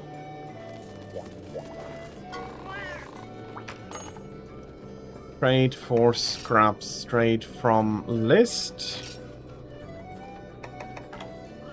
Heavy fur scraps. Priced pelt? No. Gargwa fine feather though. Also gives heavy fur scraps.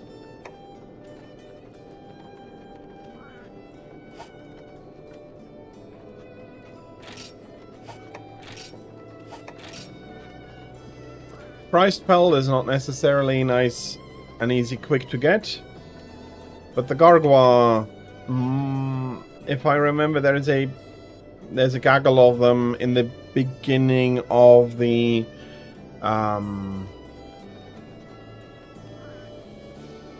area we just came from, so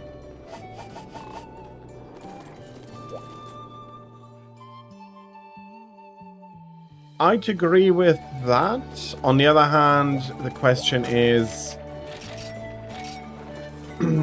are they producing litters or are they doing eggs as other monsters do?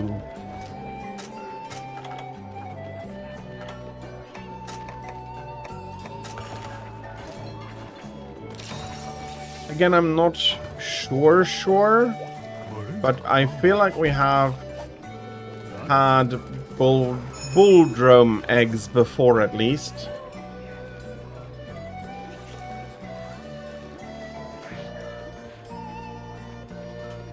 Thank you very much, Thraik, although I do hope the opposite.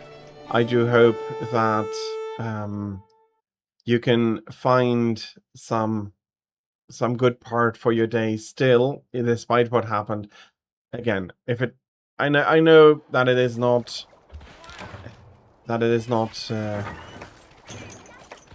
clear, but I do hope you can find yeah. But I am going to be wishing you a hopefully better rest of your Sunday. And thank you very much for your well wishes. Well wishes.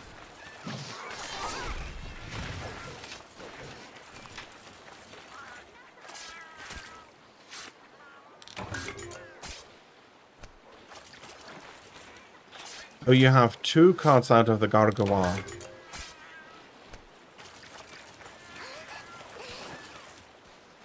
Fair.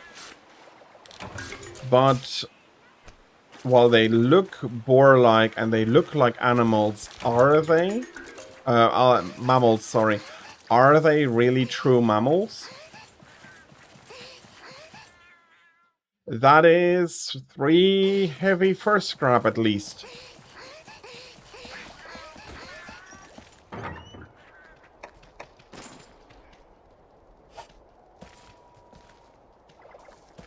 If you need some more, we can hunt a few more Gargwa. Ooh, you're bringing golden egg in.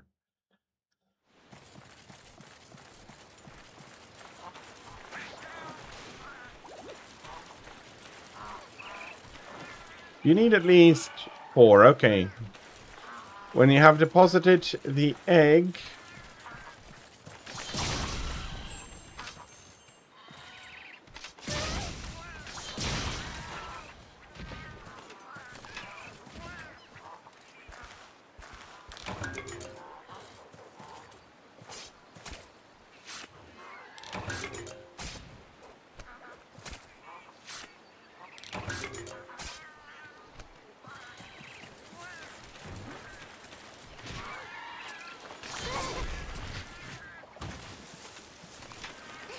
Okay, I'm not sure if I managed to get them.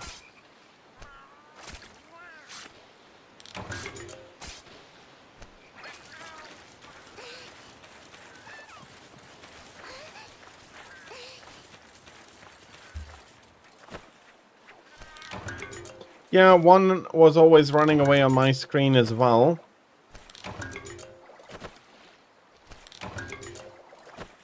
Oh, you mean the one that died on my screen ran away on yours? That is unfortunate. Hey, and there are a few more coming in.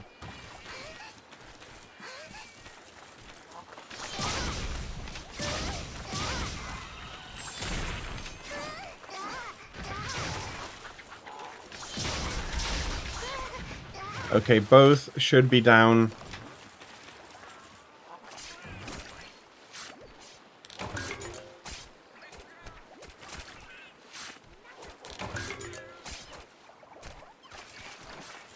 There's another Gargoyle coming in there.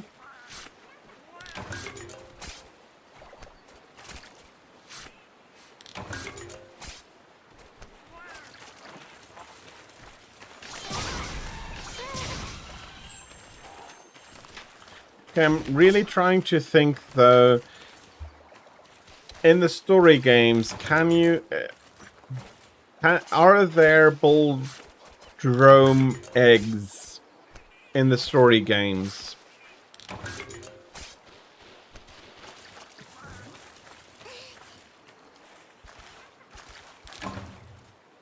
Then the bull... They are laying eggs and they're laying clutches. Gargoyle are based on cassowary. Yeah, absolutely. I can see some similarities with the crest and everything. Luckily, Gargoyle are not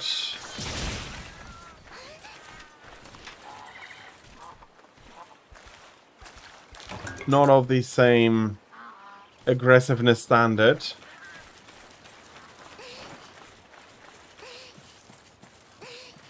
Brown with green starburst. Then you can close out the quest.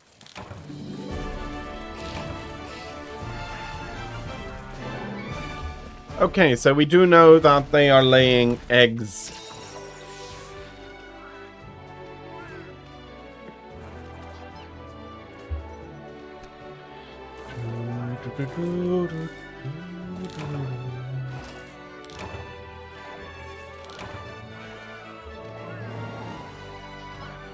You delivered 2 golden eggs. I saw 1 golden egg and a normal egg. I only managed to get I managed to get a normal egg and then some other stuff that I didn't manage to pick up on in time in the end.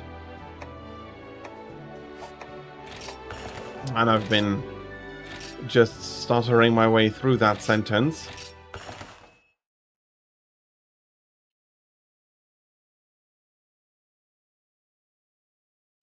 You'll have quite a few eggs, yes. There goes my plan to eradicate all of the Bullfango from the Monster Hunter universe. That's going to be basically impossible now.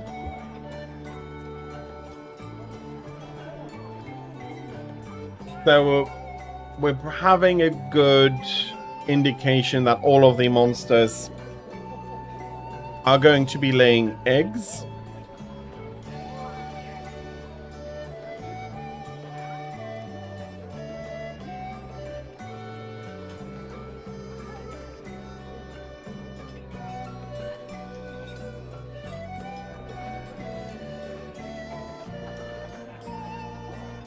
Fertile and wild ranging. Large wild boars with a foul temper. It's so aggressive that they will attack other members of their own herd if they don't recognize them. Yep, that is Bullfango.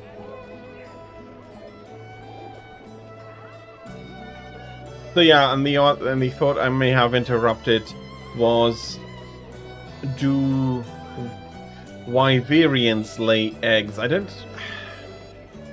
remember. I think there was a discussion about that, but I don't remember what the result was. I think for humans in this universe, it's pretty clear that they don't lay eggs.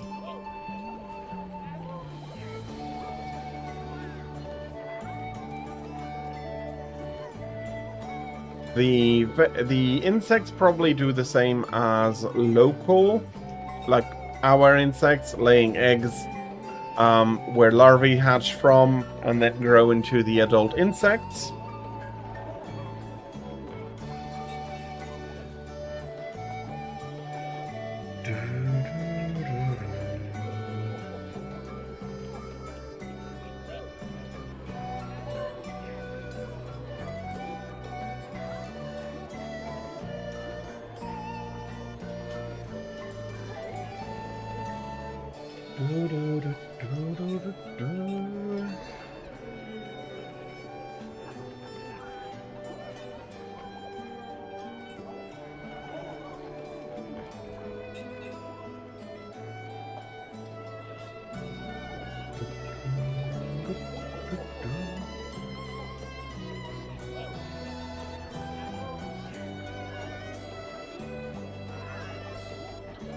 Yeah, I'm really...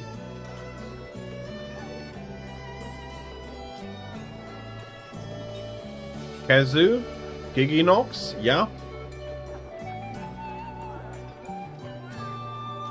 What is surprising is that they are not insects, because usually that is a life cycle of insects rather than a life cycle of...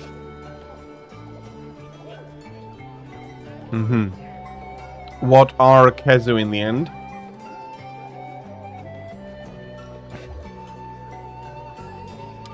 What are Kazoo?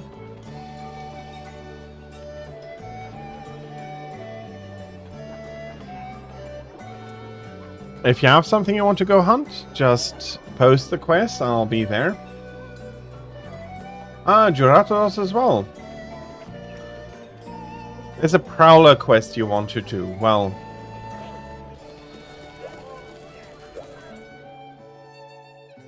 I'm not sure if I...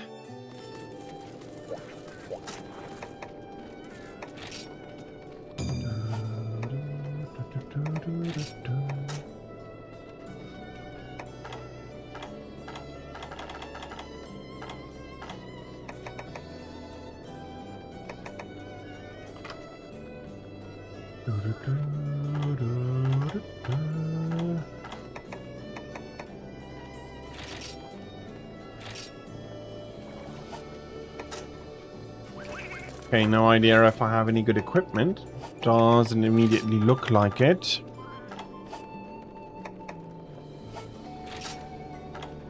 Now I need to find myself. Okay, that's not too troublesome.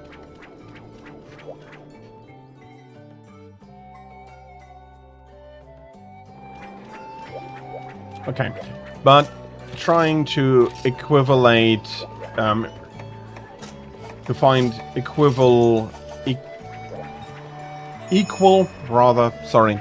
to find equal parallels between the real world and Monster Hunter is, of course, not necessary.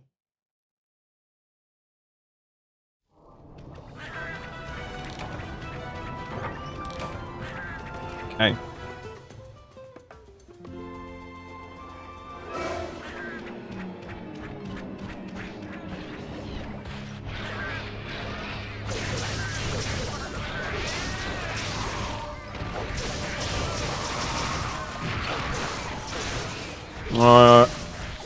Somebody's trying to munch on me.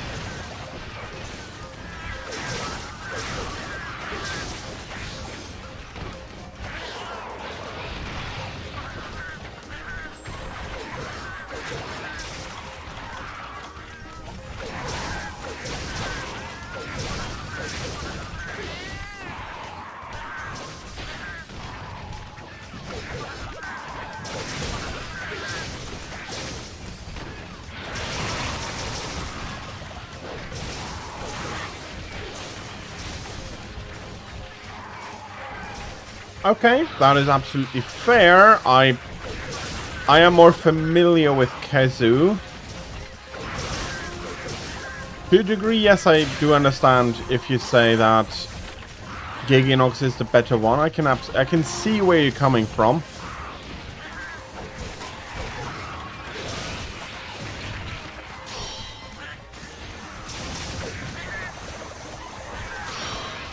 And that is actually something I would only want to do for a monster that's lying down.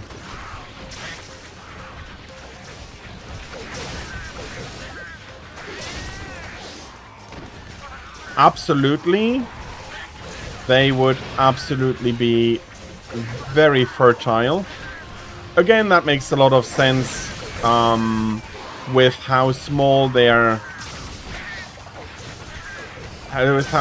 babies are. They would absolutely be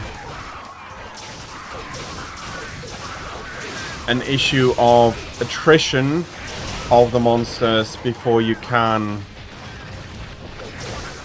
some of them make it into adulthood. And again, I'm not 100%, but as far as I know, the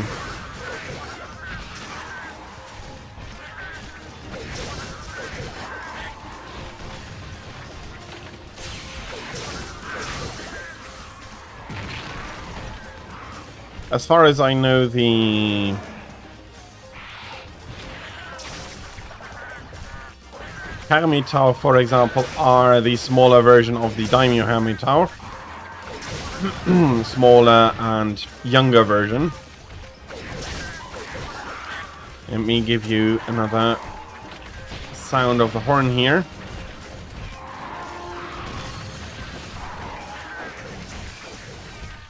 Do you have another one?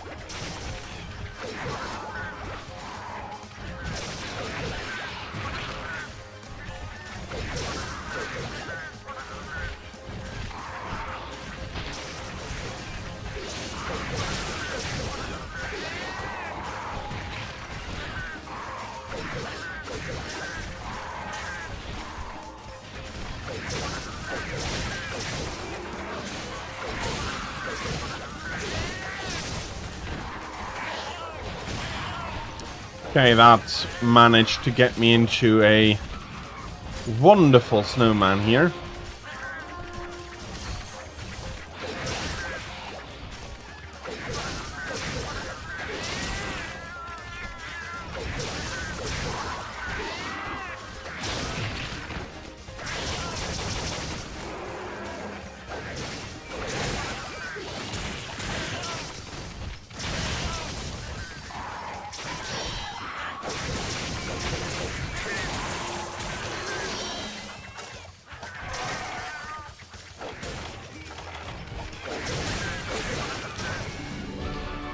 There we go.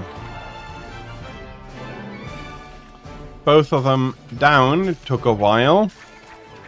I'm now doubting how good the equipment of my Palico actually was.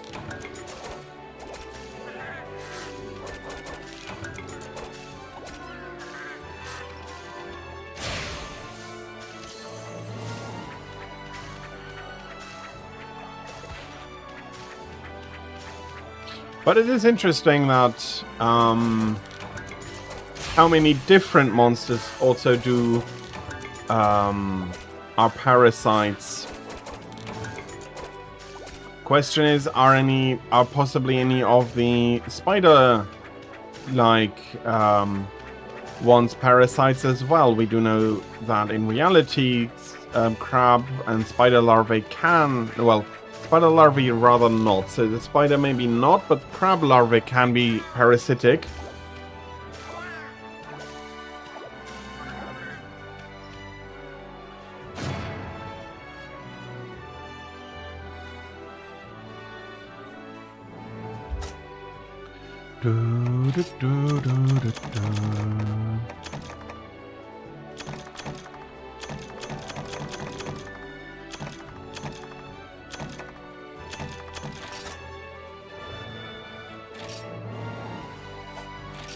Okay, fair.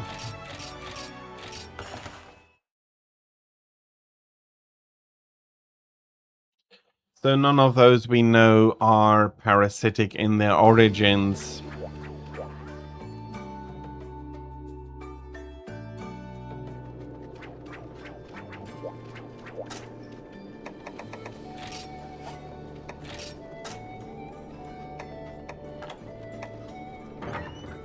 Okay, he was wearing and...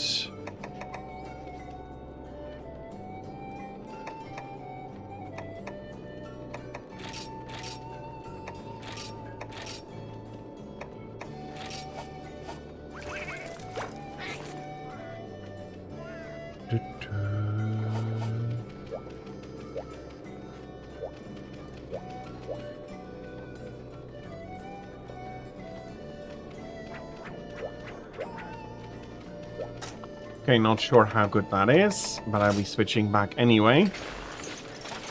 What would be nice if your hunter could be sitting either here in the corner or somewhere, just watching you as you run about. But then again, that may not be the best way to put it.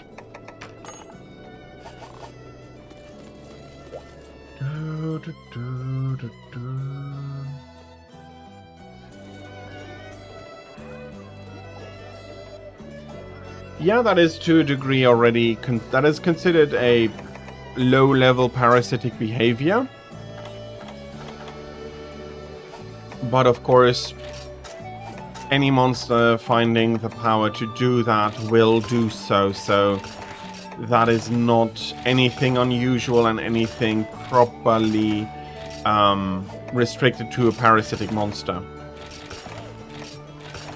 Or, in our world, animal.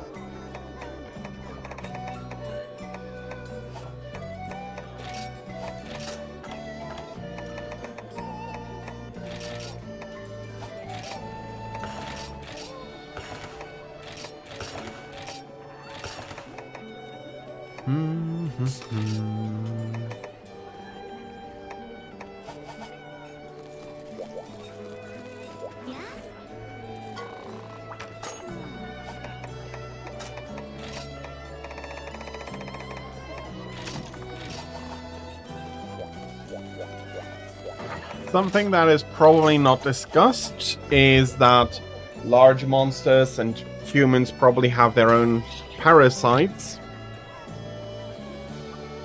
But that is something that is not discussed in the game. Would not make for very interesting conversation, to be honest. Because oh, I have another possible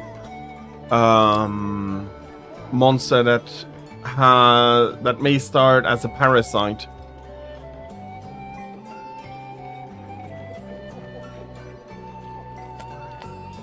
And that would be Zamtrios. The small Zamite being acting very much like leeches. So maybe there is some...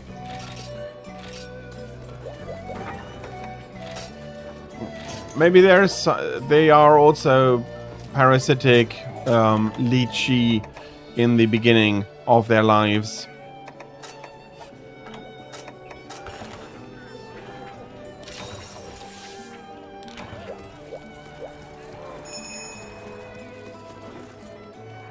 Yeah. Although now thinking, trying to think about it more, there are not all that many parasitic animals.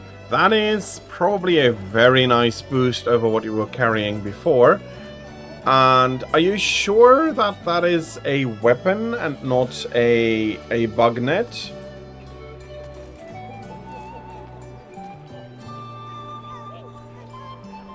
The upgrade in defense is also probably very welcome. You're looking very similar to before, except that you're now carrying a bug net around with you. Which, fair, I don't mind, but again...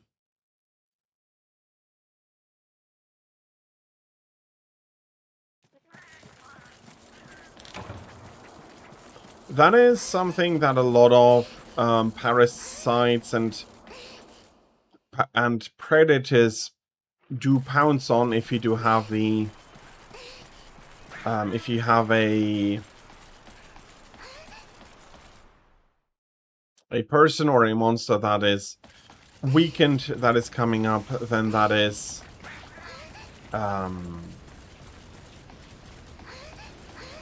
the main target an animal may go for. Ambush predators are a thing.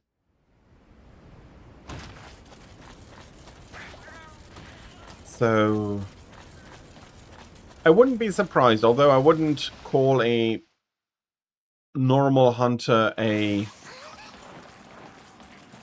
weakened prey. A lot of hunters are more than capable of revenging themselves for the bite.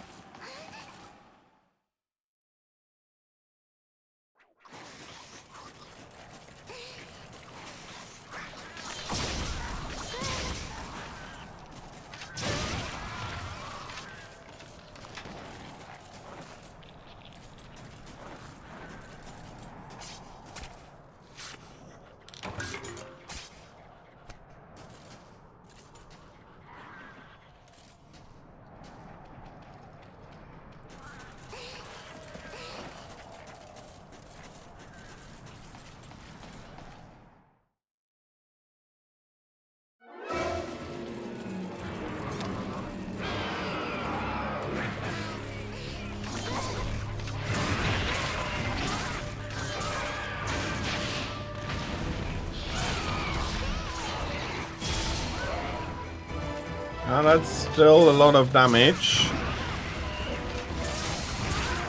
But you only have the very basic armor.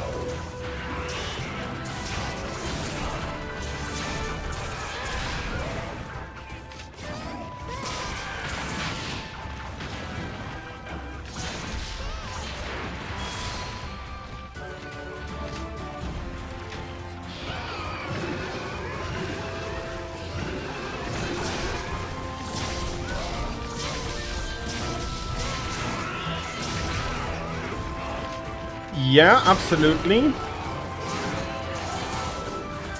That is also a parasite, yes.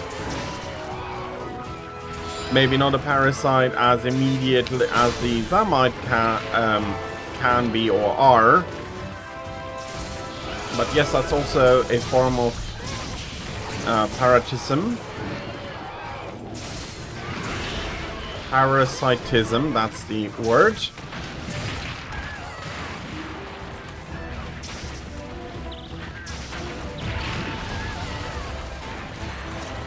Okay.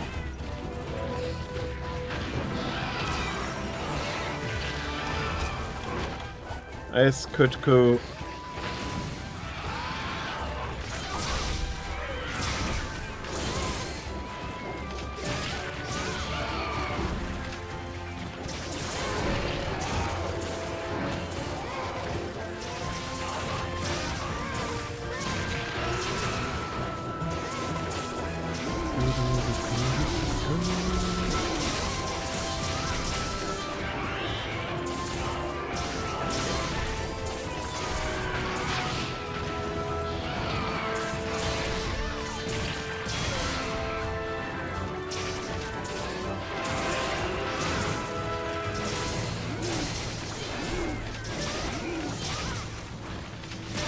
Indeed.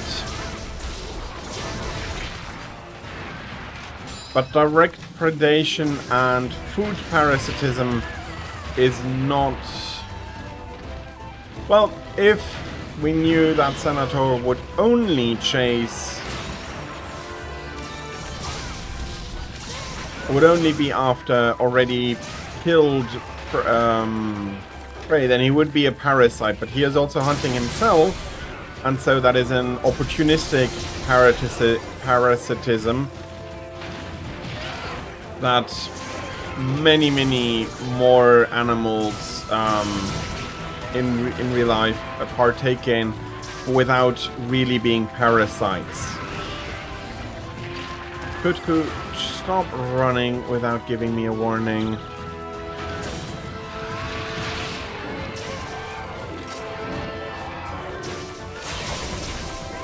That is a button I do press, unfortunately, a little bit too often.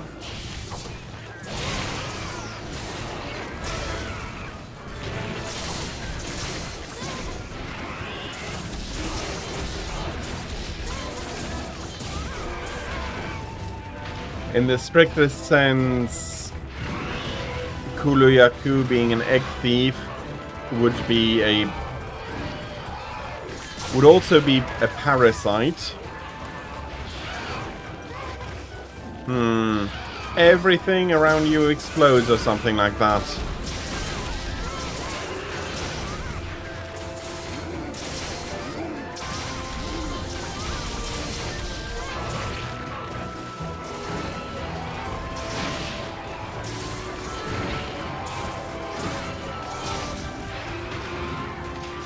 To a large degree, any carnivorous animal would be a parasite. Especially any obligate carnivorous animal.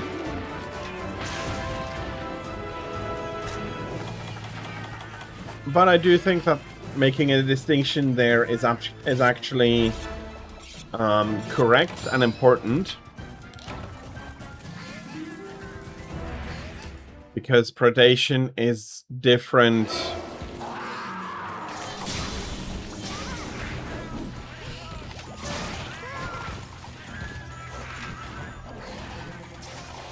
Okay, I just wounded Macau a little bit there, and then I find you turned around.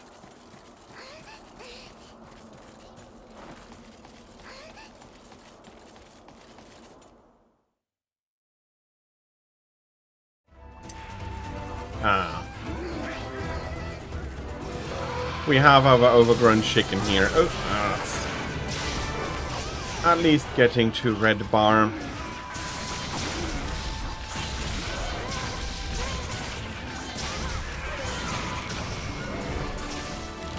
There we go, that's Kutku down.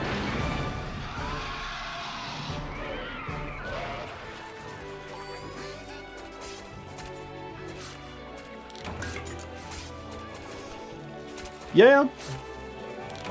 But if we're going purely by that simple definition of taking advantage of an animal without giving back anything in return... So, for example, there are parasites that attach themselves to the body, and they link the blood systems, basically, and profit off that. Those are parasites, not predators. So, if we're then taking the fact that if an animal hunts on an animal, it takes something from that animal, something quite important from that animal, without giving anything back. So yeah, that is why I discussed that distinction. And yeah, it does make sense for egg thieves to be skittish and cautious once they do manage to get away with their prey.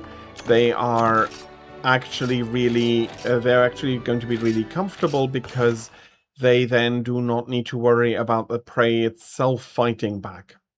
It's the parents that represent the danger, and if you can be patient enough for the correct moment, you can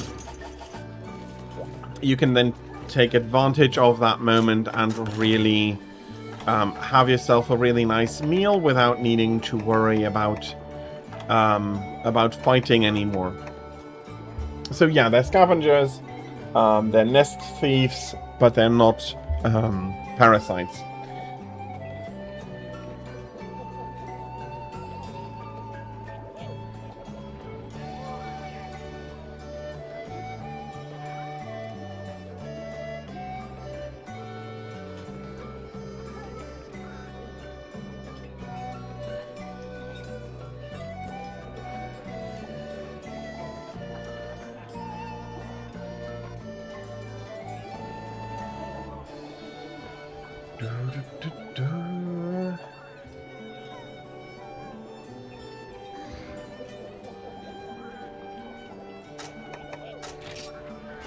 Okay, depending on how fast it is going to be, I have time for one more quest or so. With a little bit of luck too.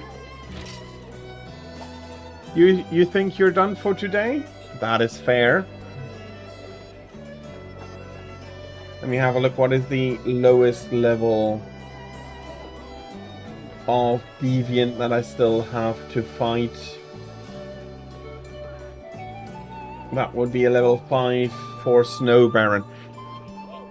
Is that a single or is that a double one?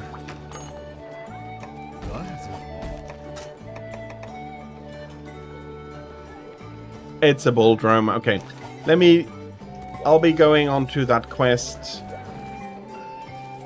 So, first I will wait. Are you sure you're done for today? And if yes, then I'm going to close the lobby and I'll go hunt Snow Baron.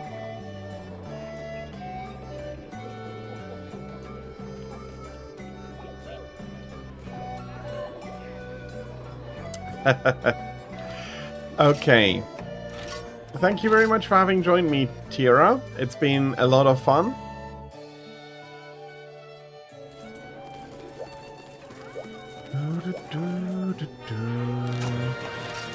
That is essence. I need broth.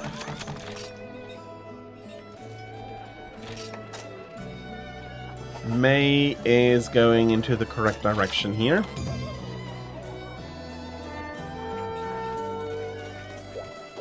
I don't know. Maybe Kulu-Ya-Ku has a way of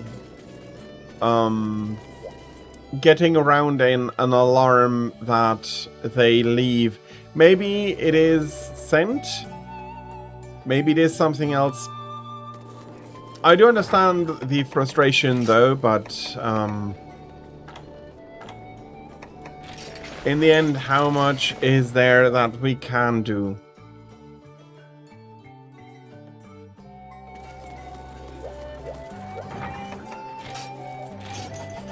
No, I do also need hot drinks.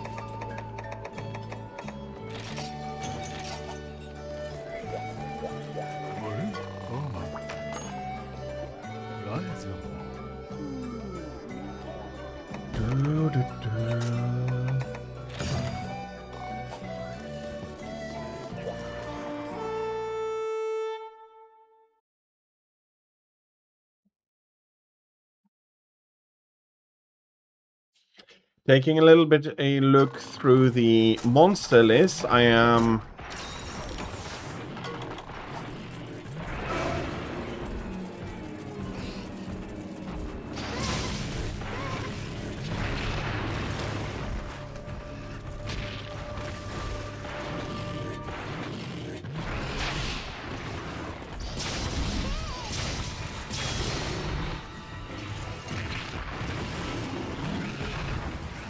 true.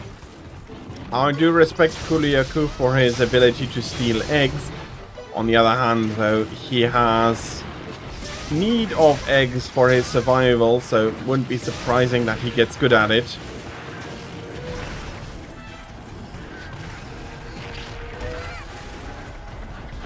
Okay, and I do still want the two of you down.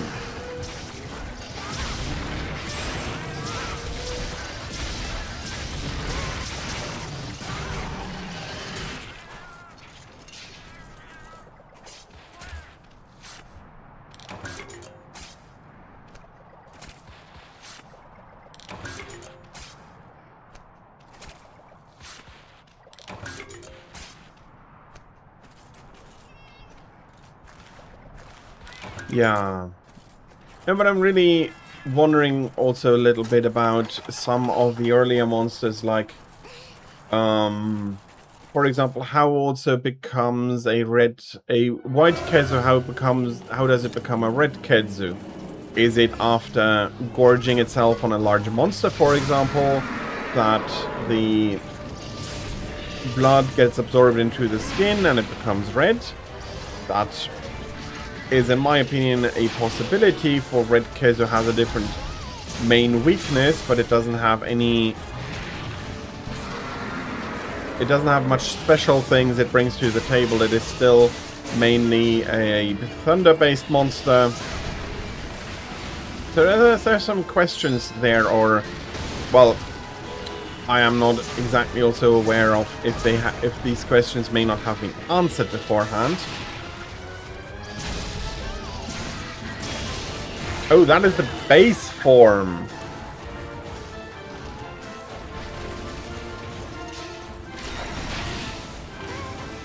That is very interesting.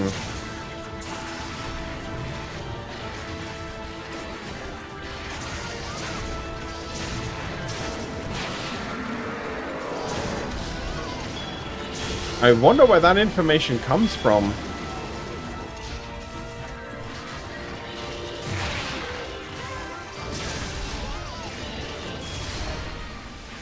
Doing a jump a little bit late there.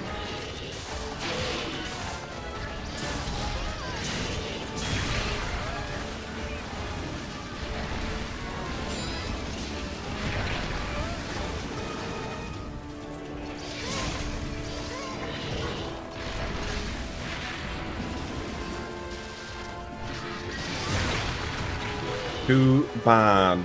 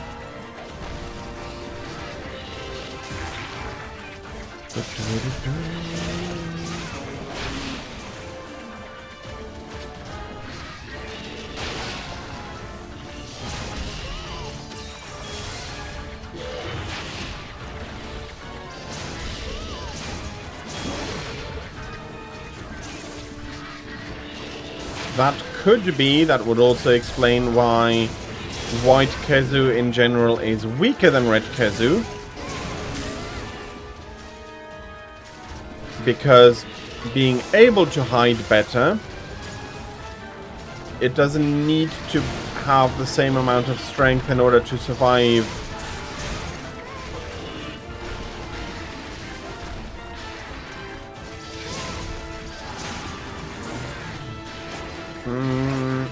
That last part, I am not sure how correct that would be. They're electroreceptors. That absolutely would make sense.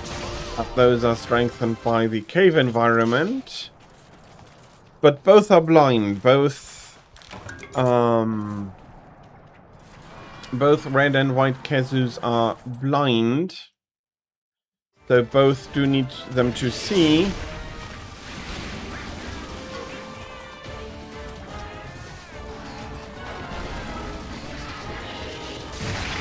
And while I do think that there is that red Kezus can be found outside the caves, but although I am thinking about it now, and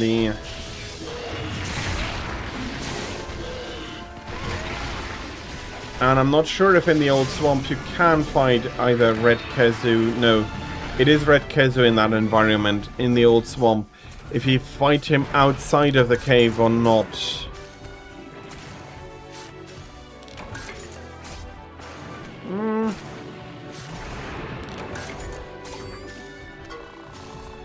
Caves as cold as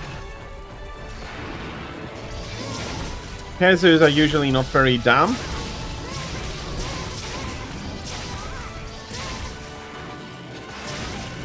Although the caves in the swamp here definitely are also wet. They're not very humid, though. Oh, you can find red Kezu in the volcanic hollow. That is...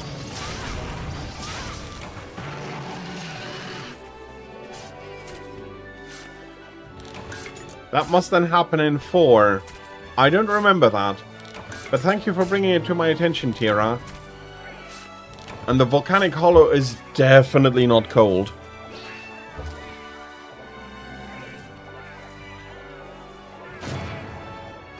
It's definitely a number of interesting questions. I don't think we'll ever get a direct answer from Capcom for them. Which, to a degree, I feel it makes sense. They don't want to give an answer to which there is no really correct answer. Red Kezu is more adapted to living outside cold climates.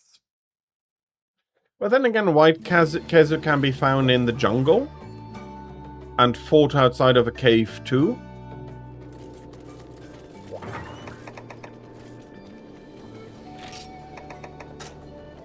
Fair enough that Kezu does seem to prefer caves to fight in a cave if possible, but it can be found outside of it and can be fought outside of it. Or them, it's 2 different cave systems. It's only speculation and but it's an interesting thought exercise, and something I do enjoy to do from time to time. There's another amulet here. Let me do the upgrades and I'll slowly be getting to the end of stream for today.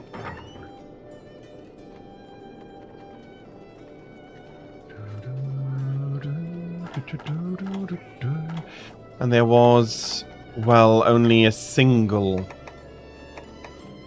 weapons category that still needed attention here, of course. Of course, it turns out that it was the heavy bowgun.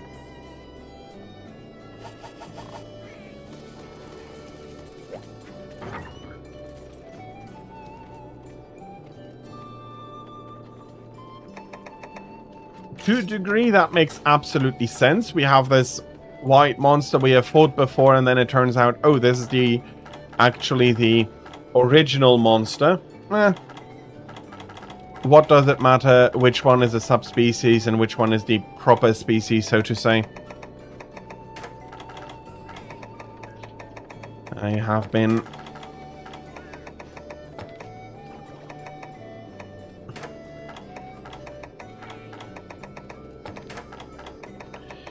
Do I have enough? No, I by far don't have enough room left.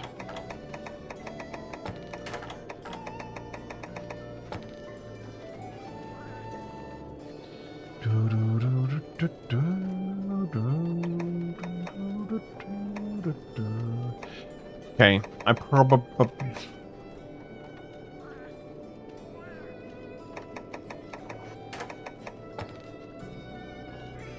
That is also not very much. It is what it is.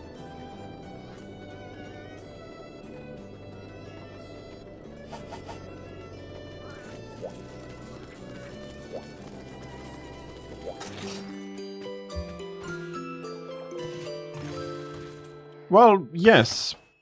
If it is a more active species, traveling more actively, it is going to be the main troublemaker out of the two. Well, if it only was spooking them, I think that Kezu has enough that it can actually eat them. Maybe we're not exactly on the prey list for Kezu, but that would just be lucky. And as for the female, I thought that Kezu were hermaphrodite. Again, could be wrong on that.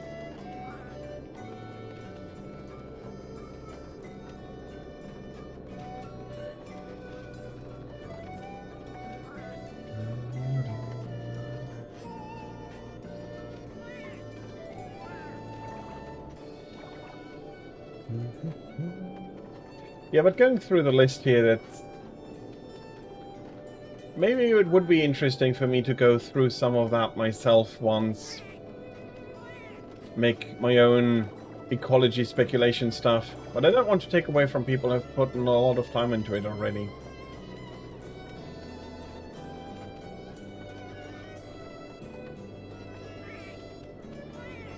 But then again, maybe I shouldn't worry so much about that specific detail. They can be a problem though too. Otherwise they wouldn't be hunted at all. But yeah, normal Kezus are a lot more troublesome. Maybe red Kezus are pushing them out. I don't know.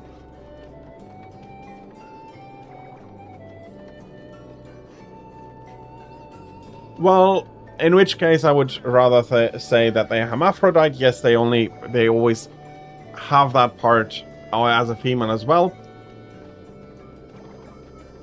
And yeah, it is a strategy. It's a strategy that is used by real-world animals as well. Insects, mostly. But laying eggs into live prey ensures that the food is going to stay good for a little bit longer than if it were dead. Red Kezu indeed are the stronger one. Having a higher range. Although I think that since the normal Kezu has some of the attacks that were previously unique to Red Kezu, maybe White Kezu, because they have been coming into contact with humanity so much. Although it's only a few years. There's not a tremendous amount of time that has passed. Even if I go only from... Well, no, not only even, because there are characters in Monster Hunter 4 that were in Monster Hunter 2 and Monster Hunter 1 going through. It's not that much time, so they can't have evolved, but White Kezu do seem to be stronger nowadays than they were. So, talking from a hunter's perspective, maybe there is something there that is caused by humanity. It's unsure, though.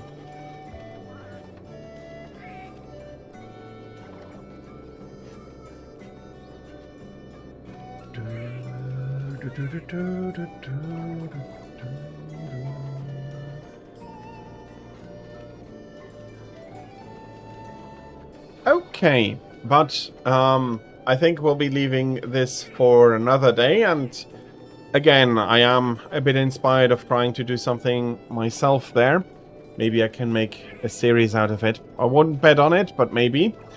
So what I do want to say is thank you very much, everybody who's been here today, for being here, for enjoying it. Thank you very much. Tira, again, thank you very much for joining me on the hunts. I'll be quickly going over the schedule, which is going to be rather quick. And then we'll be raiding out to somebody. I will be taking a look myself, of course. I don't think that Jal is online, is streaming at the moment. So we can't raid out to him today, and we couldn't raid out to him yesterday. That's unfortunate.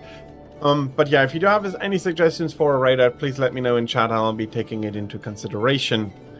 So yeah, scheduled tomorrow. And so there's an issue. I'm not exactly sure whether I'll be doing the event on the event day on Thursday or on Sunday. Probably going to be Thursday though. So let's go with that. So we're going to have Monday, Thursday, Friday, and Saturday again as event days. Continuing my Summer Games History event, or Summer History Games event. I'm not sure how I should be calling it, because I think I want to do this repetitively. I have some ideas on how I could indeed improve it a lot already, so there's probably a repeat either next year or in 2 years, depending on how much I can collect to get together. But that is going to continue Monday, Thursday, Friday, and Saturday from 10 to 23 o'clock Central European summertime, or from 4 to 15 o'clock, or no, from 4 to 17 o'clock, that is the correct time, Eastern Daylight Time, which is 4 a.m. to 4 p.m. I think that is more easily understandable for my American viewers. And then next Sunday I'll be playing some more Monster Hunter again to end the week off more slowly, more easily, without needing to push myself so hard. So that is going to then be also from 13 to 18 o'clock as usual, Central European Summertime, or from 7 to 12 Eastern Daylight Time. Okay, and with that, I will be taking another look at who is currently streaming. And there is...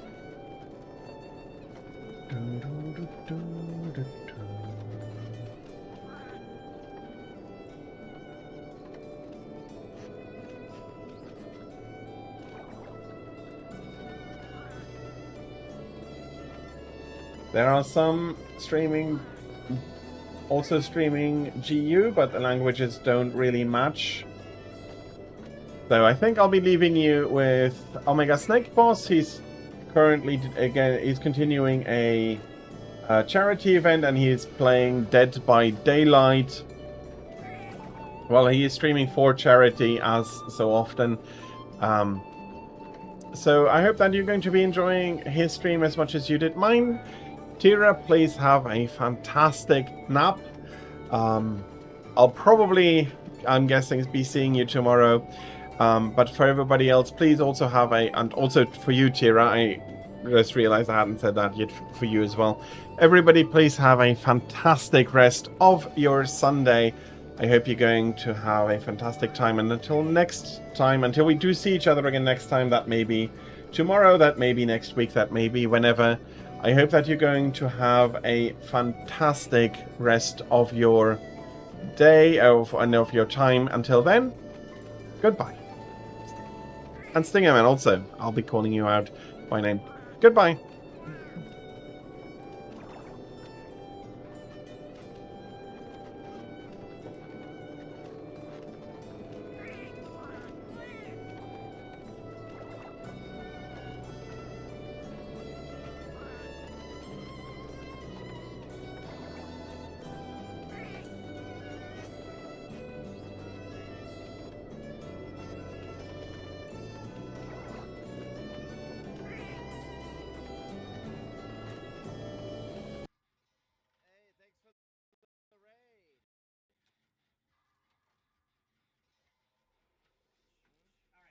I'm gonna get that guy off the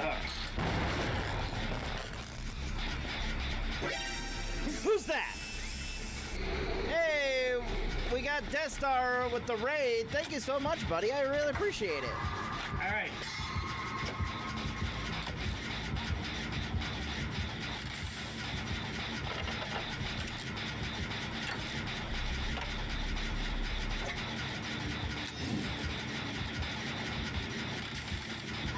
Did you hear that shing? Yeah, I think I did. Yeah, that shing is the sound you want to look for when Jason's about to throw a spear at you. Okay.